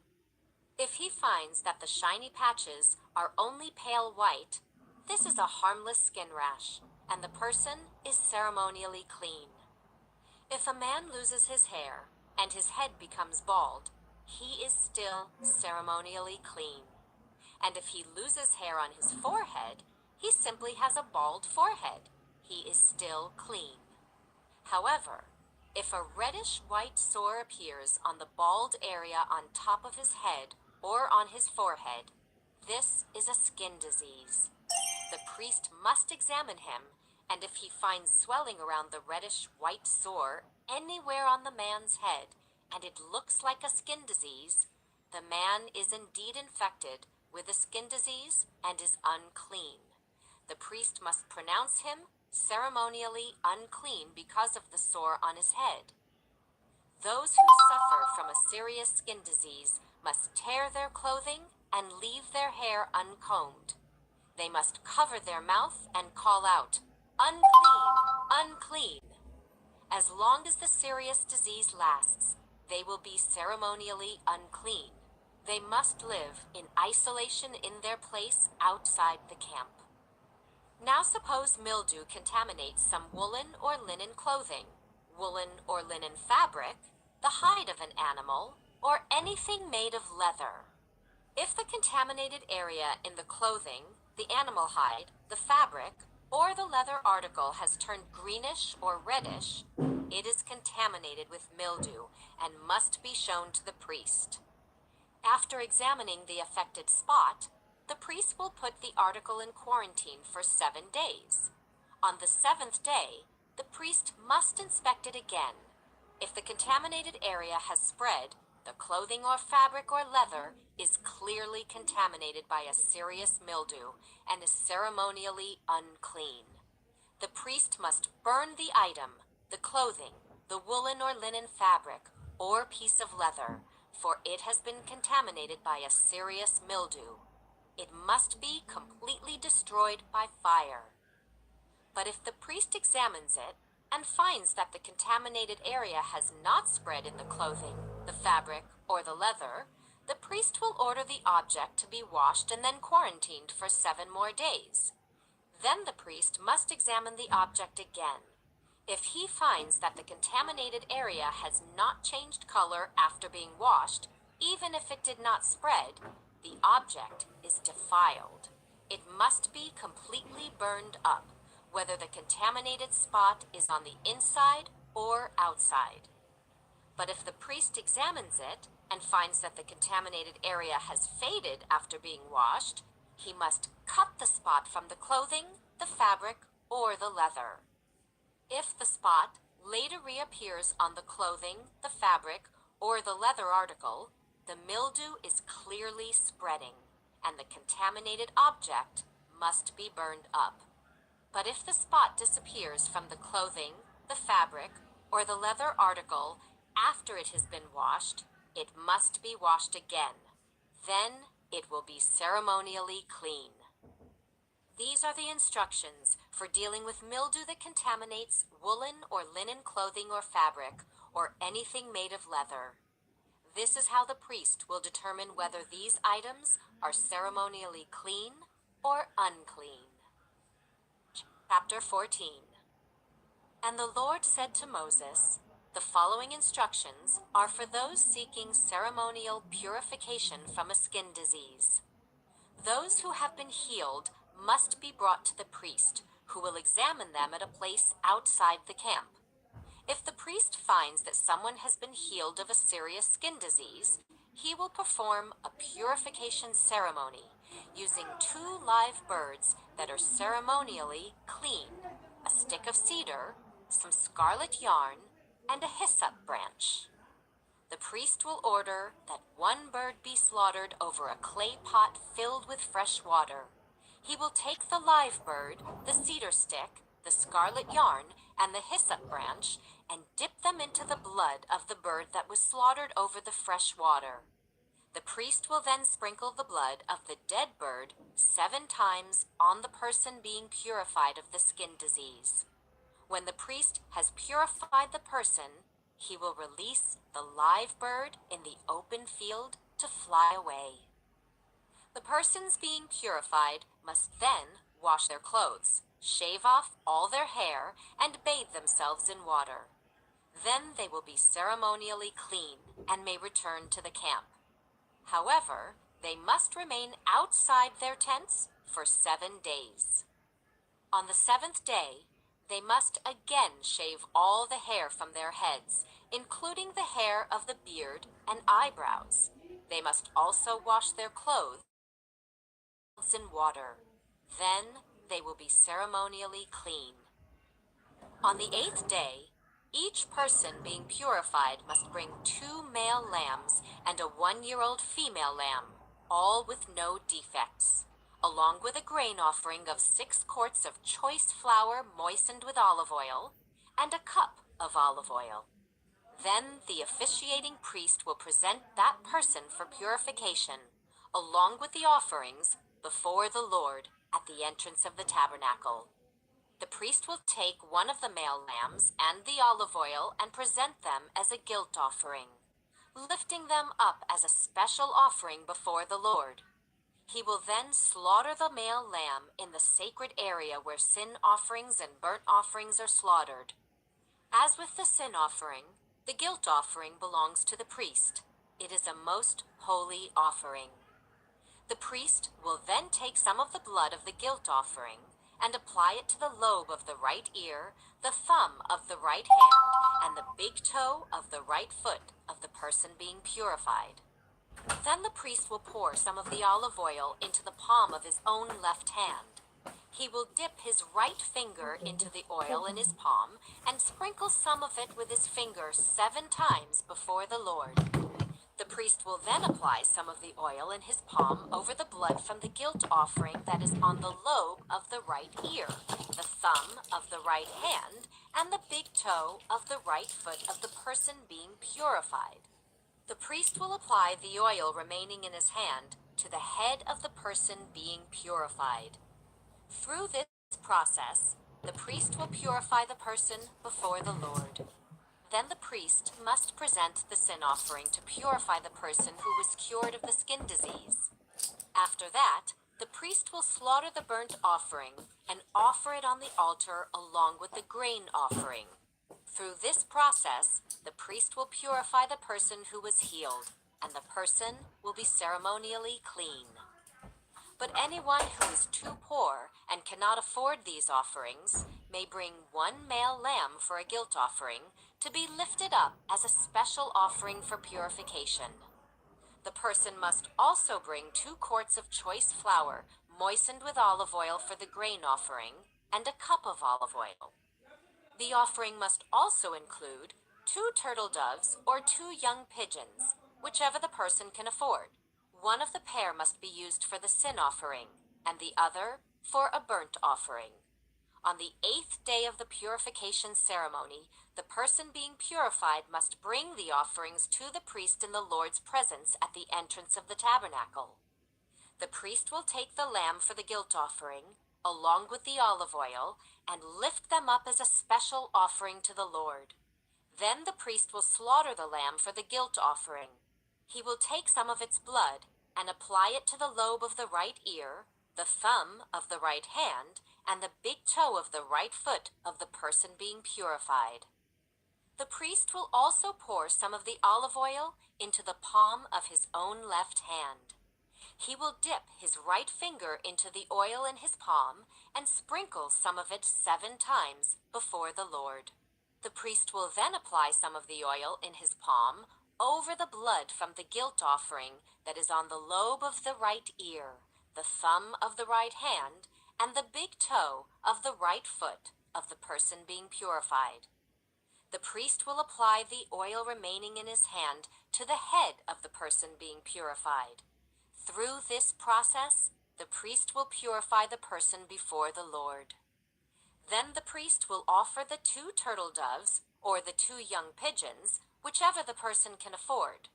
One of them is for a sin offering, and the other for a burnt offering, to be presented along with the grain offering. Through this process, the priest will purify the person before the Lord. These are the instructions for purification for those who have recovered from a serious skin disease, but who cannot afford to bring the offerings normally required for the ceremony of purification. Then the Lord said to Moses and Aaron, "When you arrive in Canaan, the land I am giving you as your own possession, I may contaminate some of the houses in your land with mildew. The owner of such a house must then go to the priest and say, 'It appears that my house has some kind of mildew.' Before the priest goes in to inspect the house, he must have the house emptied, so nothing inside will be pronounced ceremonially unclean. Then the priest will go in and examine the mildew on the walls. If he finds greenish or reddish streaks and the contamination appears to go deeper than the wall's surface, the priest will step outside the door and put the house in quarantine for 7 days. On the 7th day, the priest must return for another inspection. If he finds that the mildew on the walls of the house has spread, the priest must order that the stones from those areas be removed. The contaminated material will then be taken outside the town to an area designated as ceremonially unclean. Next, the inside walls of the entire house must be scraped thoroughly and the scrapings dumped in the unclean place outside the town. Other stones will be brought in to replace the ones that were removed, and the walls will be replastered. But if the mildew reappears after all the stones have been replaced and the house has been scraped and replastered, the priest must return and inspect the house again. If he finds that the mildew has spread, the walls are clearly contaminated with a serious mildew, and the house is defiled. It must be torn down, and all its stones, timbers, and plaster must be carried out of town to the place designated as ceremonially unclean. Those who enter the house during the period of quarantine will be ceremonially unclean until evening, and all who sleep or eat in the house must wash their clothing. But if the priest returns for his inspection and finds that the mildew has not reappeared in the house after the fresh plastering, he will pronounce it clean because the mildew is clearly gone. To purify the house, the priest must take 2 birds, a stick of cedar, some scarlet yarn, and a hyssop branch. He will slaughter one of the birds over a clay pot filled with fresh water. He will take the cedar stick, the hyssop branch, the scarlet yarn, and the live bird, and dip them into the blood of the slaughtered bird and into the fresh water. Then he will sprinkle the house 7 times. When the priest has purified the house in exactly this way, he will release the live bird in the open fields outside the town. The priest will purify the house, and it will be ceremonially clean. These are the instructions for dealing with serious skin diseases, including scabby sores and mildew, whether on clothing or in a house, and a swelling on the skin, a rash, or discolored skin. This procedure will determine whether a person or object is ceremonially clean or unclean. These are the instructions regarding skin diseases and mildew. Chapter 15. The Lord said to Moses and Aaron, "Give the following instructions to the people of Israel. Any man who has a bodily discharge is ceremonially unclean. This defilement is caused by his discharge, whether the discharge continues or stops. In either case, the man is unclean. Any bed on which the man with the discharge lies, and anything on which he sits, will be ceremonially unclean. So if you touch the man's bed, you must wash your clothes and bathe yourself in water, and you will remain unclean until evening. If you sit where the man with the discharge has sat, you must wash your clothes and bathe yourself in water, and you will remain unclean until evening. If you touch the man with the discharge, you must wash your clothes and bathe yourself in water, and you will remain unclean until evening. If the man spits on you, you must wash your clothes and bathe yourself in water, and you will remain unclean until evening. Any saddle blanket on which the man rides will be ceremonially unclean. If you touch anything that was under the man, you will be unclean until evening. You must wash your clothes and bathe yourself in water, and you will remain unclean until evening. If the man touches you without first rinsing his hands, you must wash your clothes and bathe yourself in water, and you will remain unclean until evening. Any clay pot the man touches must be broken, and any wooden utensil he touches must be rinsed with water. When the man with the discharge is healed, he must count off 7 days for the period of purification. Then he must wash his clothes and bathe himself in fresh water, and he will be ceremonially clean.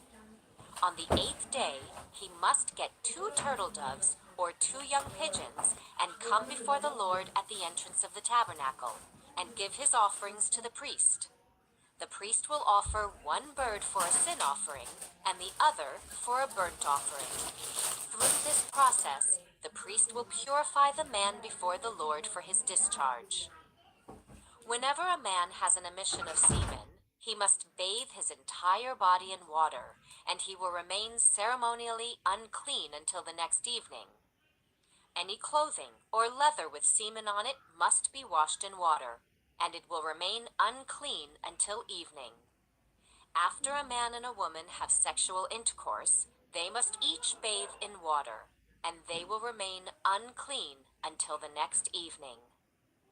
Whenever a woman has her menstrual period, she will be ceremonially unclean for 7 days.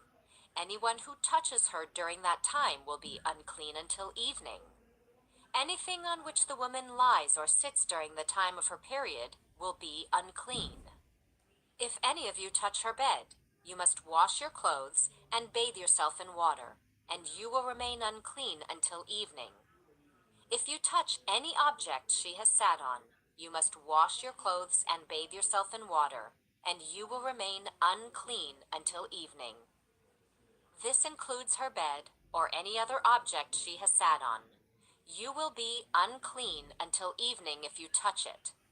If a man has sexual intercourse with her and her blood touches him, her menstrual impurity will be transmitted to him.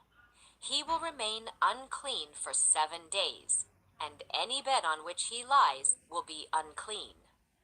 If a woman has a flow of blood for many days that is unrelated to her menstrual period, or if the blood continues beyond the normal period, she is ceremonially unclean. As during her menstrual period, the woman will be unclean as long as the discharge continues. Any bed she lies on and any object she sits on during that time will be unclean, just as during her normal menstrual period. If any of you touch these things, you will be ceremonially unclean. You must wash your clothes and bathe yourself in water, and you will remain unclean until evening. When the woman's bleeding stops, she must count off 7 days. Then she will be ceremonially clean. On the 8th day, she must bring 2 turtle doves or 2 young pigeons and present them to the priest at the entrance of the tabernacle. The priest will offer one for a sin offering and the other for a burnt offering. Through this process, the priest will purify her before the Lord for the ceremonial impurity caused by her bleeding. This is how you will guard the people of Israel from ceremonial uncleanness. Otherwise they would die, for their impurity would defile my tabernacle that stands among them. These are the instructions for dealing with anyone who has a bodily discharge. A man who is unclean because of an emission of semen, or a woman during her menstrual period. It applies to any man or woman who has a bodily discharge, and to a man who has sexual intercourse with a woman who is ceremonially unclean. Chapter 16. The Lord spoke to Moses after the death of Aaron's 2 sons, who died after they entered the Lord's presence and burned the wrong kind of fire before him. The Lord said to Moses, "Warn your brother Aaron not to enter the most holy place behind the inner curtain whenever he chooses. If he does, he will die. For the ark's cover, the place of atonement, is there, and I myself am present in the cloud above the atonement cover. When Aaron enters the sanctuary area, he must follow these instructions fully. He must bring a young bull for a sin offering and a ram for a burnt offering. He must put on his linen tunic and the linen undergarments worn next to his body. He must tie the linen sash around his waist and put the linen turban on his head. These are sacred garments, so he must bathe himself in water before he puts them on. Aaron must take from the community of Israel 2 male goats for a sin offering and a ram for a burnt offering. Aaron will present his own bull as a sin offering to purify himself and his family, making them right with the Lord. Then he must take the 2 male goats and present them to the Lord at the entrance of the tabernacle.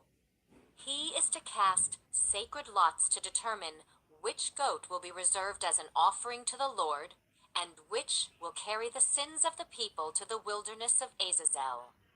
Aaron will then present as a sin offering the goat chosen by lot for the Lord. The other goat, the scapegoat chosen by lot to be sent away, will be kept alive, standing before the Lord. When it is sent away to Azazel in the wilderness, the people will be purified and made right with the Lord.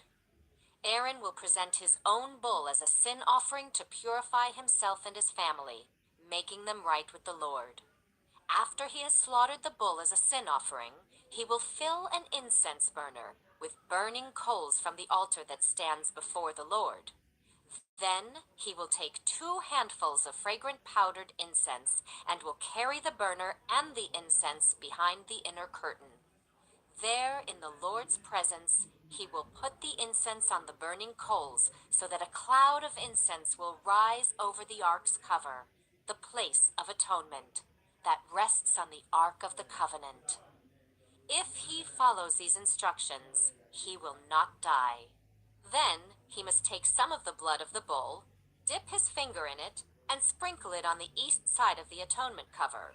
He must sprinkle blood 7 times with his finger in front of the atonement cover. Then Aaron must slaughter the first goat as a sin offering for the people and carry its blood behind the inner curtain. There, he will sprinkle the goat's blood over the atonement cover and in front of it, just as he did with the bull's blood. Through this process, he will purify the most holy place, and he will do the same for the entire tabernacle, because of the defiling sin and rebellion of the Israelites. No one else is allowed inside the tabernacle when Aaron enters it for the purification ceremony in the most holy place. No one may enter until he comes out again, after purifying himself, his family, and all the congregation of Israel, making them right with the Lord.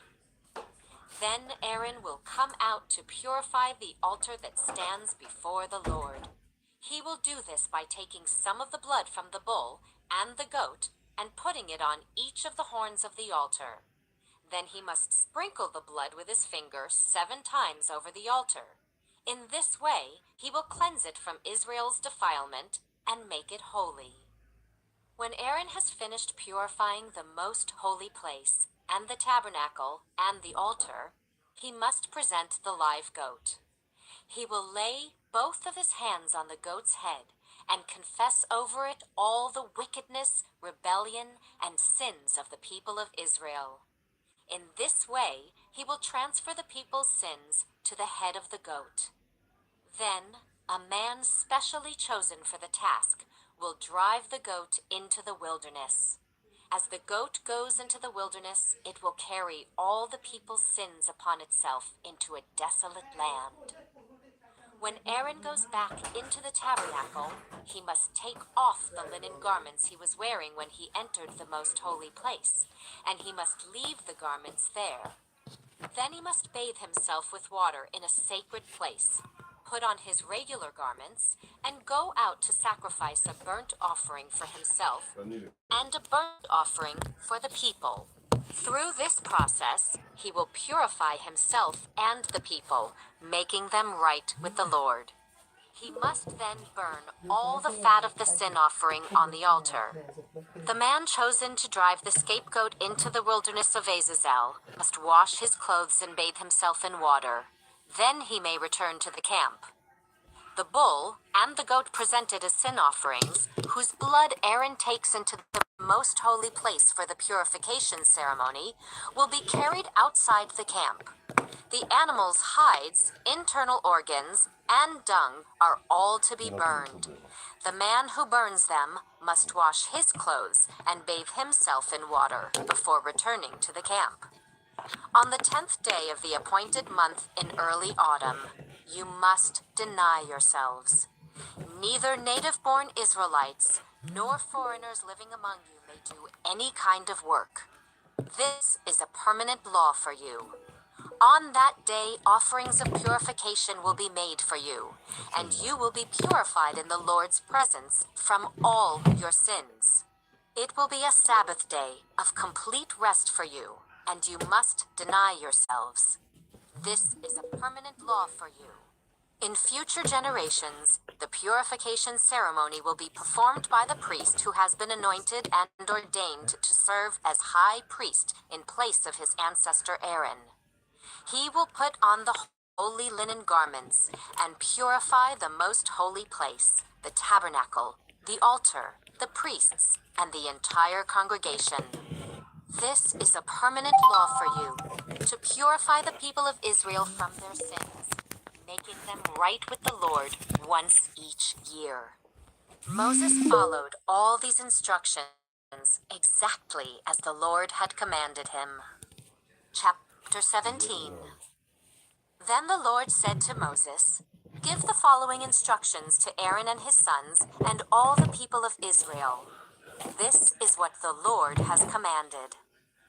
If any native Israelite sacrifices a bull, or a lamb, or a goat anywhere inside or outside the camp, instead of bringing it to the entrance of the tabernacle to present it as an offering to the Lord, that person will be as guilty as a murderer.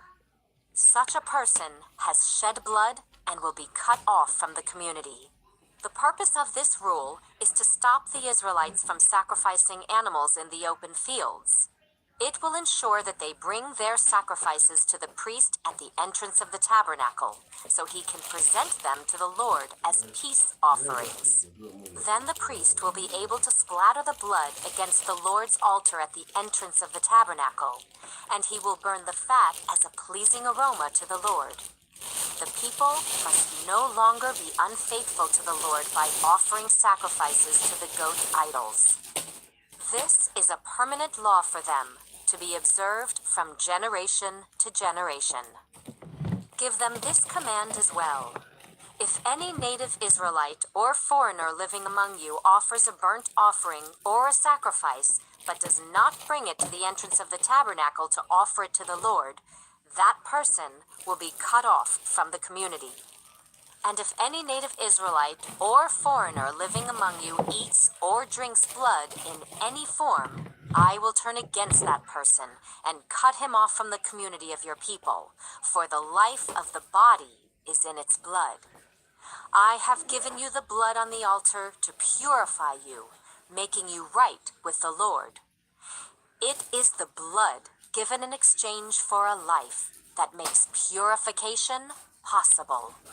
That is why I have said to the people of Israel, you must never eat or drink blood, neither you nor the foreigners living among you. And if any native Israelite or foreigner living among you goes hunting and kills an animal or bird that is approved for eating, he must drain its blood and cover it with earth. The life of every creature is in its blood. That is why I have said to the people of Israel, you must never eat or drink blood, for the life of any creature is in its blood.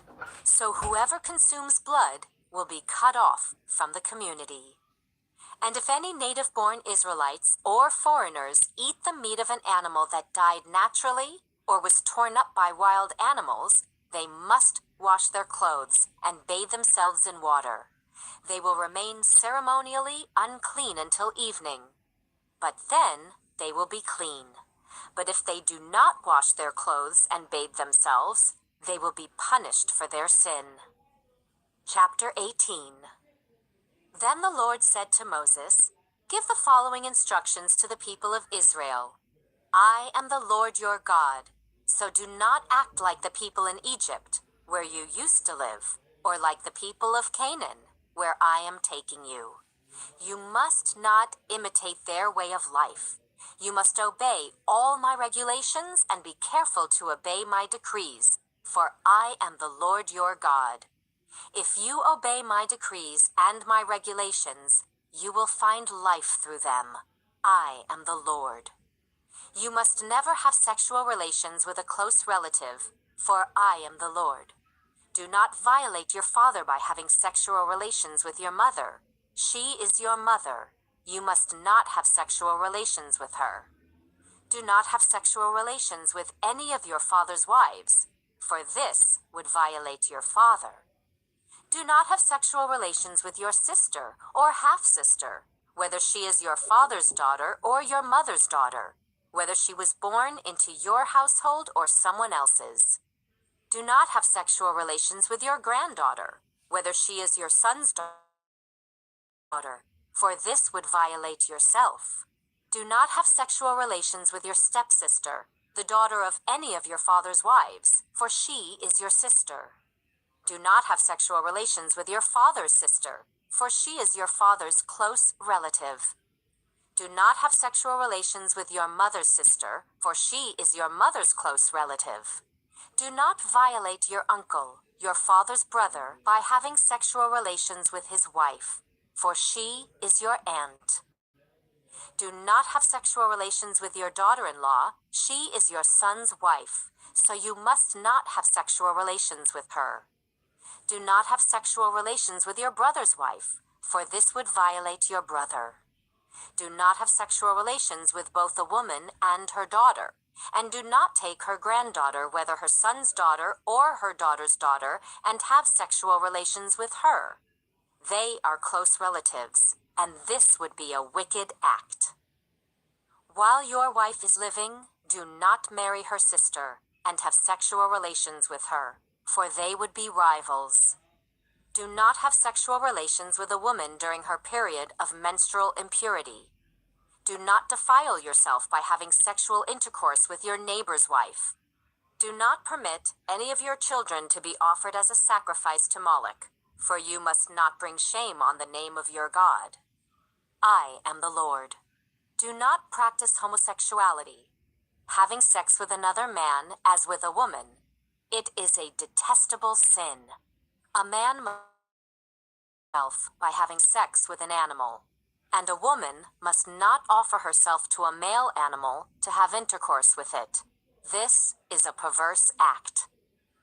Do not defile yourselves in any of these ways, for the people I am driving out before you have defiled themselves in all these ways. Because the entire land has become defiled, I am punishing the people who live there. I will cause the land to vomit them out. You must obey all my decrees and regulations. You must not commit any of these detestable sins. This applies both to native-born Israelites and to the foreigners living among you. All these detestable activities are practiced by the people of the land where I am taking you, and this is how the land has become defiled. So do not defile the land and give it a reason to vomit you out, as it will vomit out the people who live there now. Whoever commits any of these detestable sins will be cut off from the community of Israel. So obey my instructions, and do not defile yourselves by committing any of these detestable practices that were committed by the people who lived in the land before you. I am the Lord your God. Chapter 19. The Lord also said to Moses, "Give the following instructions to the entire community of Israel. You must be holy because I, the Lord your God, am holy. Each of you must show great respect for your mother and father, and you must always observe my Sabbath days of rest. I am the Lord your God. Do not put your trust in idols, or make metal images of gods for yourselves. I am the Lord your God. When you sacrifice a peace offering to the Lord, offer it properly, so you will be accepted by God. The sacrifice must be eaten on the same day you offer it, or on the whatever is left over until the third day must be completely burned up. If any of the sacrifice is eaten on the third day, it will be contaminated, and I will not accept it. Anyone who eats it on the third day will be punished for defiling what is holy to the Lord, and will be cut off from the community. When you harvest the crops of your harvest the grain along the edges of your fields, and do not pick up what the harvesters drop. It is the same with your grape crop. Do not strip every last bunch of grapes from the vines. and do not pick up the grapes that fall to the ground. Leave them for the poor and the foreigners living among you. I am the Lord your God. Do not steal. Do not deceive or cheat one another. Do not bring shame on the name of your God by using it to swear falsely. I am the Lord. Do not defraud or rob your neighbor. Do not make your hired workers wait until the next day to receive their pay. Do not insult the deaf or cause the blind to stumble. You must fear your God. I am the Lord. Do not twist justice in legal matters by favoring the poor or being partial to the rich and powerful. Always judge people fairly. Do not spread slanderous gossip among your people. Do not stand idly by when your neighbor's life is threatened. I am the Lord. Do not nurse hatred in your heart for any of your relatives. Confront people directly so you will not be held guilty for their sin. Do not seek revenge or bear a grudge against a fellow Israelite, but love your neighbor as yourself. I am the Lord. You must obey all my decrees. Do not mate two different kinds of animals. Do not plant your field with two different kinds of seed. Do not wear clothing woven from two different kinds of thread. If a man has sex with a slave girl whose freedom has never been purchased, but who is committed to become another man's wife, he must pay full compensation to her master. But since she is not a free woman, neither the man nor the woman will be put to death. The man, however, must bring a ram as a guilt offering and present it to the Lord at the entrance of the tabernacle. The priest will then purify him before the Lord with the ram of the guilt offering, and the man's sin will be forgiven.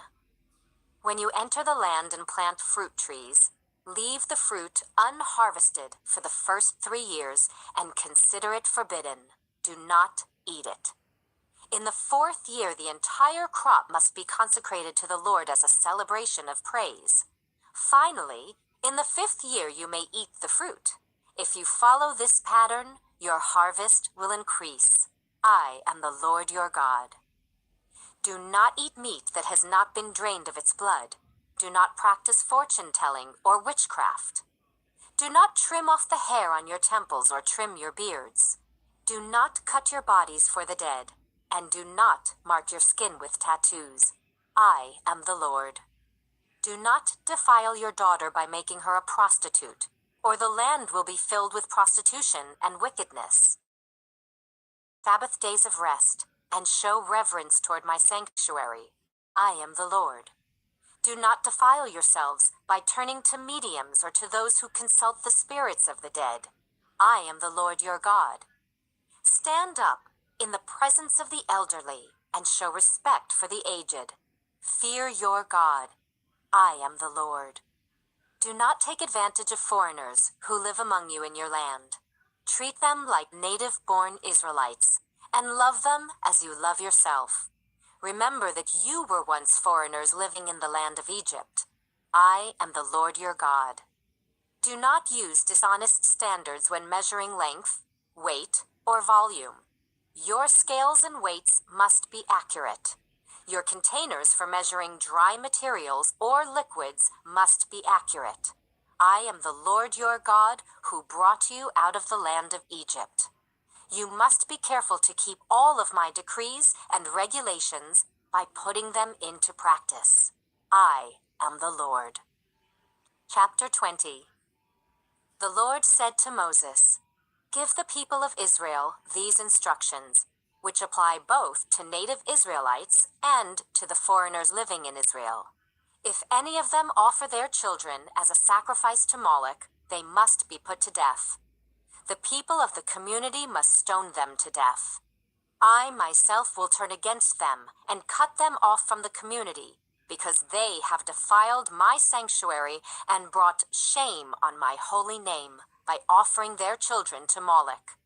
And if the people of the community ignore those who offer their children to Moloch and refuse to execute them, I myself will turn against them and their families and will cut them off from the community. This will happen to all who commit spiritual prostitution by worshiping Moloch. I will also turn against those who commit spiritual prostitution by putting their trust in mediums or in those who consult the spirits of the dead. I will cut them off from the community. So set yourselves apart to be holy, for I am the Lord your God. Keep all my decrees by putting them into practice, for I am the Lord who makes you holy. Anyone or mother must be put to death. Such a person is guilty of a capital offense. If a man commits adultery with his neighbor's wife, both the man and the woman who have committed adultery must be put to death. If a man violates his father by having sex with one of his father's wives, both the man and the woman must be put to death, for they are guilty of a capital offense. If a man has sex with his daughter-in-law, both must be put to death. They have committed a perverse act and are guilty of a capital offense.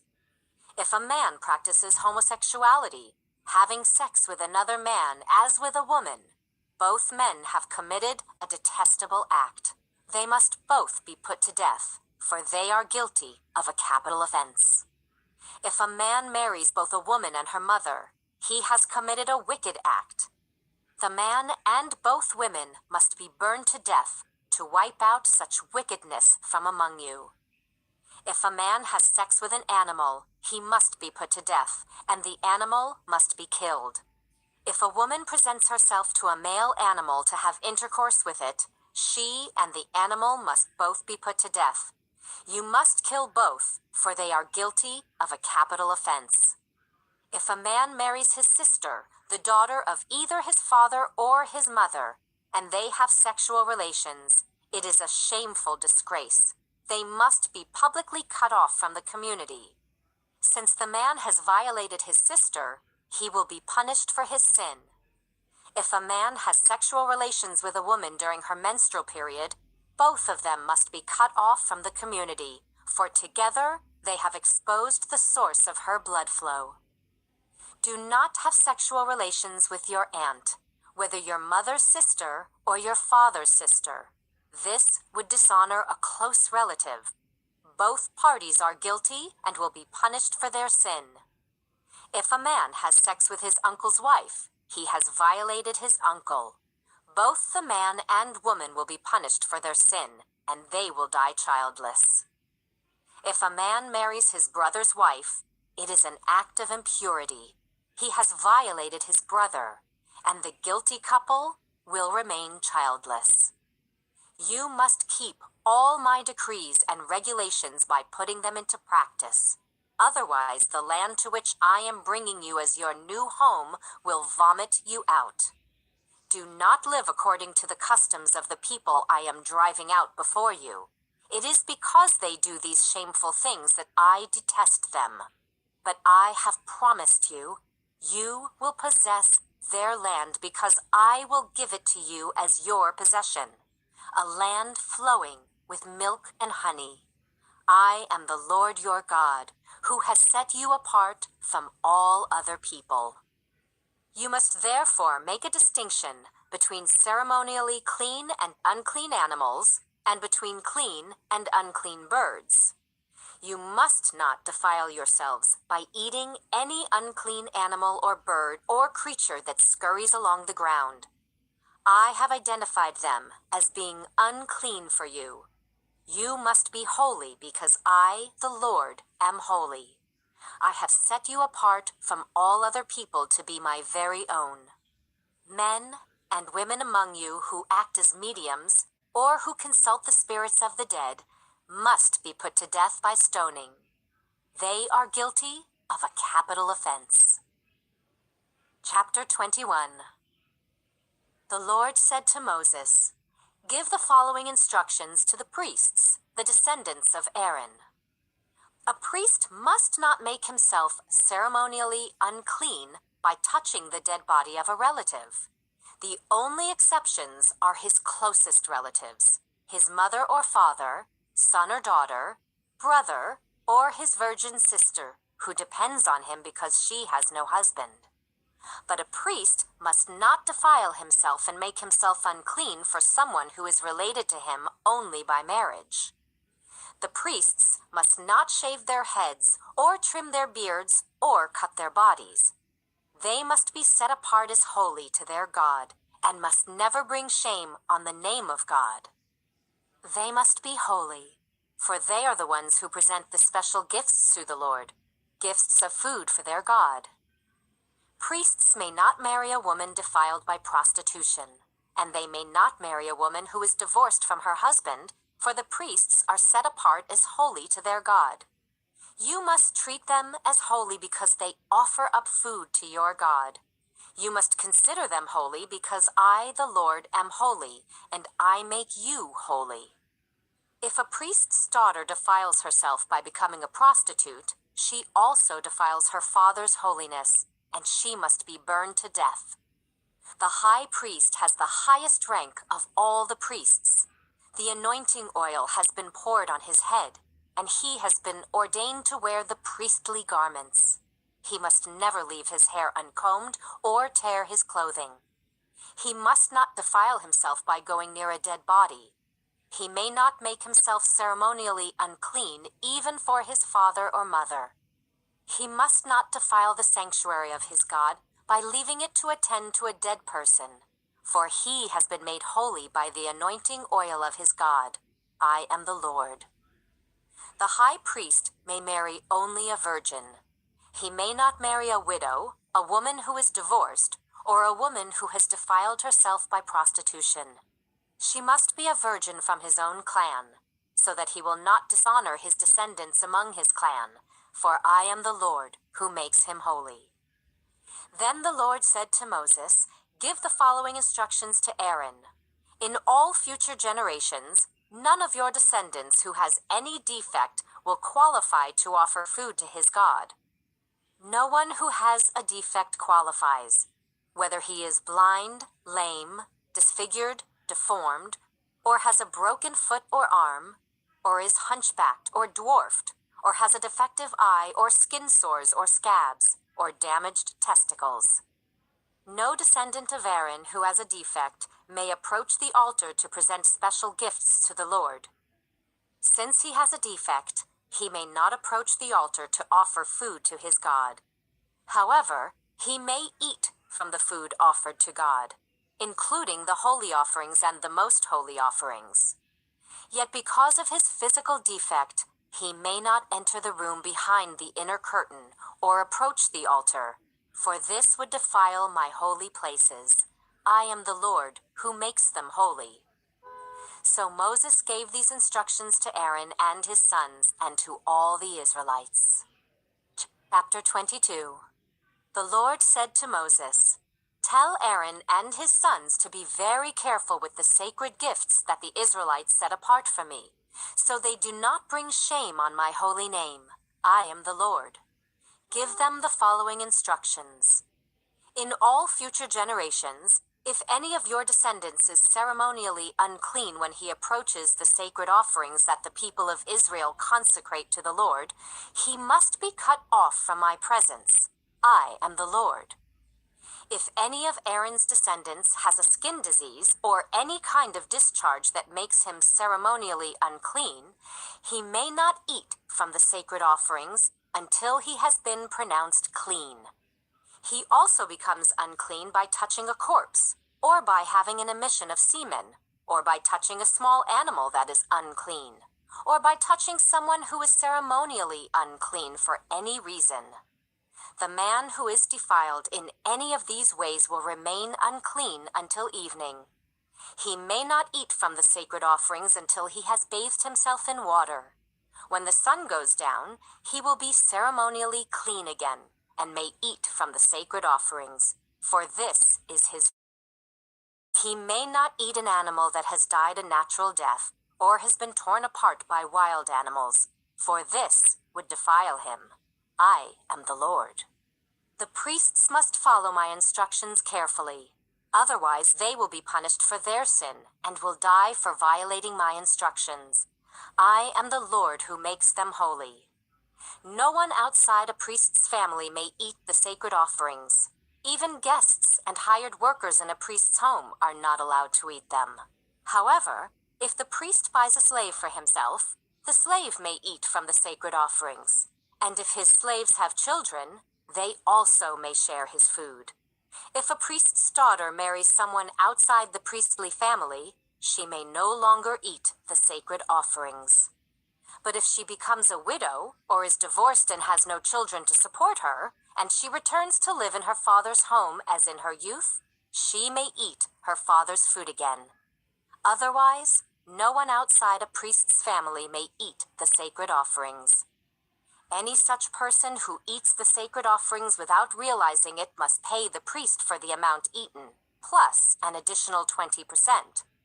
The priests must not let the Israelites defile the sacred offerings brought to the Lord by allowing unauthorized people to eat them.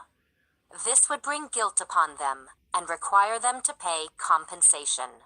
I am the Lord who makes them holy.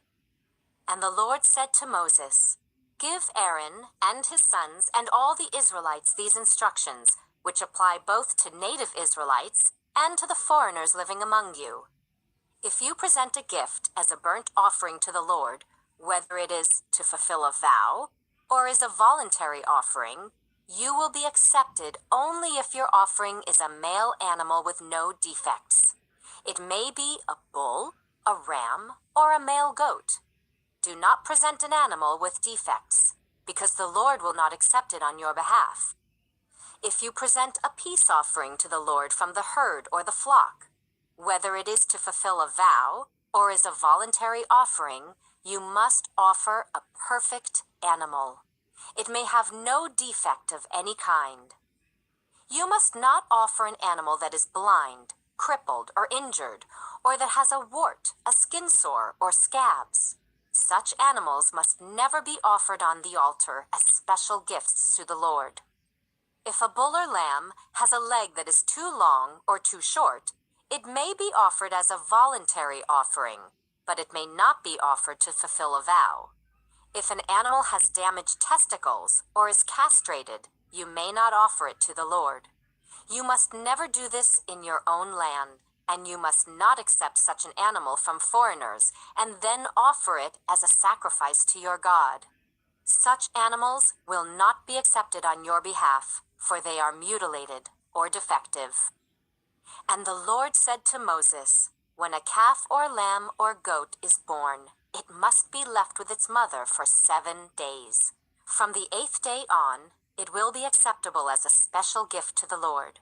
But you must not slaughter a mother animal and her offspring on the same day, whether from the herd or the flock. When you bring a thanksgiving offering to the Lord, sacrifice it properly, so you will be accepted. Eat the entire sacrificial animal on the day it is presented. Do not leave any of it until the next morning. I am the Lord. You must faithfully keep all my commands by putting them into practice, for I am the Lord. Do not bring shame on my holy name, for I will display my holiness among the people of Israel. I am the Lord who makes you holy. It was I who rescued you from the land of Egypt, that I might be your God. I am the Lord." Chapter 23.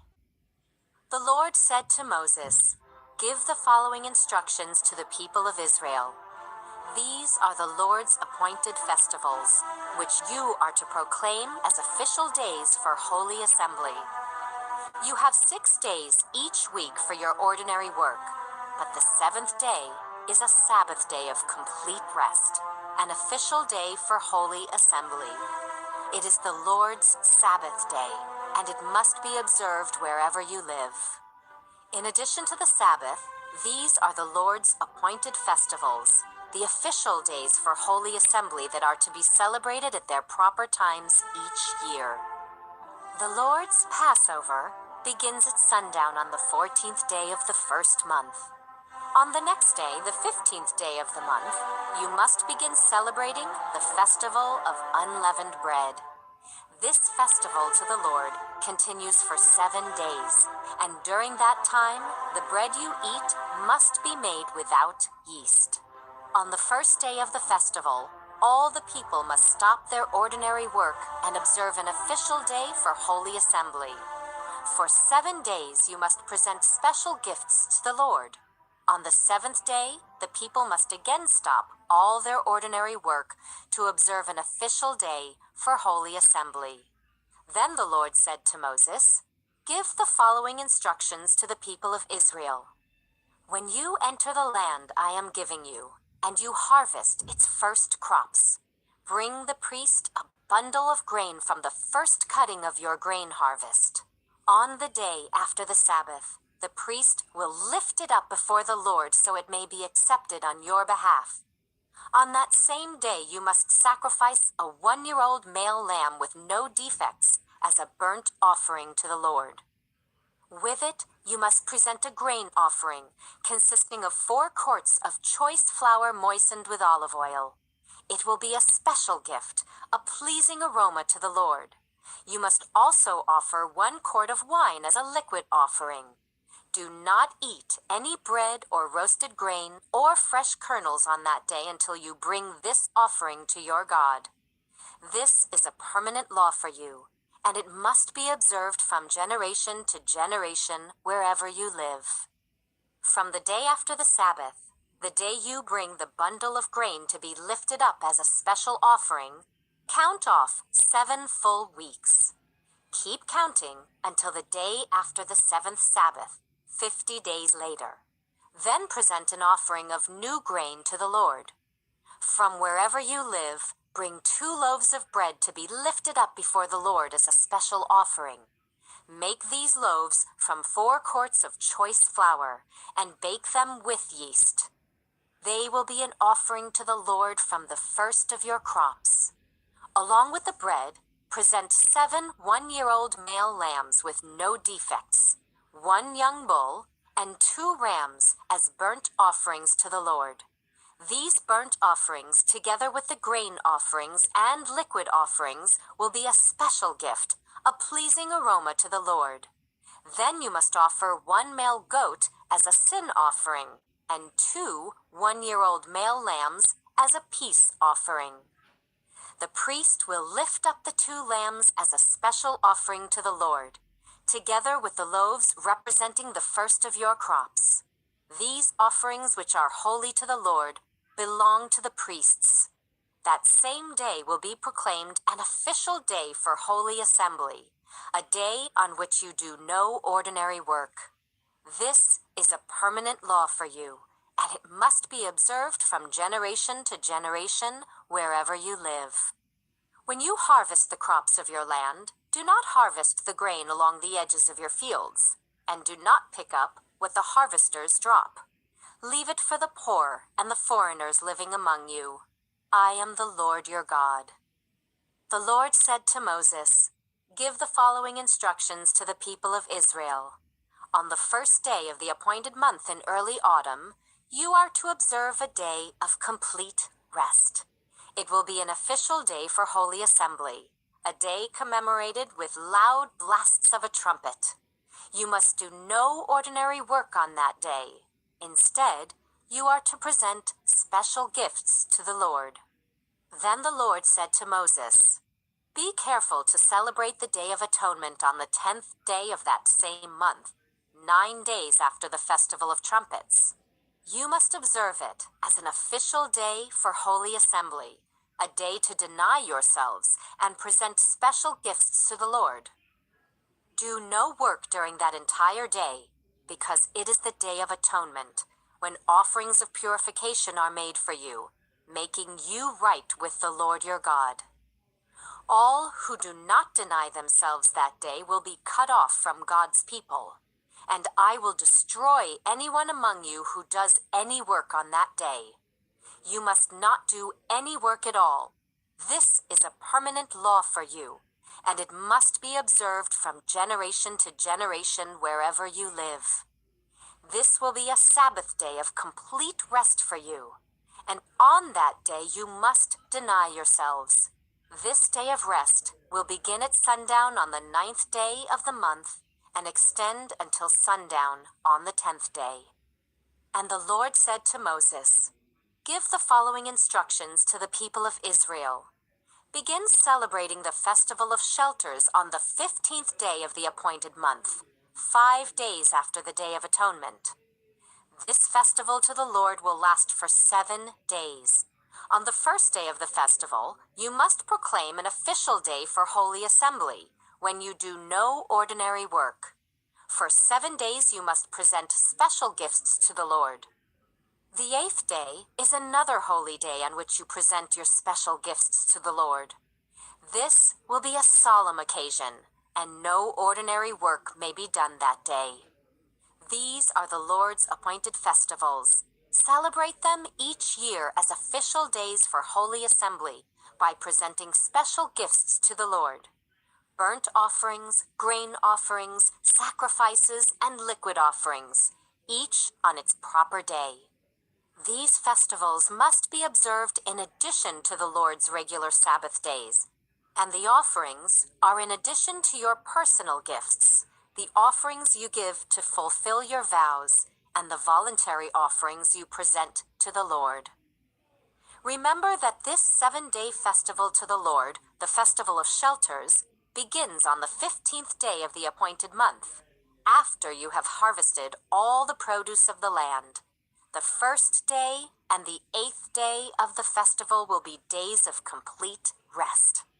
On the first day, gather branches from magnificent trees, palm fronds, boughs from leafy trees, and willows that grow by the streams.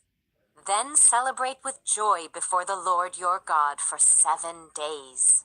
You must observe this festival to the Lord for 7 days every year. This is a permanent law for you, and it must be observed in the appointed month from generation to generation. For 7 days, you must live outside in little shelters. All native-born Israelites must live in shelters. This will remind each new generation of Israelites that I made their ancestors live in shelters when I rescued them from the land of Egypt. I am the Lord your God. So Moses gave the Israelites these instructions regarding the annual festivals of the Lord. Chapter 24. The Lord said to Moses, "Command the people of Israel to bring you pure oil of pressed olives for the light, to keep the lamps burning continually. This is the lampstand that stands in the tabernacle, in front of the inner curtain that shields the Ark of the Covenant. Aaron must keep the lamps burning in the Lord's presence all night. This is a permanent law for you, and it must be observed from generation to generation. Aaron and the priests must tend the lamps on the pure gold lampstand continually in the Lord's presence. You must bake 12 flat loaves of bread from choice flour, using 4 quarts of flour for each loaf. Place the bread before the Lord on the pure gold table, and arrange the loaves in 2 stacks, with 6 loaves in each stack. Put some pure frankincense near each stack to serve as a representative offering, a special gift presented to the Lord. Every Sabbath day, this bread must be laid out before the Lord as a gift from the Israelites. It is an ongoing expression of the eternal covenant. The loaves of bread will belong to Aaron and his descendants, who must eat them in a sacred place, for they are most holy. It is the permanent right of the priests to claim this portion of the special gifts presented to the Lord. One day a man who had an Israelite mother and an Egyptian father came out of his tent and got into a fight with one of the Israelite men. During the fight, this son of an Israelite woman blasphemed the name of the Lord with a curse, so the man was brought to Moses for judgment. His mother was Shelomith, the daughter of Dibri, of the tribe of Dan. They kept the man in custody until the Lord's will in the matter should become clear to them. Then the Lord said to Moses, "Take the blasphemer outside the camp, and tell all those who heard the curse to lay their hands on his head. Then let the entire community stone him to death. Say to the people of Israel, those who curse their God will be punished for their sin. Anyone who blasphemes the name of the Lord must be stoned to death by the whole community of Israel. Any native-born Israelite or foreigner among you who blasphemes the name of the Lord must be put to death. Anyone who takes another person's life must be put to death. Anyone who kills another person's animal must pay for it in full, a live animal for the animal that was killed.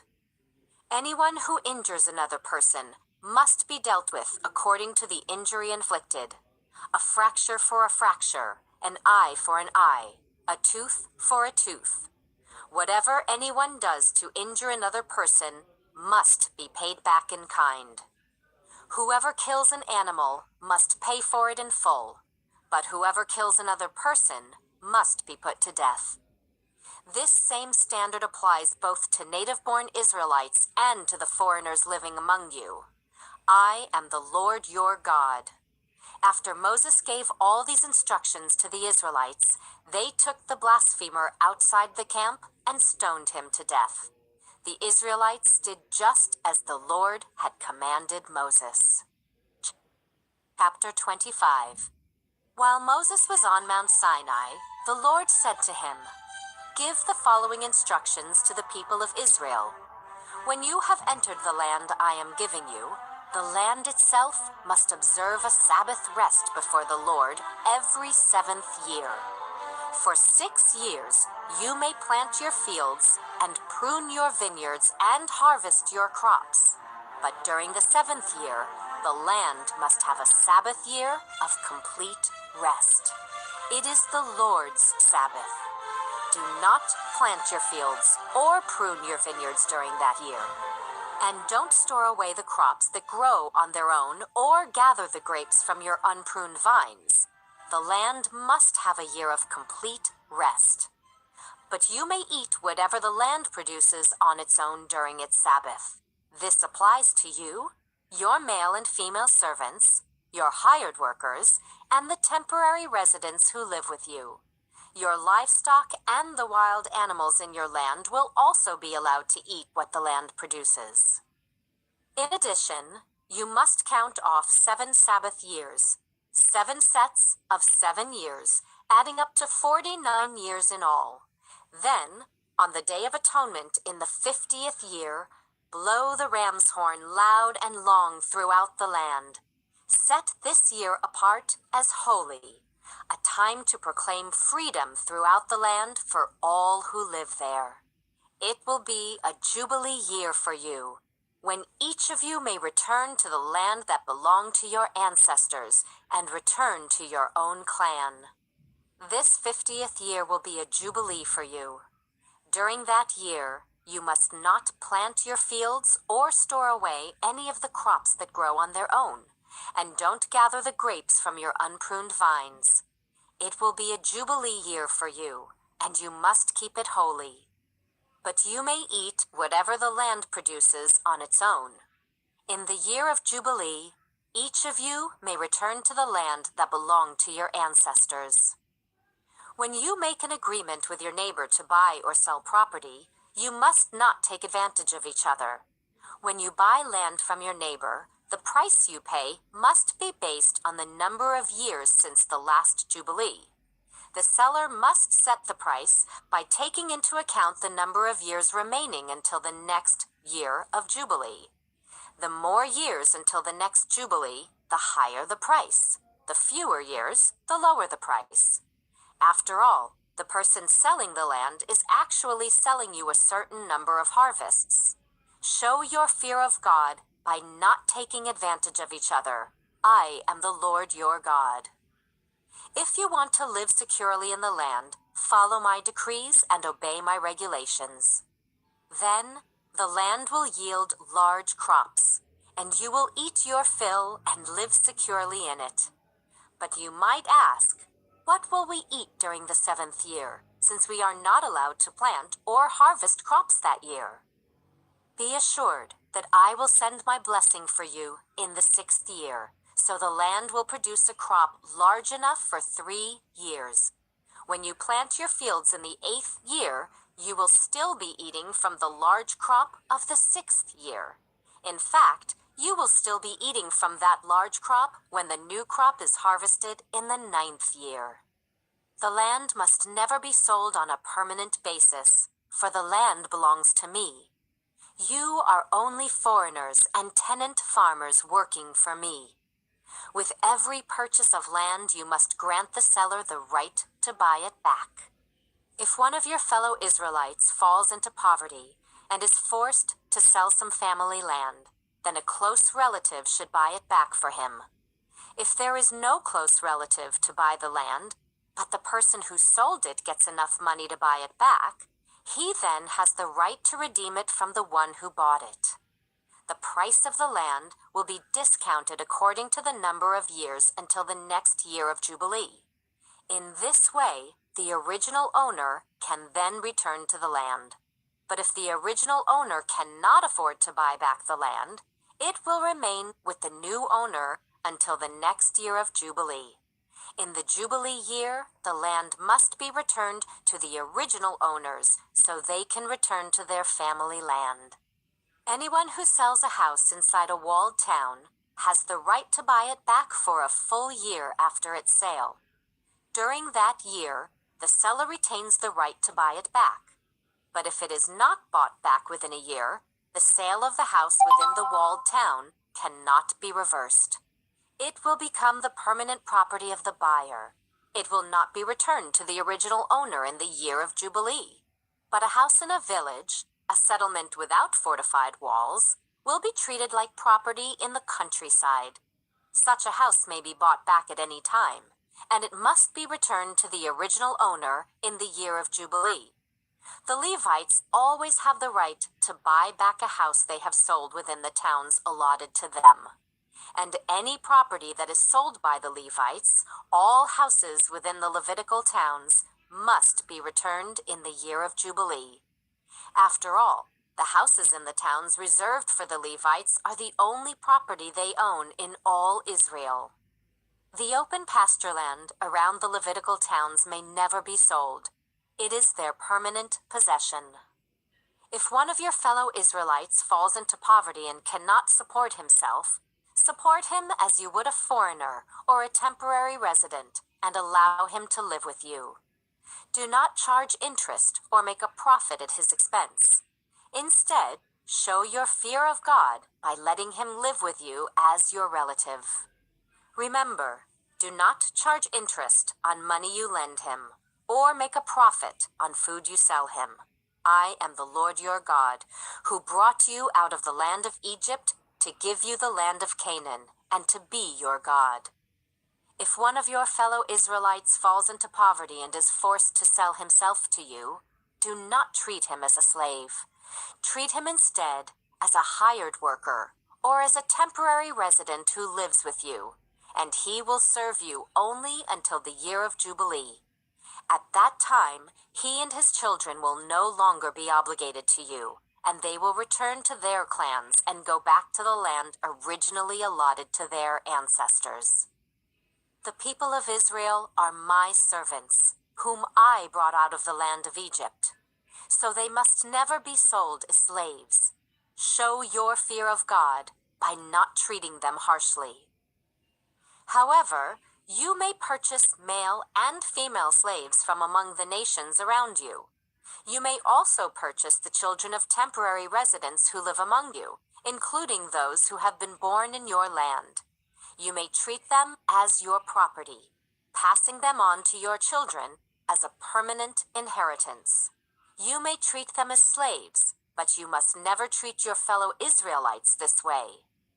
Suppose a foreigner or temporary resident becomes rich while living among you.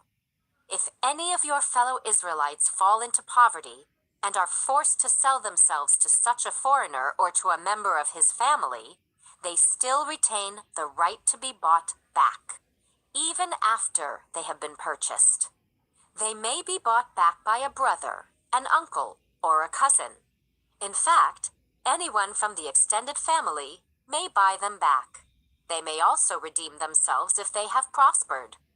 They will negotiate the price of their freedom with the person who bought them. The price will be based on the number of years from the time they were sold until the next year of Jubilee, whatever it would cost to hire a worker for that period of time. If many years still remain until the Jubilee, they will repay the proper proportion of what they received when they sold themselves. If only a few years remain until the year of Jubilee, they will repay a small amount for their redemption.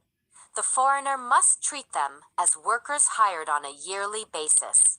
You must not allow a foreigner to treat any of your fellow Israelites harshly.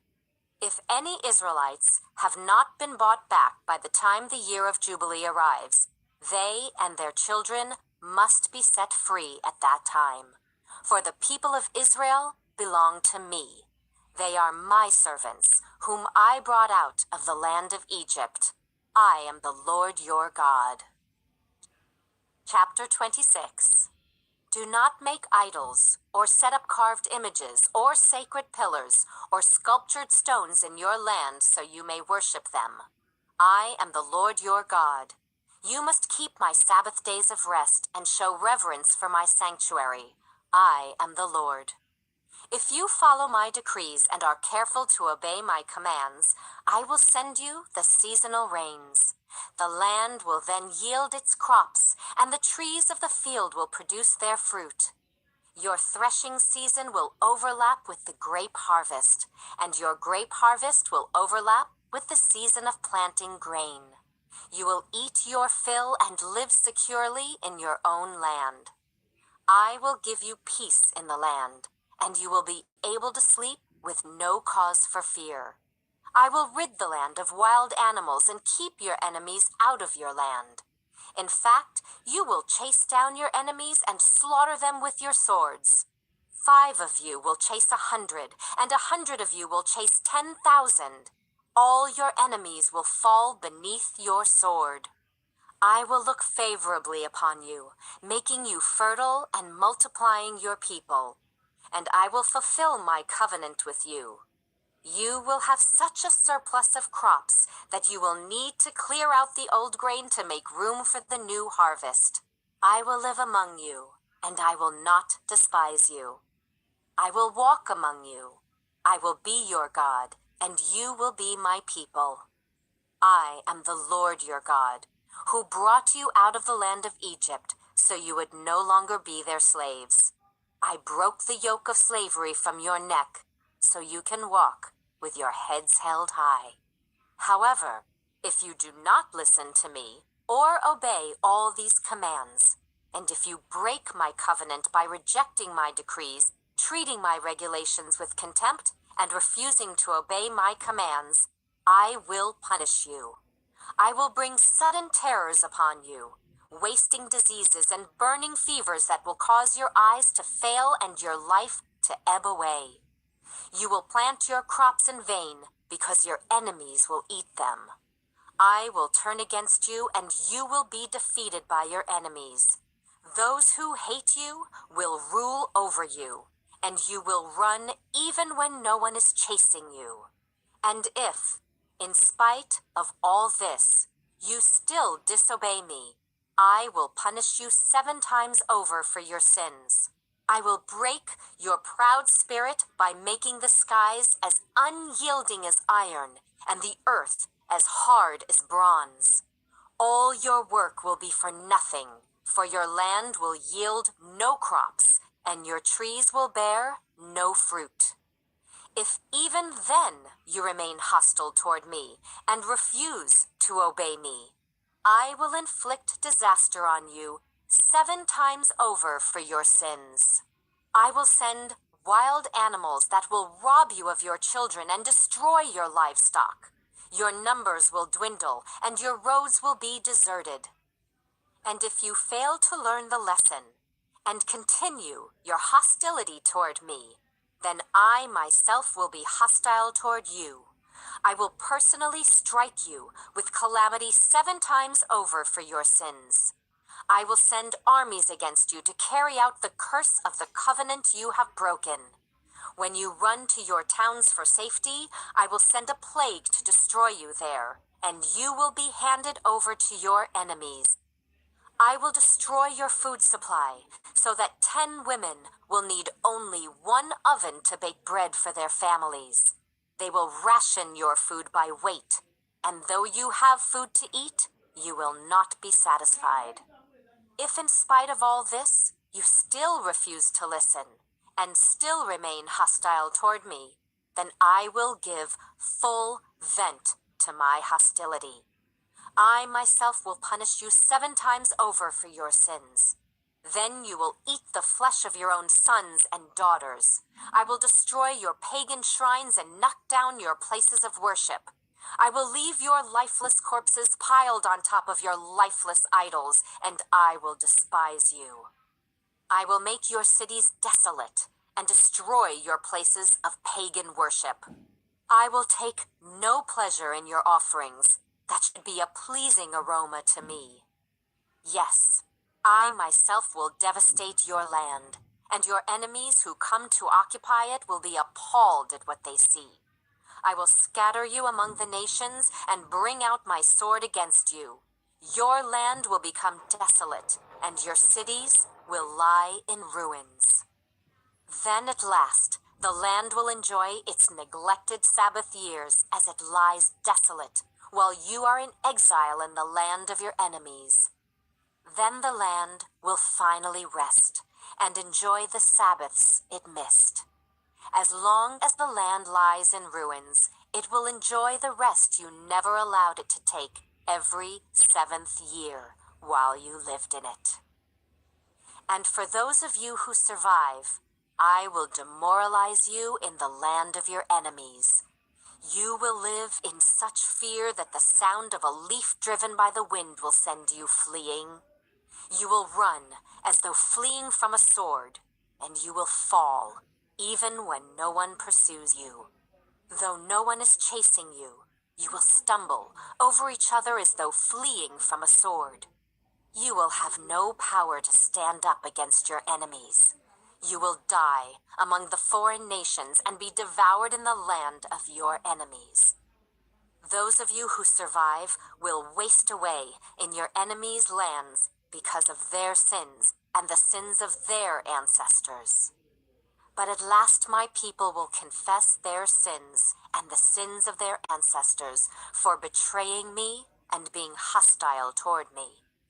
When I have turned their hostility back on them and brought them to the land of their enemies, then at last their stubborn hearts will be humbled, and they will pay for their sins. Then I will remember my covenant with Jacob, and my covenant with Isaac, and my covenant with Abraham, and I will remember the land. For the land must be abandoned to enjoy its years of Sabbath rest as it lies deserted. At last, the people will pay for their sins, for they have continually rejected my regulations and despised my decrees. But despite all this, I will not utterly reject or despise them while they are in exile in the land of their enemies. I will not cancel my covenant with them by wiping them out, for I am the Lord their God. For their sakes I will remember my ancient covenant with their ancestors, whom I brought out of the land of Egypt in the sight of all the nations, that I might be their God. I am the Lord.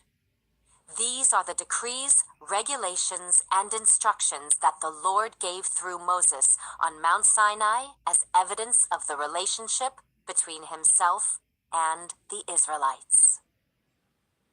Chapter 27. The Lord said to Moses, "Give the following instructions to the people of Israel.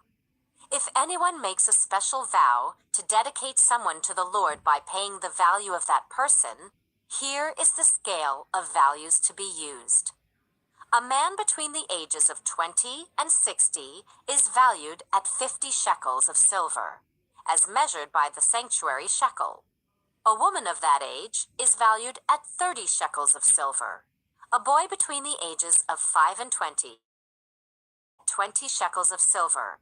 A girl of that age is valued at 10 shekels of silver. A boy between the ages of 1 month and 5 years is valued at 5 shekels of silver. A girl of that age is valued at 3 shekels of silver. A man older than 60 is valued at 15 shekels of silver. A woman of that age is valued at 10 shekels of silver. If you desire to make such a vow, but cannot afford to pay the required amount, take the person to the priest.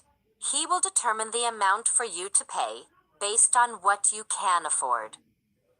If your vow involves giving an animal that is acceptable as an offering to the Lord, any gift to the Lord will be considered holy. You may not exchange or substitute it for another animal, neither a good animal for a bad one, nor a bad animal for a good one. But if you do exchange one animal for another, then both the original animal and its substitute will be considered holy. If your vow involves an unclean animal, one that is not acceptable as an offering to the Lord, then you must bring the animal to the priest. He will assess its value, and his assessment will be final, whether high or low. If you want to buy back the animal, you must pay the value set by the priest, plus 20%. If someone dedicates a house to the Lord, the priest will come to assess its value. The priest's assessment will be final, whether high or low. If the person who dedicated the house wants to buy it back, he must pay the value set by the priest, plus 20%. Then the house will again be his.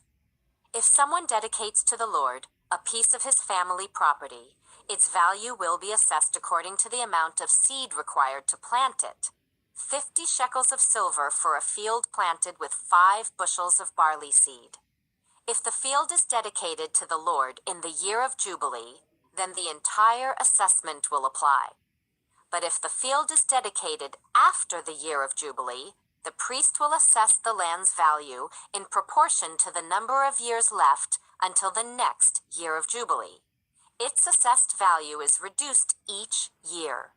If the person who dedicated the field wants to buy it back, he must pay the value set by the priest, plus 20%.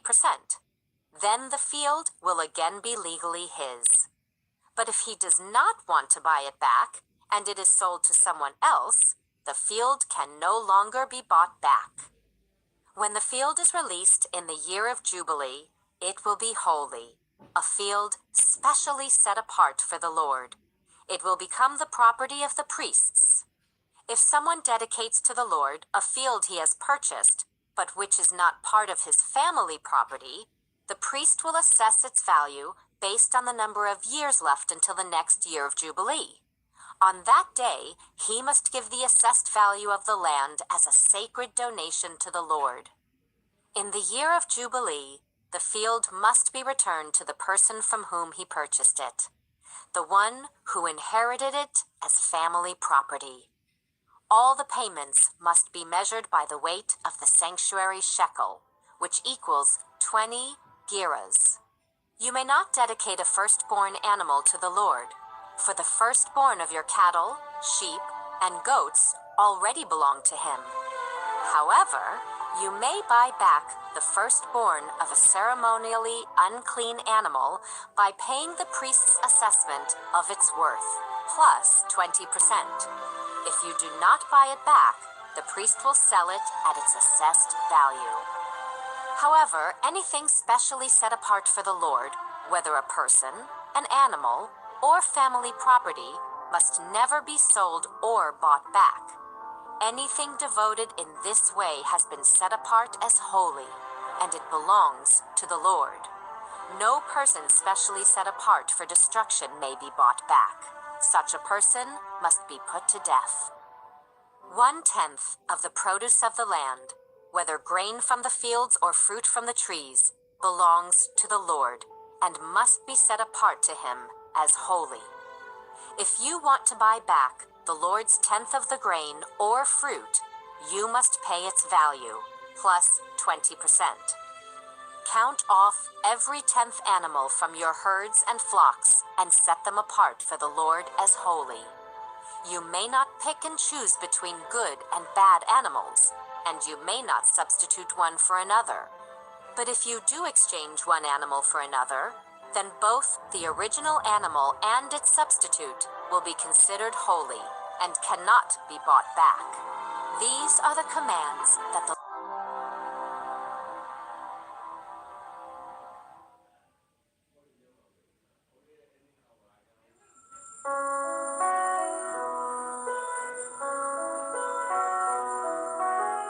Numbers, chapter 1. A year after Israel's departure from Egypt, the Lord spoke to Moses in the tabernacle in the wilderness of Sinai. On the first day of the second month of that year, he said, "From the whole community of Israel, record the names of all the warriors by their clans and families. List all the men 20 years old or older who are able to go to war. You and Aaron must register the troops, and you will be assisted by one family leader from each tribe. These are the tribes and the names of the leaders who will assist you: Reuben, Eliezer, son of Shader; Simeon, Shelumiel, son of Zurishaddai; Judah, Nahshon, son of Amminadab; Issachar, Nathanael, son of Zuar; Zebulun, Eliab, son of Helon; Ephraim, son of Joseph; Elishama, son of Ammihud; Manasseh, son of Joseph; Gamaliel, son of Pedazur; Benjamin, Abidan, son of Gideoni; Dan, Ahiezer, son of Ammishaddai; Asher, Pagiel, son of Ochran; Gad, Eliasaph, son of Duel; Naphtali, Ahira, son of Enan. These are the chosen leaders of the community, the leaders of their ancestral tribes, the heads of the clans of Israel." So Moses and Aaron called together these chosen leaders, and they assembled the whole community of Israel on that very day. All the people were registered according to their ancestry by their clans and families. The men of Israel who were 20 years old or older were listed one by one, just as the Lord had commanded Moses. So Moses recorded their names in the wilderness of Sinai. This is the number of men 20 years old or older who were able to go to war, as their names were listed in the records of their clans and families. Reuben, Jacob's oldest son, 46,500. Simeon, 59,300. Gad, 45,650. Judah, 74,600. Issachar, 54,400. Zebulun, 57,400. Ephraim, son of Joseph, 40,500. Manasseh, son of Joseph, 32,200. Benjamin, 35,400. Dan, 62,700. Asher, 41,500. Naphtali, 53,400. These were the men registered by Moses and Aaron and the 12 leaders of Israel, all listed according to their ancestral descent. They were registered by families, all the men of Israel who were 20 years old or older and able to go to war. The total number was 603,550. But this total did not include the Levites, for the Lord had said to Moses, "Do not include the tribe of Levi in the registration. Do not count them with the rest of the Israelites.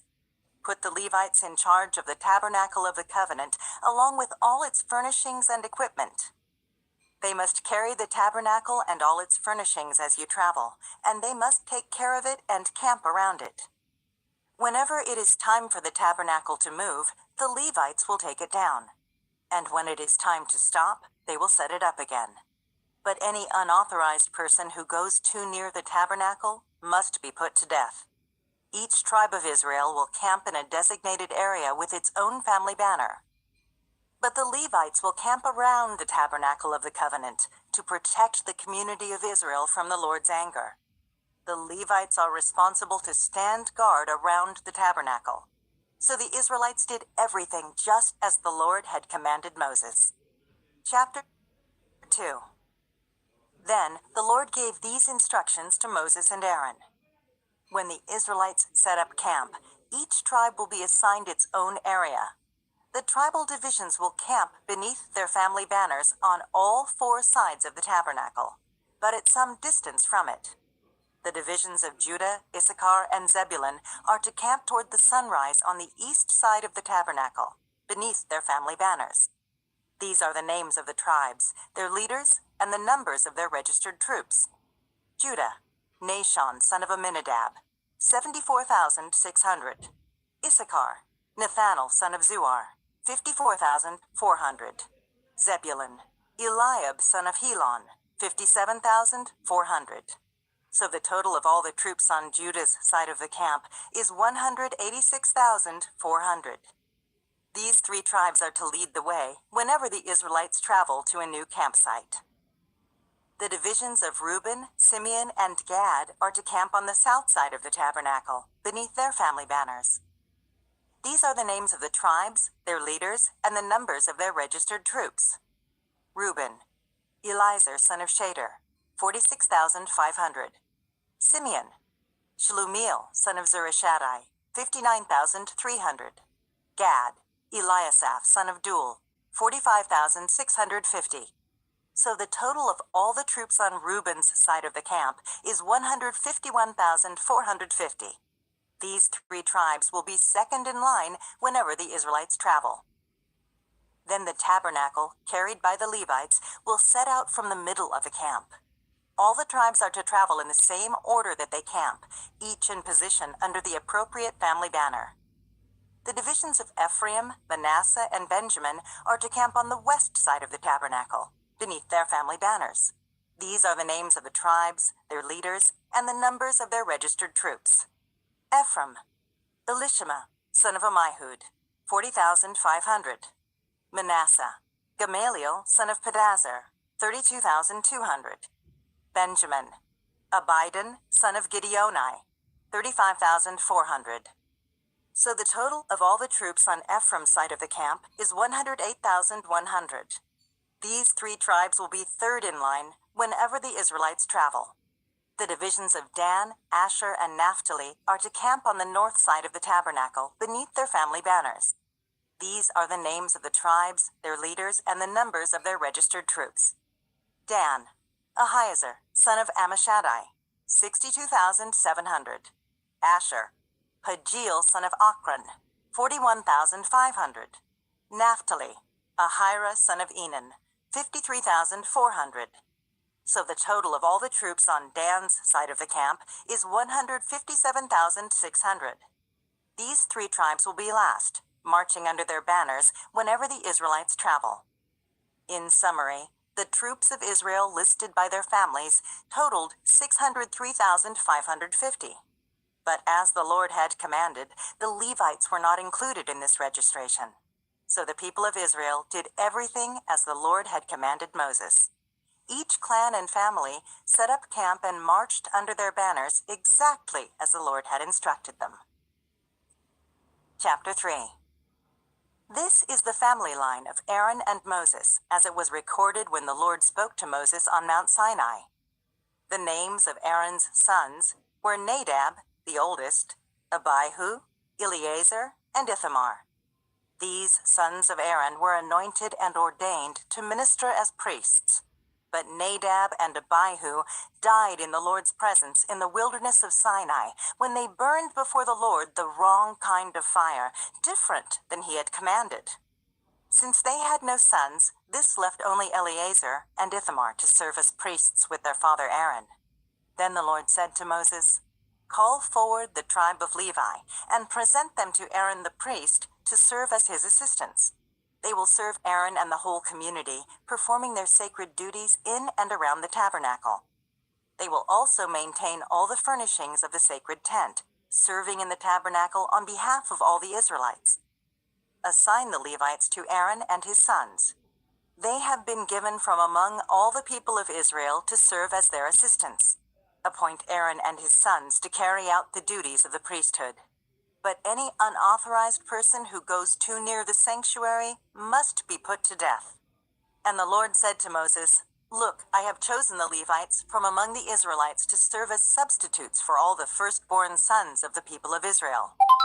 The Levites belong to me, for all the firstborn males are mine. On the day I struck down all the firstborn sons of the Egyptians, I set apart for myself all the firstborn in Israel, both of people and of animals. They are mine. I am the Lord." The Lord spoke again to Moses in the wilderness of Sinai. He said, "Record the names of the members of the tribe of Levi by their families and clans. List every male who is 1 month old or older."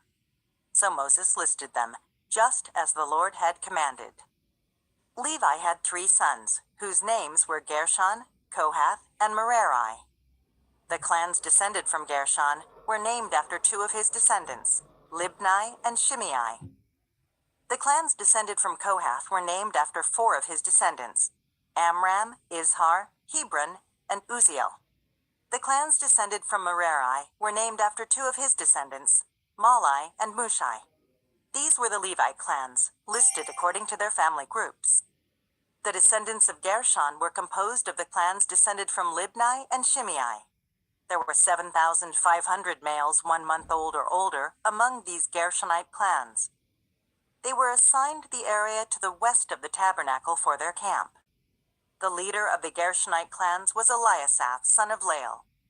These 2 clans were responsible to care for the tabernacle, including the sacred tent with its layers of coverings, the curtain at its entrance, the curtains of the courtyard that surrounded the tabernacle and altar, the curtain at the courtyard entrance, the ropes, and all the equipment related to their use.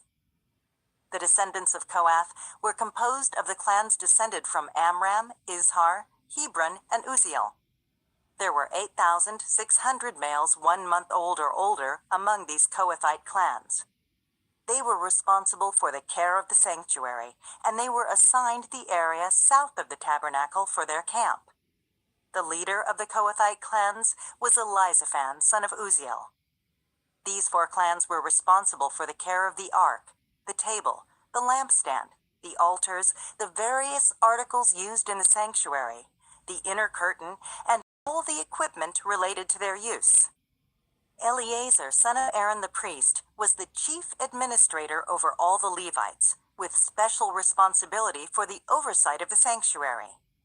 The descendants of Merari were composed of the clans descended from Malai and Mushai. There were 6,200 males 1 month old or older among these Merarite clans. They were assigned the area north of the tabernacle for their camp. The leader of the Merarite clans was Zuriel, son of Abihail. These 2 clans were responsible for the care of the frames supporting the tabernacle, the crossbars, the pillars, the bases, and all the equipment related to their use. They were also responsible for the posts of the courtyard and all their bases, pegs, and ropes. The area in front of the tabernacle, in the east toward the sunrise, was reserved for the tents of Moses and of Aaron and his sons, who had the final responsibility for the sanctuary on behalf of the people of Israel. Anyone other than a priest or Levite who went too near the sanctuary was to be put to death. When Moses and Aaron counted the Levite clans at the Lord's command, the total number was 22,000 males 1 month old or older. Then the Lord said to Moses, "Now count all the firstborn sons in Israel who are 1 month old or older, and make a list of their names. The Levites must be reserved for me as substitutes for the firstborn sons of Israel. I am the Lord. And the Levites' livestock must be reserved for me as substitutes for the firstborn livestock of the whole nation of Israel." So Moses counted the firstborn sons of the people of Israel, just as the Lord had commanded. The number of firstborn sons who were 1 month old or older was 22,273.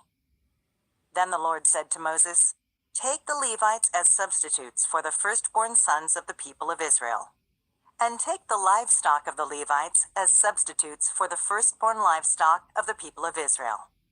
The Levites belong to me. I am the Lord.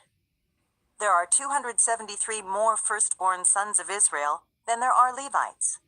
To redeem these extra firstborn sons, collect 5 pieces of silver for each of them, each piece weighing the same as the sanctuary shekel, which equals 20 gerahs. Give the silver to Aaron and his sons as the redemption price for the extra firstborn sons."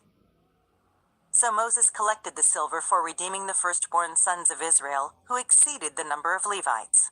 He collected 1,365 pieces of silver on behalf of these firstborn sons of Israel, each piece weighing the same as the sanctuary shekel. And Moses gave the silver for the redemption to Aaron and his sons, just as the Lord had commanded.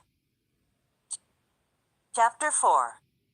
Then the Lord said to Moses and Aaron, "Record the names of the members of the clans and families of the Kohathite division of the tribe of Levi. List all the men between the ages of 30 and 50 who are eligible to serve in the tabernacle. The duties of the Kohathites at the tabernacle will relate to the most sacred objects. When the camp moves, Aaron and his sons must enter the tabernacle first to take down the inner curtain and cover the Ark of the Covenant with it. Then they must cover the inner curtain with fine goatskin leather and spread over that a single piece of blue cloth. Finally, they must put the carrying poles of the ark in place. Next, they must spread a blue cloth over the table where the bread of the presence is displayed. And on the cloth they will place the bowls, ladles, jars, pitchers, and the special bread. They must spread a scarlet cloth over all of this, and finally a covering of fine goatskin leather on top of the scarlet cloth. Then they must insert the carrying poles into the table. Next, they must cover the lampstand with a blue cloth, along with its lamps, lamp snuffers, trays, and special jars of olive oil. Then they must cover the lampstand and its accessories with fine goatskin leather and place the bundle on a carrying frame. Next, they must spread a blue cloth over the gold incense altar and cover this cloth with fine goatskin leather. Then they must attach the carrying poles to the altar. They must take all the remaining furnishings of the sanctuary and wrap them in a blue cloth, cover them with fine goatskin leather, and place them on the carrying frame. They must remove the ashes from the altar for sacrifices and cover the altar with a purple cloth.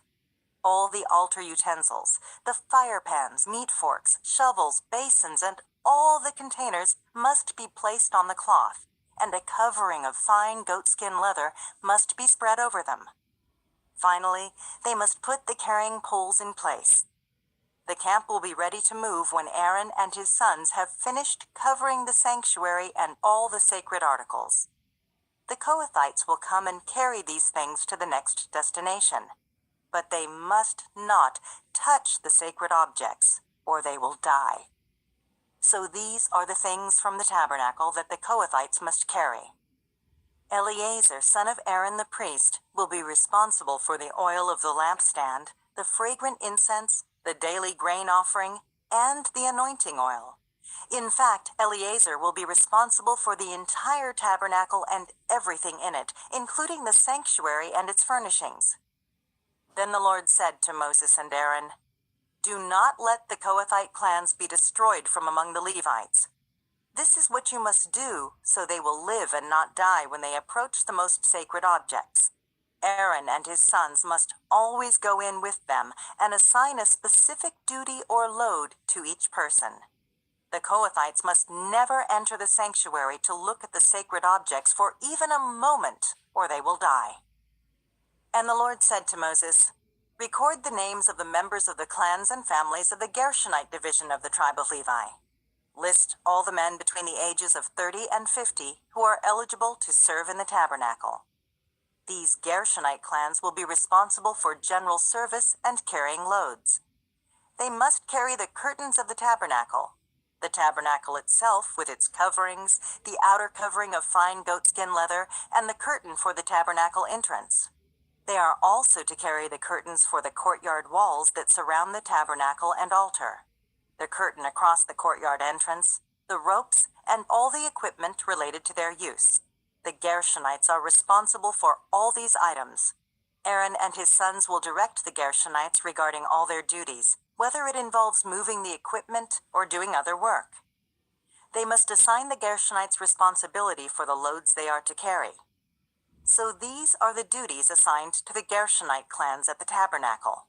They will be directly responsible to Ithamar, son of Aaron the priest. Now record the names of the members of the clans and families of the Merarite division of the tribe of Levi. List all the men between the ages of 30 and 50 who are eligible to serve in the tabernacle. Their only duty at the tabernacle will be to carry loads. They will carry the frames of the tabernacle, the crossbars, the posts, and the bases.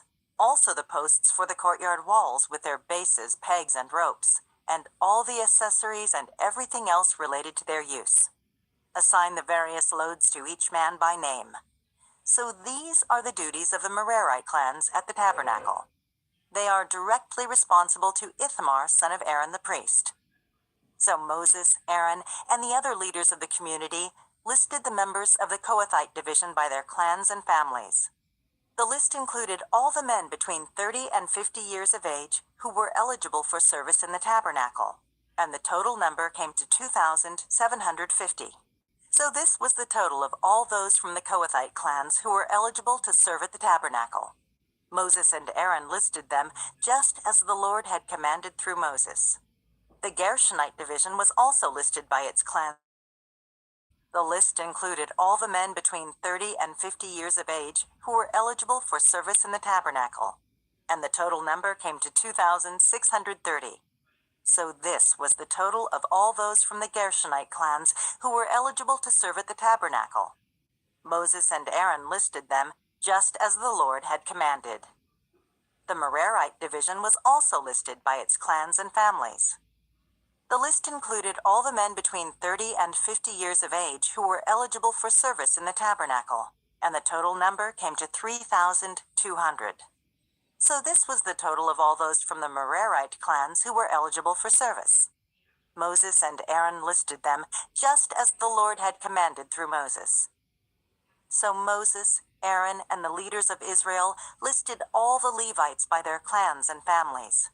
All the men between 30 and 50 years of age who were eligible for service in the tabernacle and for its transportation numbered 8,580.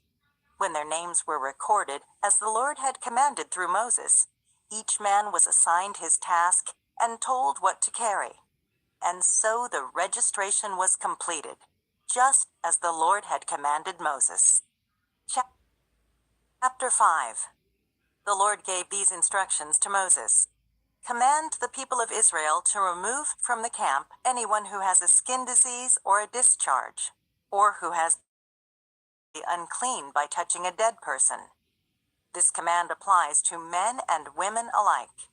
Remove them so they will not defile the camp in which I live among them. So the Israelites did as the Lord had commanded Moses, and removed such people from the camp. Then the Lord said to Moses, "Give the following instructions to the people of Israel. If any of the people, men or women, betray the Lord by doing wrong to another person, they are guilty. They must confess their sin and make full restitution for what they have done, adding an additional 20% and returning it to the person who was wronged. But if the person who was wronged is dead, and there are no near relatives to whom restitution can be made, the payment belongs to the Lord and must be given to the priest. Those who are guilty must also bring a ram as a sacrifice, and they will be purified and made right with the Lord. All the sacred offerings that the Israelites bring to a priest will belong to him. Each priest may keep all the sacred donations that he receives." And the Lord said to Moses, "Give the following instructions to the people of Israel. Suppose a man's wife goes astray, and she is unfaithful to her husband and has sex with another man, but neither her husband nor anyone else knows about it. She has defiled herself, even though there was no witness, and she was not caught in the act. If her husband becomes jealous and is suspicious of his wife and needs to know whether or not she has defiled herself, the husband must bring his wife to the priest. He must also bring an offering of 2 quarts of barley flour to be presented on her behalf. Do not mix it with olive oil or frankincense, for it is a jealousy offering, an offering to prove whether or not she is guilty. The priest will then present her to stand trial before the Lord. He must take some holy water in a clay jar and pour into it dust he has taken from the tabernacle floor. When the priest has presented the woman before the Lord, he must unbind her hair and place in her hands the offering of proof, the jealousy offering, to determine whether her husband's suspicions are justified. The priest will stand before her, holding the jar of bitter water that brings a curse to those who are guilty. The priest will then put the woman under oath and say to her, "If no other man has had sex with you, and you have not gone astray and defiled yourself while under your husband's authority, may you be immune from the effects of this bitter water.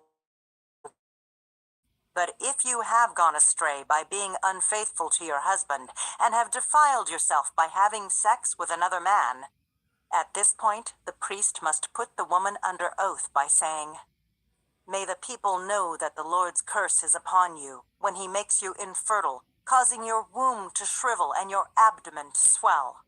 Now may this water that brings the curse enter your body and cause your abdomen to swell and your womb to shrivel."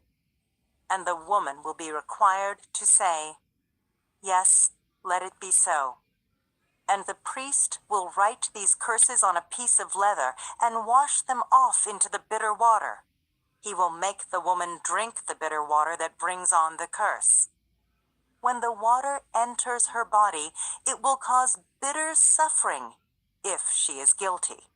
The priest will take the jealousy offering from the woman's hand, lift it up before the Lord, and carry it to the altar. He will take a handful of the flour as a token portion and burn it on the altar.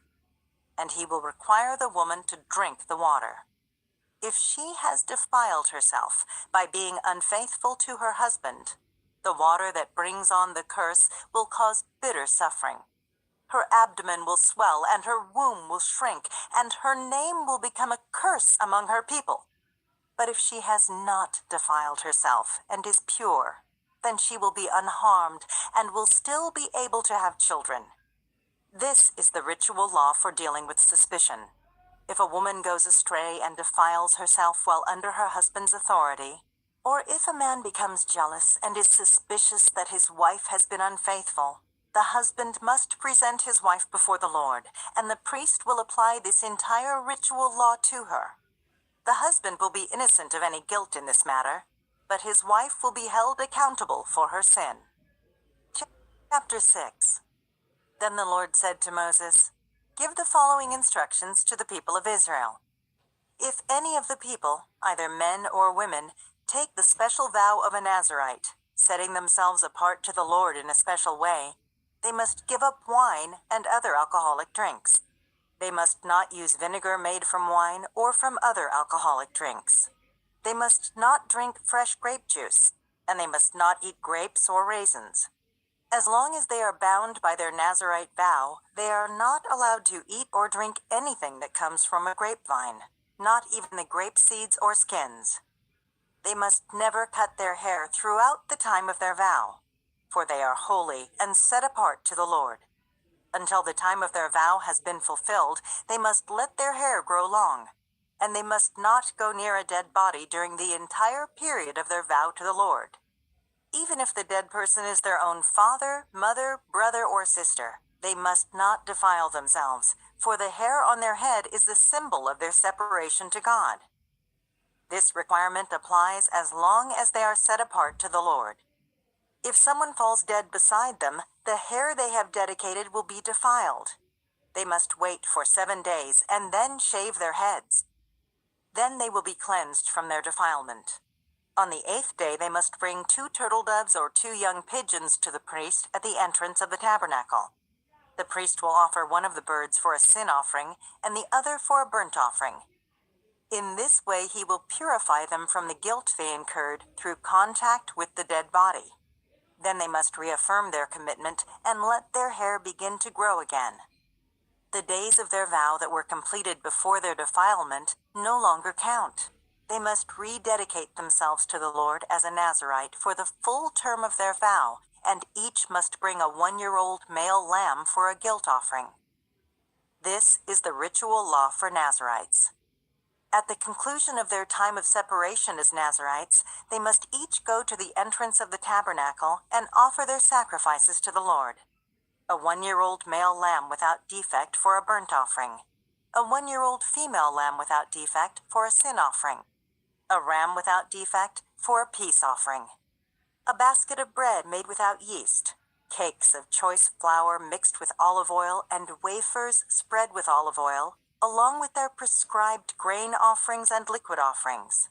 The priest will present these offerings before the Lord. First, the sin offering and the burnt offering. Then the ram for a peace offering, along with the basket of bread made without yeast. The priest must also present the prescribed grain offering and liquid offering to the Lord.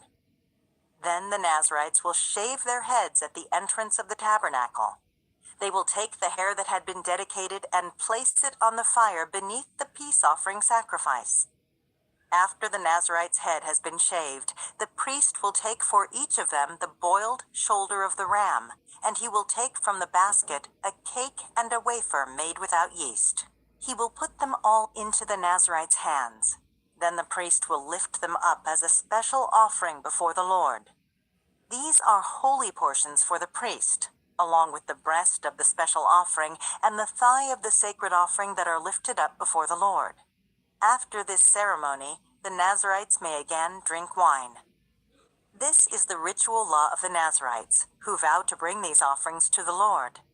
They may also bring additional offerings if they can afford it. And they must be careful to do whatever they vowed when they set themselves apart as Nazarites. Then the Lord said to Moses, "Tell Aaron and his sons to bless the people of Israel with this special blessing.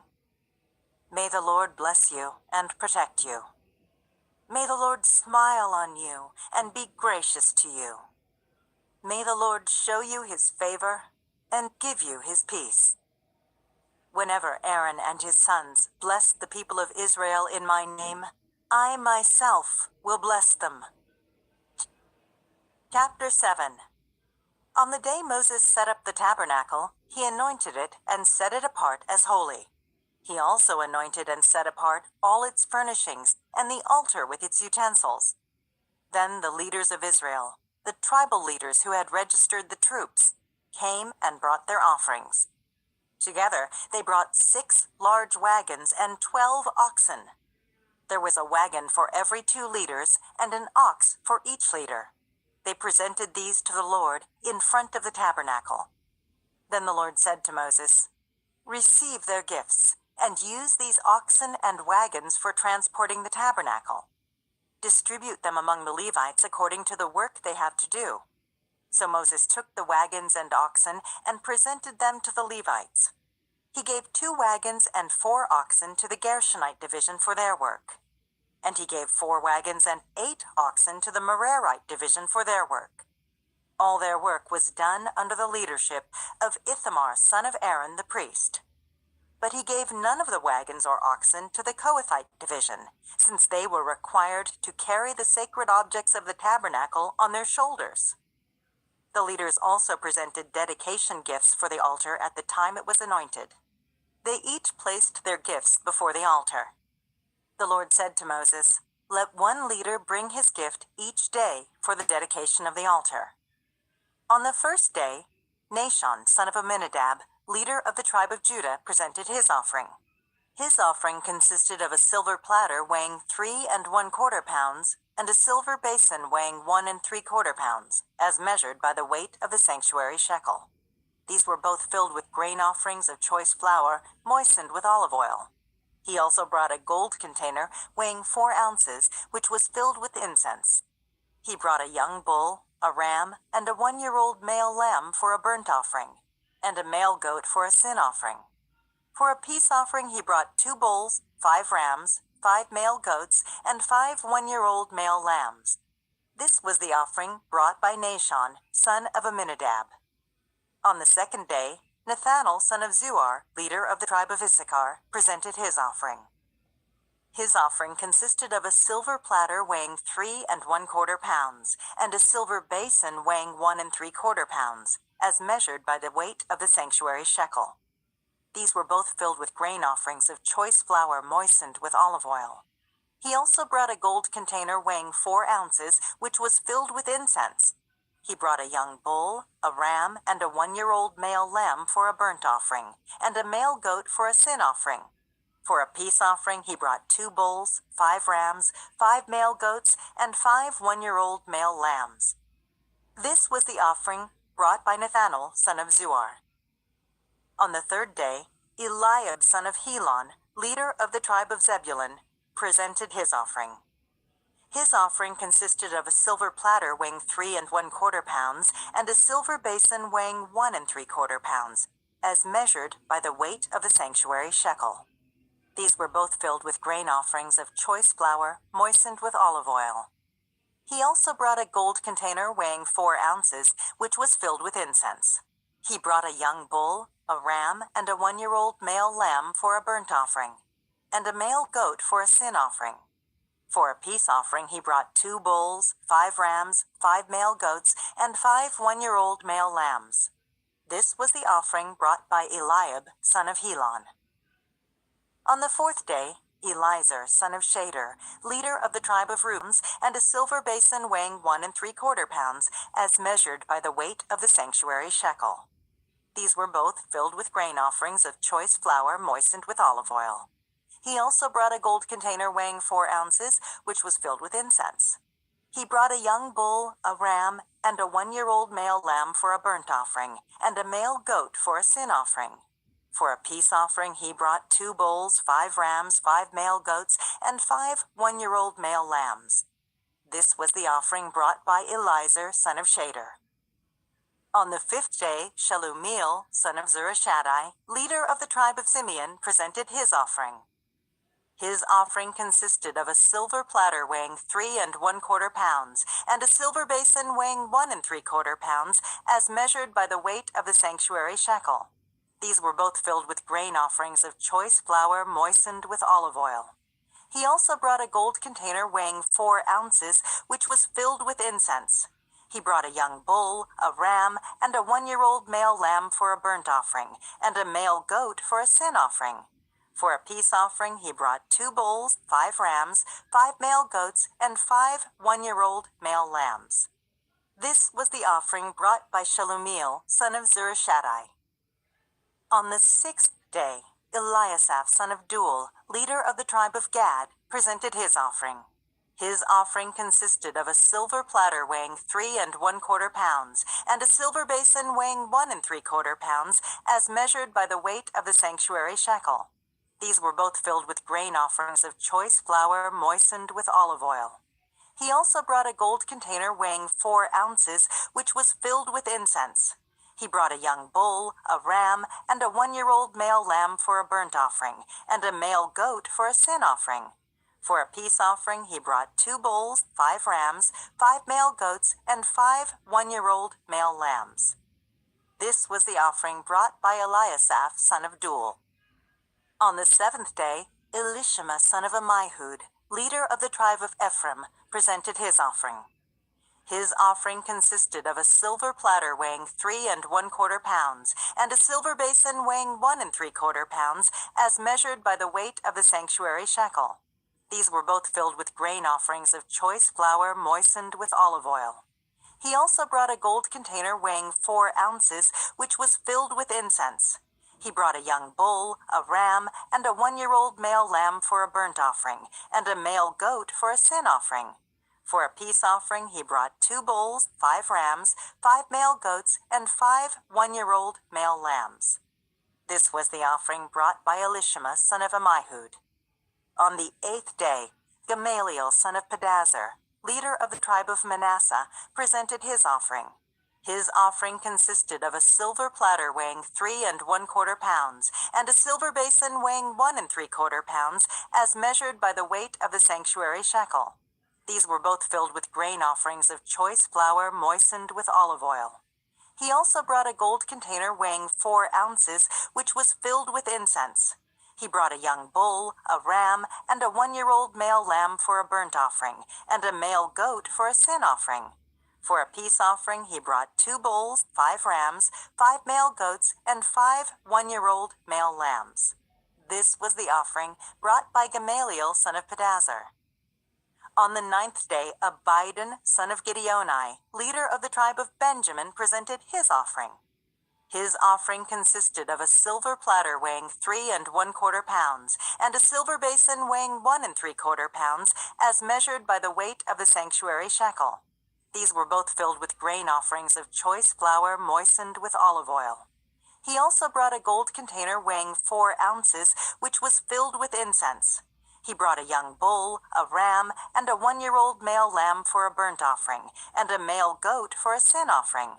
For a peace offering he brought 2 bulls, 5 rams, 5 male goats, and 5 1-year-old male lambs. This was the offering brought by Abidan, son of Gideoni. On the 10th day, Ahiezer, son of Ammishaddai, leader of the tribe of Dan, presented his offering. His offering consisted of a silver platter weighing 3¼ pounds, and a silver basin weighing 1¾ pounds, as measured by the weight of the sanctuary shekel. These were both filled with grain offerings of choice flour moistened with olive oil. He also brought a gold container weighing 4 ounces, which was filled with incense. He brought a young bull, a ram, and a 1-year-old male lamb for a burnt offering, and a male goat for a sin offering. For a peace offering, he brought 2 bulls, 5 rams, 5 male goats, and 5 1-year-old male lambs. This was the offering brought by Ahiezer, son of Ammishaddai. On the 11th day, Pagiel, son of Ochran, leader of the tribe of Asher, presented his offering. His offering consisted of a silver platter weighing 3¼ pounds, and a silver basin weighing 1¾ pounds, as measured by the weight of the sanctuary shekel. These were both filled with grain offerings of choice flour moistened with olive oil. He also brought a gold container weighing 4 ounces, which was filled with incense. He brought a young bull, a ram, and a 1-year-old male lamb for a burnt offering, and a male goat for a sin offering. For a peace offering, he brought 2 bulls, 5 rams, 5 male goats, and 5 1-year-old male lambs. This was the offering brought by Pagiel, son of Ochran. On the 12th day, Ahira, son of Enan, leader of the tribe of Naphtali, presented his offering. His offering consisted of a silver platter weighing 3¼ pounds, and a silver basin weighing 1¾ pounds, as measured by the weight of the sanctuary shekel. These were both filled with grain offerings of choice flour moistened with olive oil. He also brought a gold container weighing 4 ounces, which was filled with incense. He brought a young bull, a ram, and a 1-year-old male lamb for a burnt offering, and a male goat for a sin offering. For a peace offering, he brought 2 bulls, 5 rams, 5 male goats, and 5 1-year-old male lambs. This was the offering brought by Ahira, son of Enan. So this was the dedication offering brought by the leaders of Israel at the time the altar was anointed. 12 silver platters, 12 silver basins, and 12 gold incense containers. Each silver platter weighed 3¼ pounds, and each silver basin weighed 1¾ pounds. The total weight of the silver was 60 pounds, as measured by the weight of the sanctuary shekel. Each of the 12 gold containers that was filled with incense weighed 4 ounces, as measured by the weight of the sanctuary shekel. The total weight of the gold was 3 pounds. 12 young bulls, 12 rams, and 12 1-year-old male lambs were donated for the burnt offerings, along with their prescribed grain offerings. 12 male goats were brought for the sin offerings. 24 bulls, 60 rams, 60 male goats, and 60 1-year-old male lambs were donated for the peace offerings. This was the dedication offering for the altar after it was anointed. Whenever Moses went into the tabernacle to speak with the Lord, he heard the voice speaking to him from between the 2 cherubim above the ark's cover, the place of atonement, that rests on the ark of the covenant. The Lord spoke to him from there. Chapter 8. The Lord said to Moses, "Give Aaron the following instructions. When you set up the 7 lamps in the lampstand, place them so their light shines forward in front of the lampstand." So Aaron did this. He set up the 7 lamps so they reflected their light forward, just as the Lord had commanded Moses.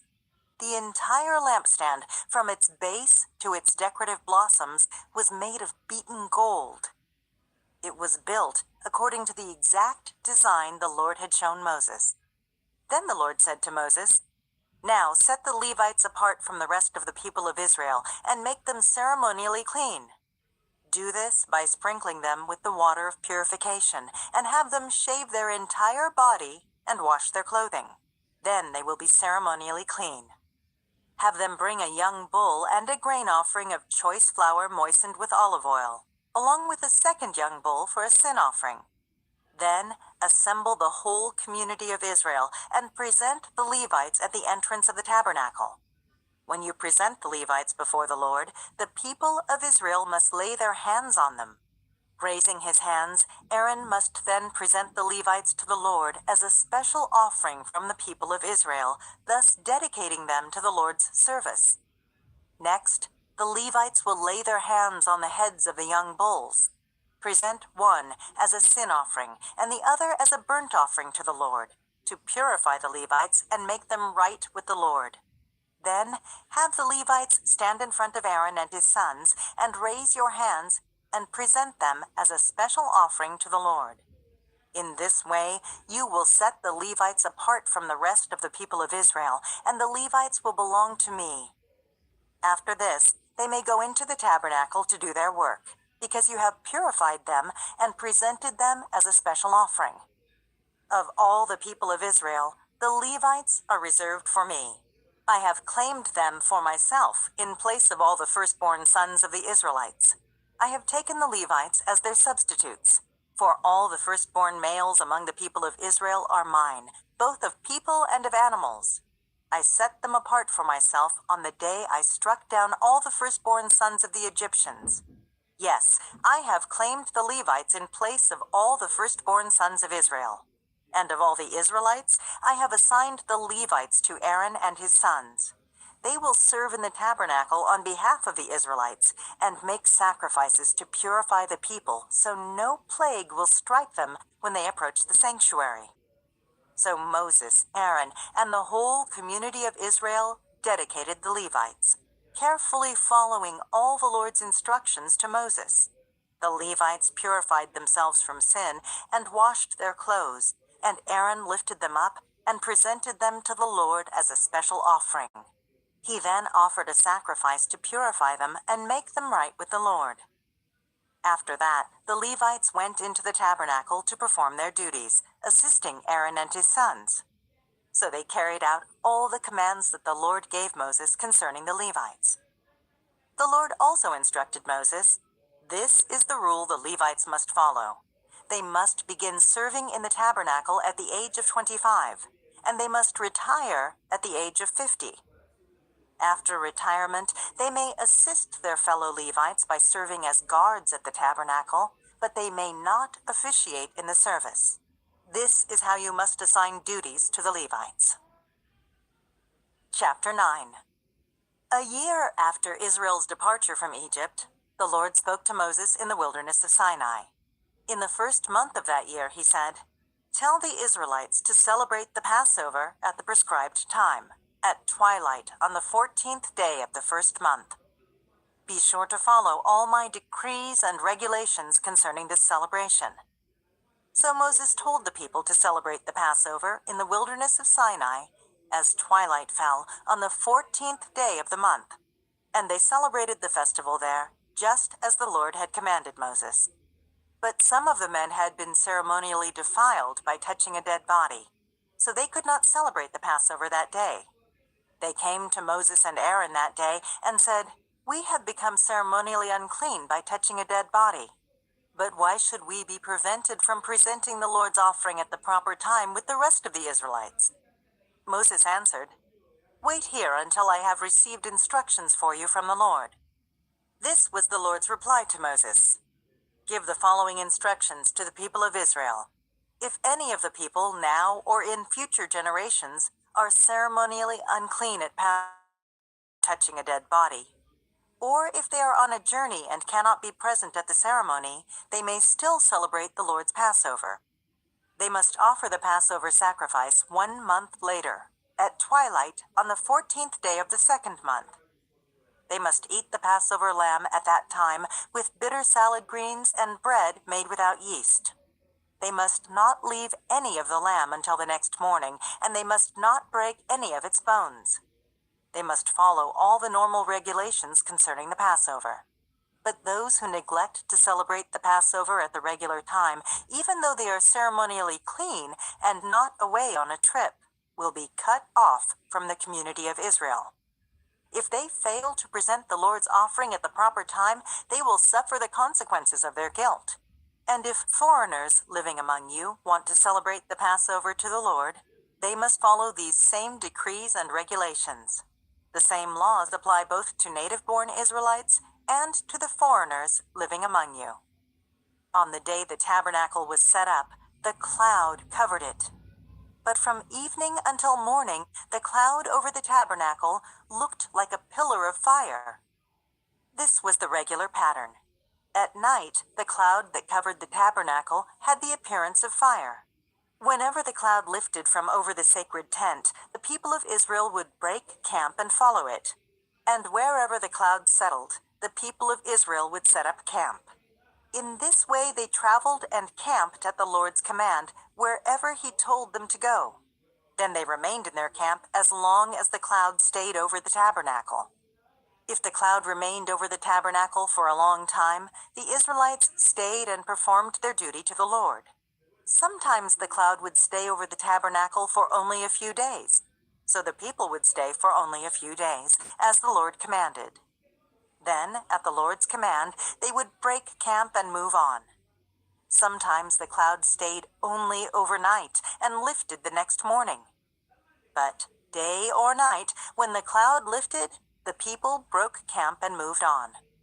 Whether the cloud stayed above the tabernacle for 2 days, a month, or a year, the people of Israel stayed in camp and did not move on. But as soon as it lifted, they broke camp and moved on.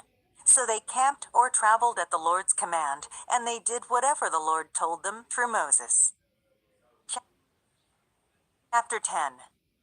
Now the Lord said to Moses, "Make 2 trumpets of hammered silver for calling the community to assemble and for signaling the breaking of camp. When both trumpets are blown, everyone must gather before you at the entrance of the tabernacle. But if only one trumpet is blown, then only the leaders, the heads of the clans of Israel, must present themselves to you. When you sound the signal to move on, the tribes camped on the east side of the tabernacle must break camp and move forward. When you sound the signal a second time, the tribes camped on the south will follow. You must sound short blasts as the signal for moving on. But when you call the people to an assembly, blow the trumpets with a different signal. Only the priests, Aaron's descendants, are allowed to blow the trumpets. This is a permanent law for you, to be observed from generation to generation. When you arrive in your own land and go to war against your enemies who attack you, sound the alarm with the trumpets. Then the Lord your God will remember you and rescue you from your enemies. Blow the trumpets in times of gladness too, sounding them at your annual festivals and at the beginning of each month. And blow the trumpets over your burnt offerings and peace offerings. The trumpets will remind your God of his covenant with you. I am the Lord your God." In the 2nd year after Israel's departure from Egypt, on the 20th day of the 2nd month, the cloud lifted from the tabernacle of the covenant. So the Israelites set out from the wilderness of Sinai and traveled on from place to place until the cloud stopped in the wilderness of Paran. When the people set out for the first time, following the instructions the Lord had given through Moses, Judah's troops led the way. They marched behind their banner, and their leader was Nahshon, son of Amminadab. They were joined by the troops of the tribe of Issachar, led by Nathanael, son of Zuar, and the troops of the tribe of Zebulun, led by Eliab, son of Helon. Then the tabernacle was taken down, and the Gershonite and Merarite divisions of the Levites were next in the line of march, carrying the tabernacle with them. Reuben's troops went next, marching behind their banner. Their leader was Elizur, son of Shader. They were joined by the troops of the tribe of Simeon, led by Shelumiel, son of Zurishaddai, and the troops of the tribe of Gad, led by Eliasaph, son of Duel. Next came the Kohathite division of the Levites, carrying the sacred objects from the tabernacle. Before they arrived at the next camp, the tabernacle would already be set up at its new location. Ephraim's troops went next, marching behind their banner. Their leader was Elishama, son of Ammihud. They were joined by the troops of the tribe of Manasseh, led by Gamaliel, son of Pedazur, and the troops of the tribe of Benjamin, led by Abidan, son of Gideoni. Dan's troops went last, marching behind their banner and serving as the rear guard for all the tribal camps. Their leader was Ahiezer, son of Ammishaddai. They were joined by the troops of the tribe of Asher, led by Pagiel, son of Ochran, and the troops of the tribe of Naphtali, led by Ahira son of Enan. This was the order in which the Israelites marched, division by division. One day Moses said to his brother-in-law Hobab, son of Reuel the Midianite, "We are on our way to the place the Lord promised us, for he said, 'I will give it to you.' Come with us, and we will treat you well, for the Lord has promised wonderful blessings for Israel." But Hobab replied, "No, I will not go. I must return to my own land and family." "Please don't leave us," Moses pleaded. "You know the places in the wilderness where we should camp. Come, be our guide. If you do, we'll share with you all the blessings the Lord gives us." They marched for 3 days after leaving the mountain of the Lord, with the ark of the Lord's covenant moving ahead of them to show them where to stop and rest. As they moved on each day, the cloud of the Lord hovered over them. And whenever the ark set out, Moses would shout, "Arise, O Lord, and let your enemies be scattered. Let them flee before you." And when the ark was set down, he would say, "Return, O Lord, to the countless thousands of Israel." Chapter 11. Soon the people began to complain about their hardship, and the Lord heard everything they said. Then the Lord's anger blazed against them, and he sent a fire to rage among them, and he destroyed some of the people in the outskirts of the camp. Then the people screamed to Moses for help, and when he prayed to the Lord, the fire stopped. After that, the area was known as Taberah, which means the place of burning, because fire from the Lord had burned among them there. Then the foreign rabble who were traveling with the Israelites began to crave the good things of Egypt. And the people of Israel also began to complain. "Oh, for some meat," they exclaimed. "We remember the fish we used to eat for free in Egypt, and we had all the cucumbers, melons, leeks, onions, and garlic we wanted. But now our appetites are gone. All we ever see is this manna." The manna looked like small coriander seeds, and it was pale yellow like gum resin. The people would go out and gather it from the ground. They made flour by grinding it with hand mills or pounding it in mortars. Then they boiled it in a pot and made it into flat cakes. These cakes tasted like pastries baked with olive oil. The manna came down on the camp with the dew during the night. Moses heard all the families standing in the doorways of their tents whining, and the Lord became extremely angry. Moses was also very aggravated. And Moses said to the Lord, "Why are you treating me, your servant, so harshly? Have mercy on me. What did I do to deserve the burden of all these people? Did I give birth to them? Did I bring them into the world? Why did you tell me to carry them in my arms like a mother carries a nursing baby? How can I carry them to the land you swore to give their ancestors? Where am I supposed to get meat for all these people? They keep whining to me, saying, 'Give us meat to eat.' I can't carry all these people by myself. The load is far too heavy. If this is how you intend to treat me, just go ahead and kill me. Do me a favor and spare me this misery." Then the Lord said to Moses, "Gather before me 70 men who are recognized as elders and leaders of Israel. Bring them to the tabernacle to stand there with you. I will come down and talk to you there. I will take some of the Spirit that is upon you, and I will put the Spirit upon them also. They will bear the burden of the people along with you, so you will not have to carry it alone. And say to the people, 'Purify yourselves, for tomorrow you will have meat to eat.' You were whining, and the Lord heard you when you cried, 'Oh, for some meat! We were better off in Egypt.' Now the Lord will give you meat, and you will have to eat it. And it won't be for just a day or two, or for 5 or 10 or even 20. You will eat it for a whole month, until you gag and are sick of it.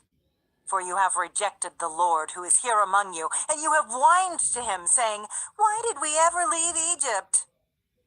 But Moses responded to the Lord, "There are 600,000 foot soldiers here with me, and yet you say, 'I will give them meat for a whole month?'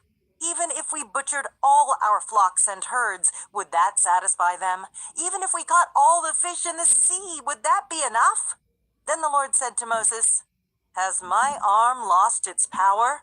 Now you will see whether or not my word comes true.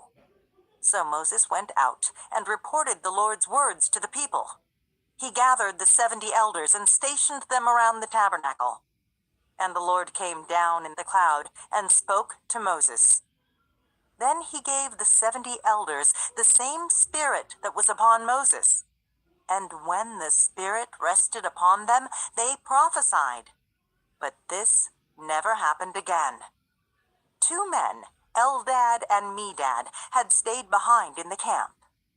They were listed among the elders, but they had not gone out to the tabernacle. Yet the Spirit rested upon them as well, so they prophesied there in the camp.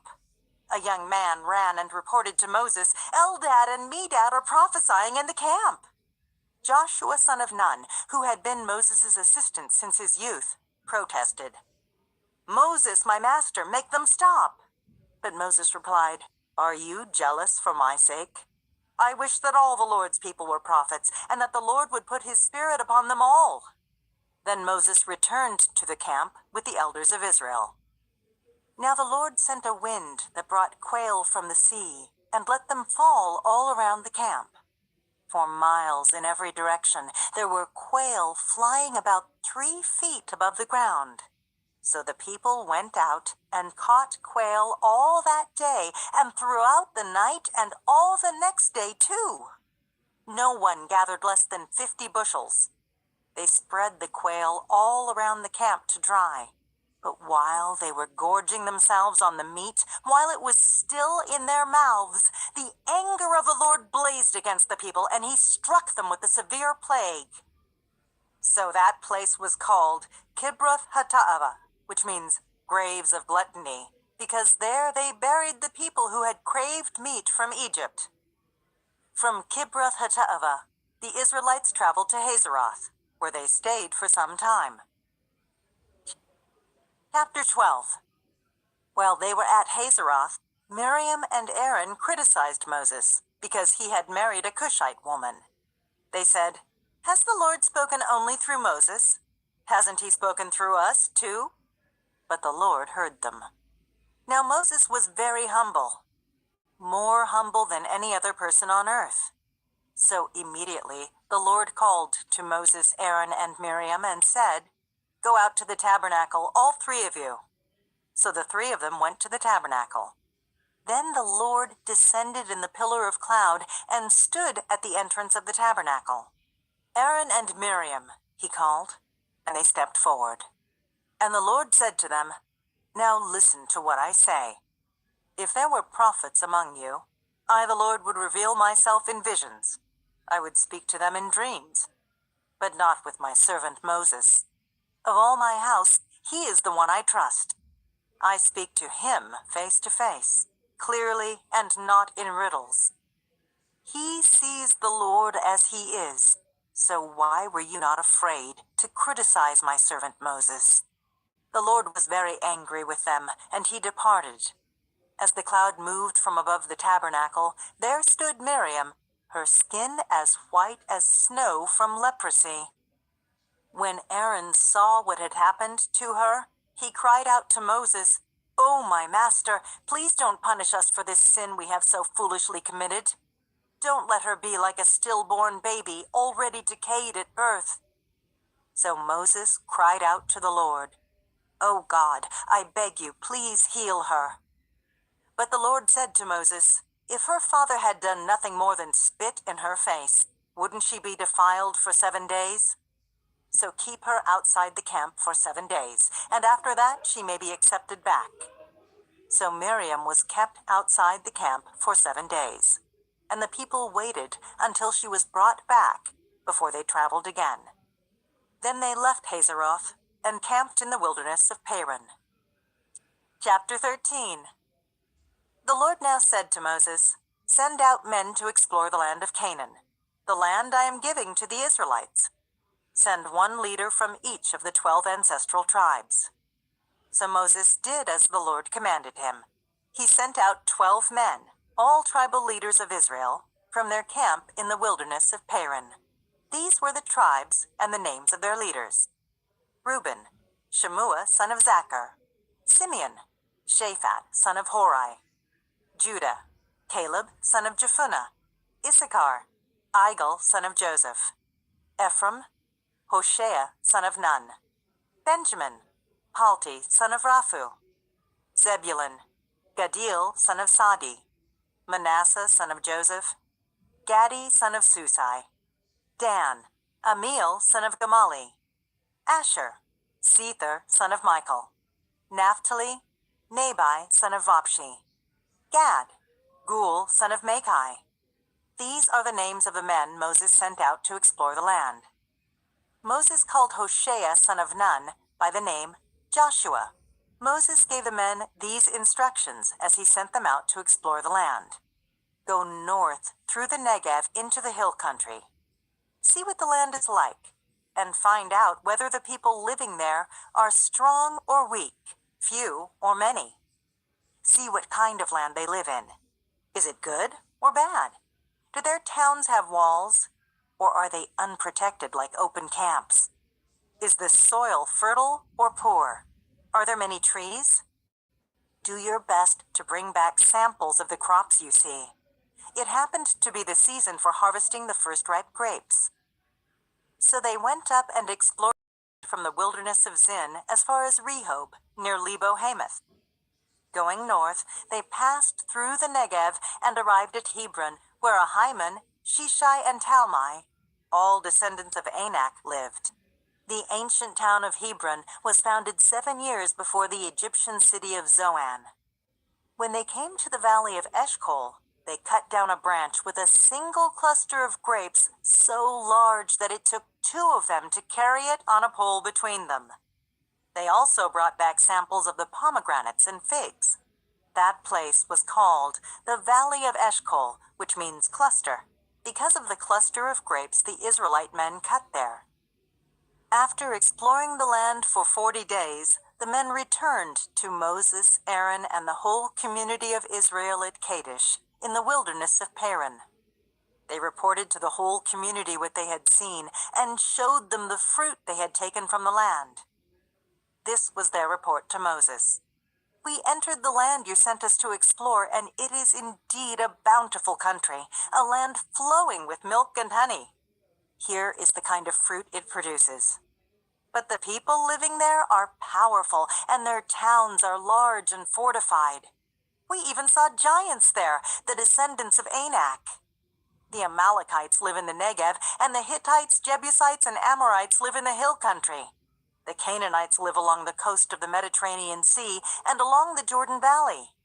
But Caleb tried to quiet the people as they stood before Moses. Let's go at once to take the land, he said. We can certainly conquer it.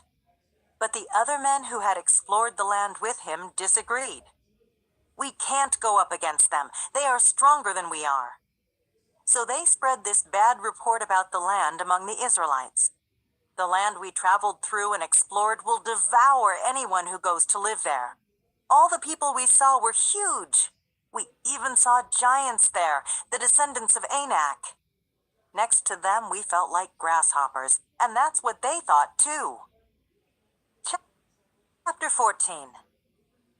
Then the whole community began weeping aloud, and they cried all night.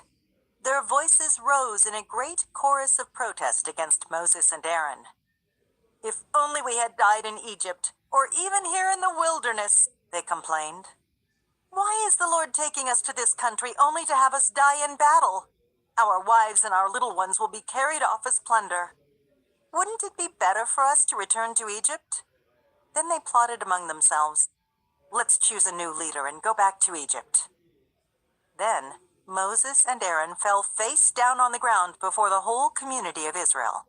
2 of the men who had explored the land, Joshua son of Nun and Caleb son of Jephunneh, tore their clothing. They said to all the people of Israel, "The land we traveled through and explored is a wonderful land. And if the Lord is pleased with us, he will bring us safely into that land and give it to us. It is a rich land flowing with milk and honey. Do not rebel against the Lord and don't be afraid of the people of the land. They are only helpless prey to us. They have no protection, but the Lord is with us. Don't be afraid of them." But the whole community began to talk about stoning Joshua and Caleb. Then the glorious presence of the Lord appeared to all the Israelites at the tabernacle. And the Lord said to Moses, "How long will these people treat me with contempt? Will they never believe me, even after all the miraculous signs I have done among them? I will disown them and destroy them with a plague. Then I will make you into a nation greater and mightier than they are." But Moses objected. "What will the Egyptians think when they hear about it?" he asked the Lord. "They know full well the power you displayed in rescuing your people from Egypt. Now, if you destroy them, the Egyptians will send a report that your pillar of cloud hovers over them. They know that you go before them in the pillar of cloud by day and the pillar of fire by night. Now, if you slaughter all these people with a single blow, the nations that have heard of your fame will say, 'The Lord was not able to bring them into the land he swore to give them, so he killed them in the wilderness.' Please, Lord, prove that your power is as great as you have claimed. For you said, 'The Lord is slow to anger and filled with unfailing love, forgiving every kind of sin and rebellion. But he does not excuse the guilty. He lays the sins of the parents upon their children. The entire family is affected, even children in the third and fourth generations. In keeping with your magnificent, unfailing love, please pardon the sins of this people, just as you have forgiven them ever since they left Egypt.' Then the Lord said, 'I will pardon them as you have requested. But as surely as I live, and as surely as the earth is filled with the Lord's glory, not one of these people will ever enter that land. They have all seen my glorious presence and the miraculous signs I performed both in Egypt and in the wilderness. But again and again they have tested me by refusing to listen to my voice. They will never even see the land I swore to give their ancestors. None of those who have treated me with contempt will ever see it.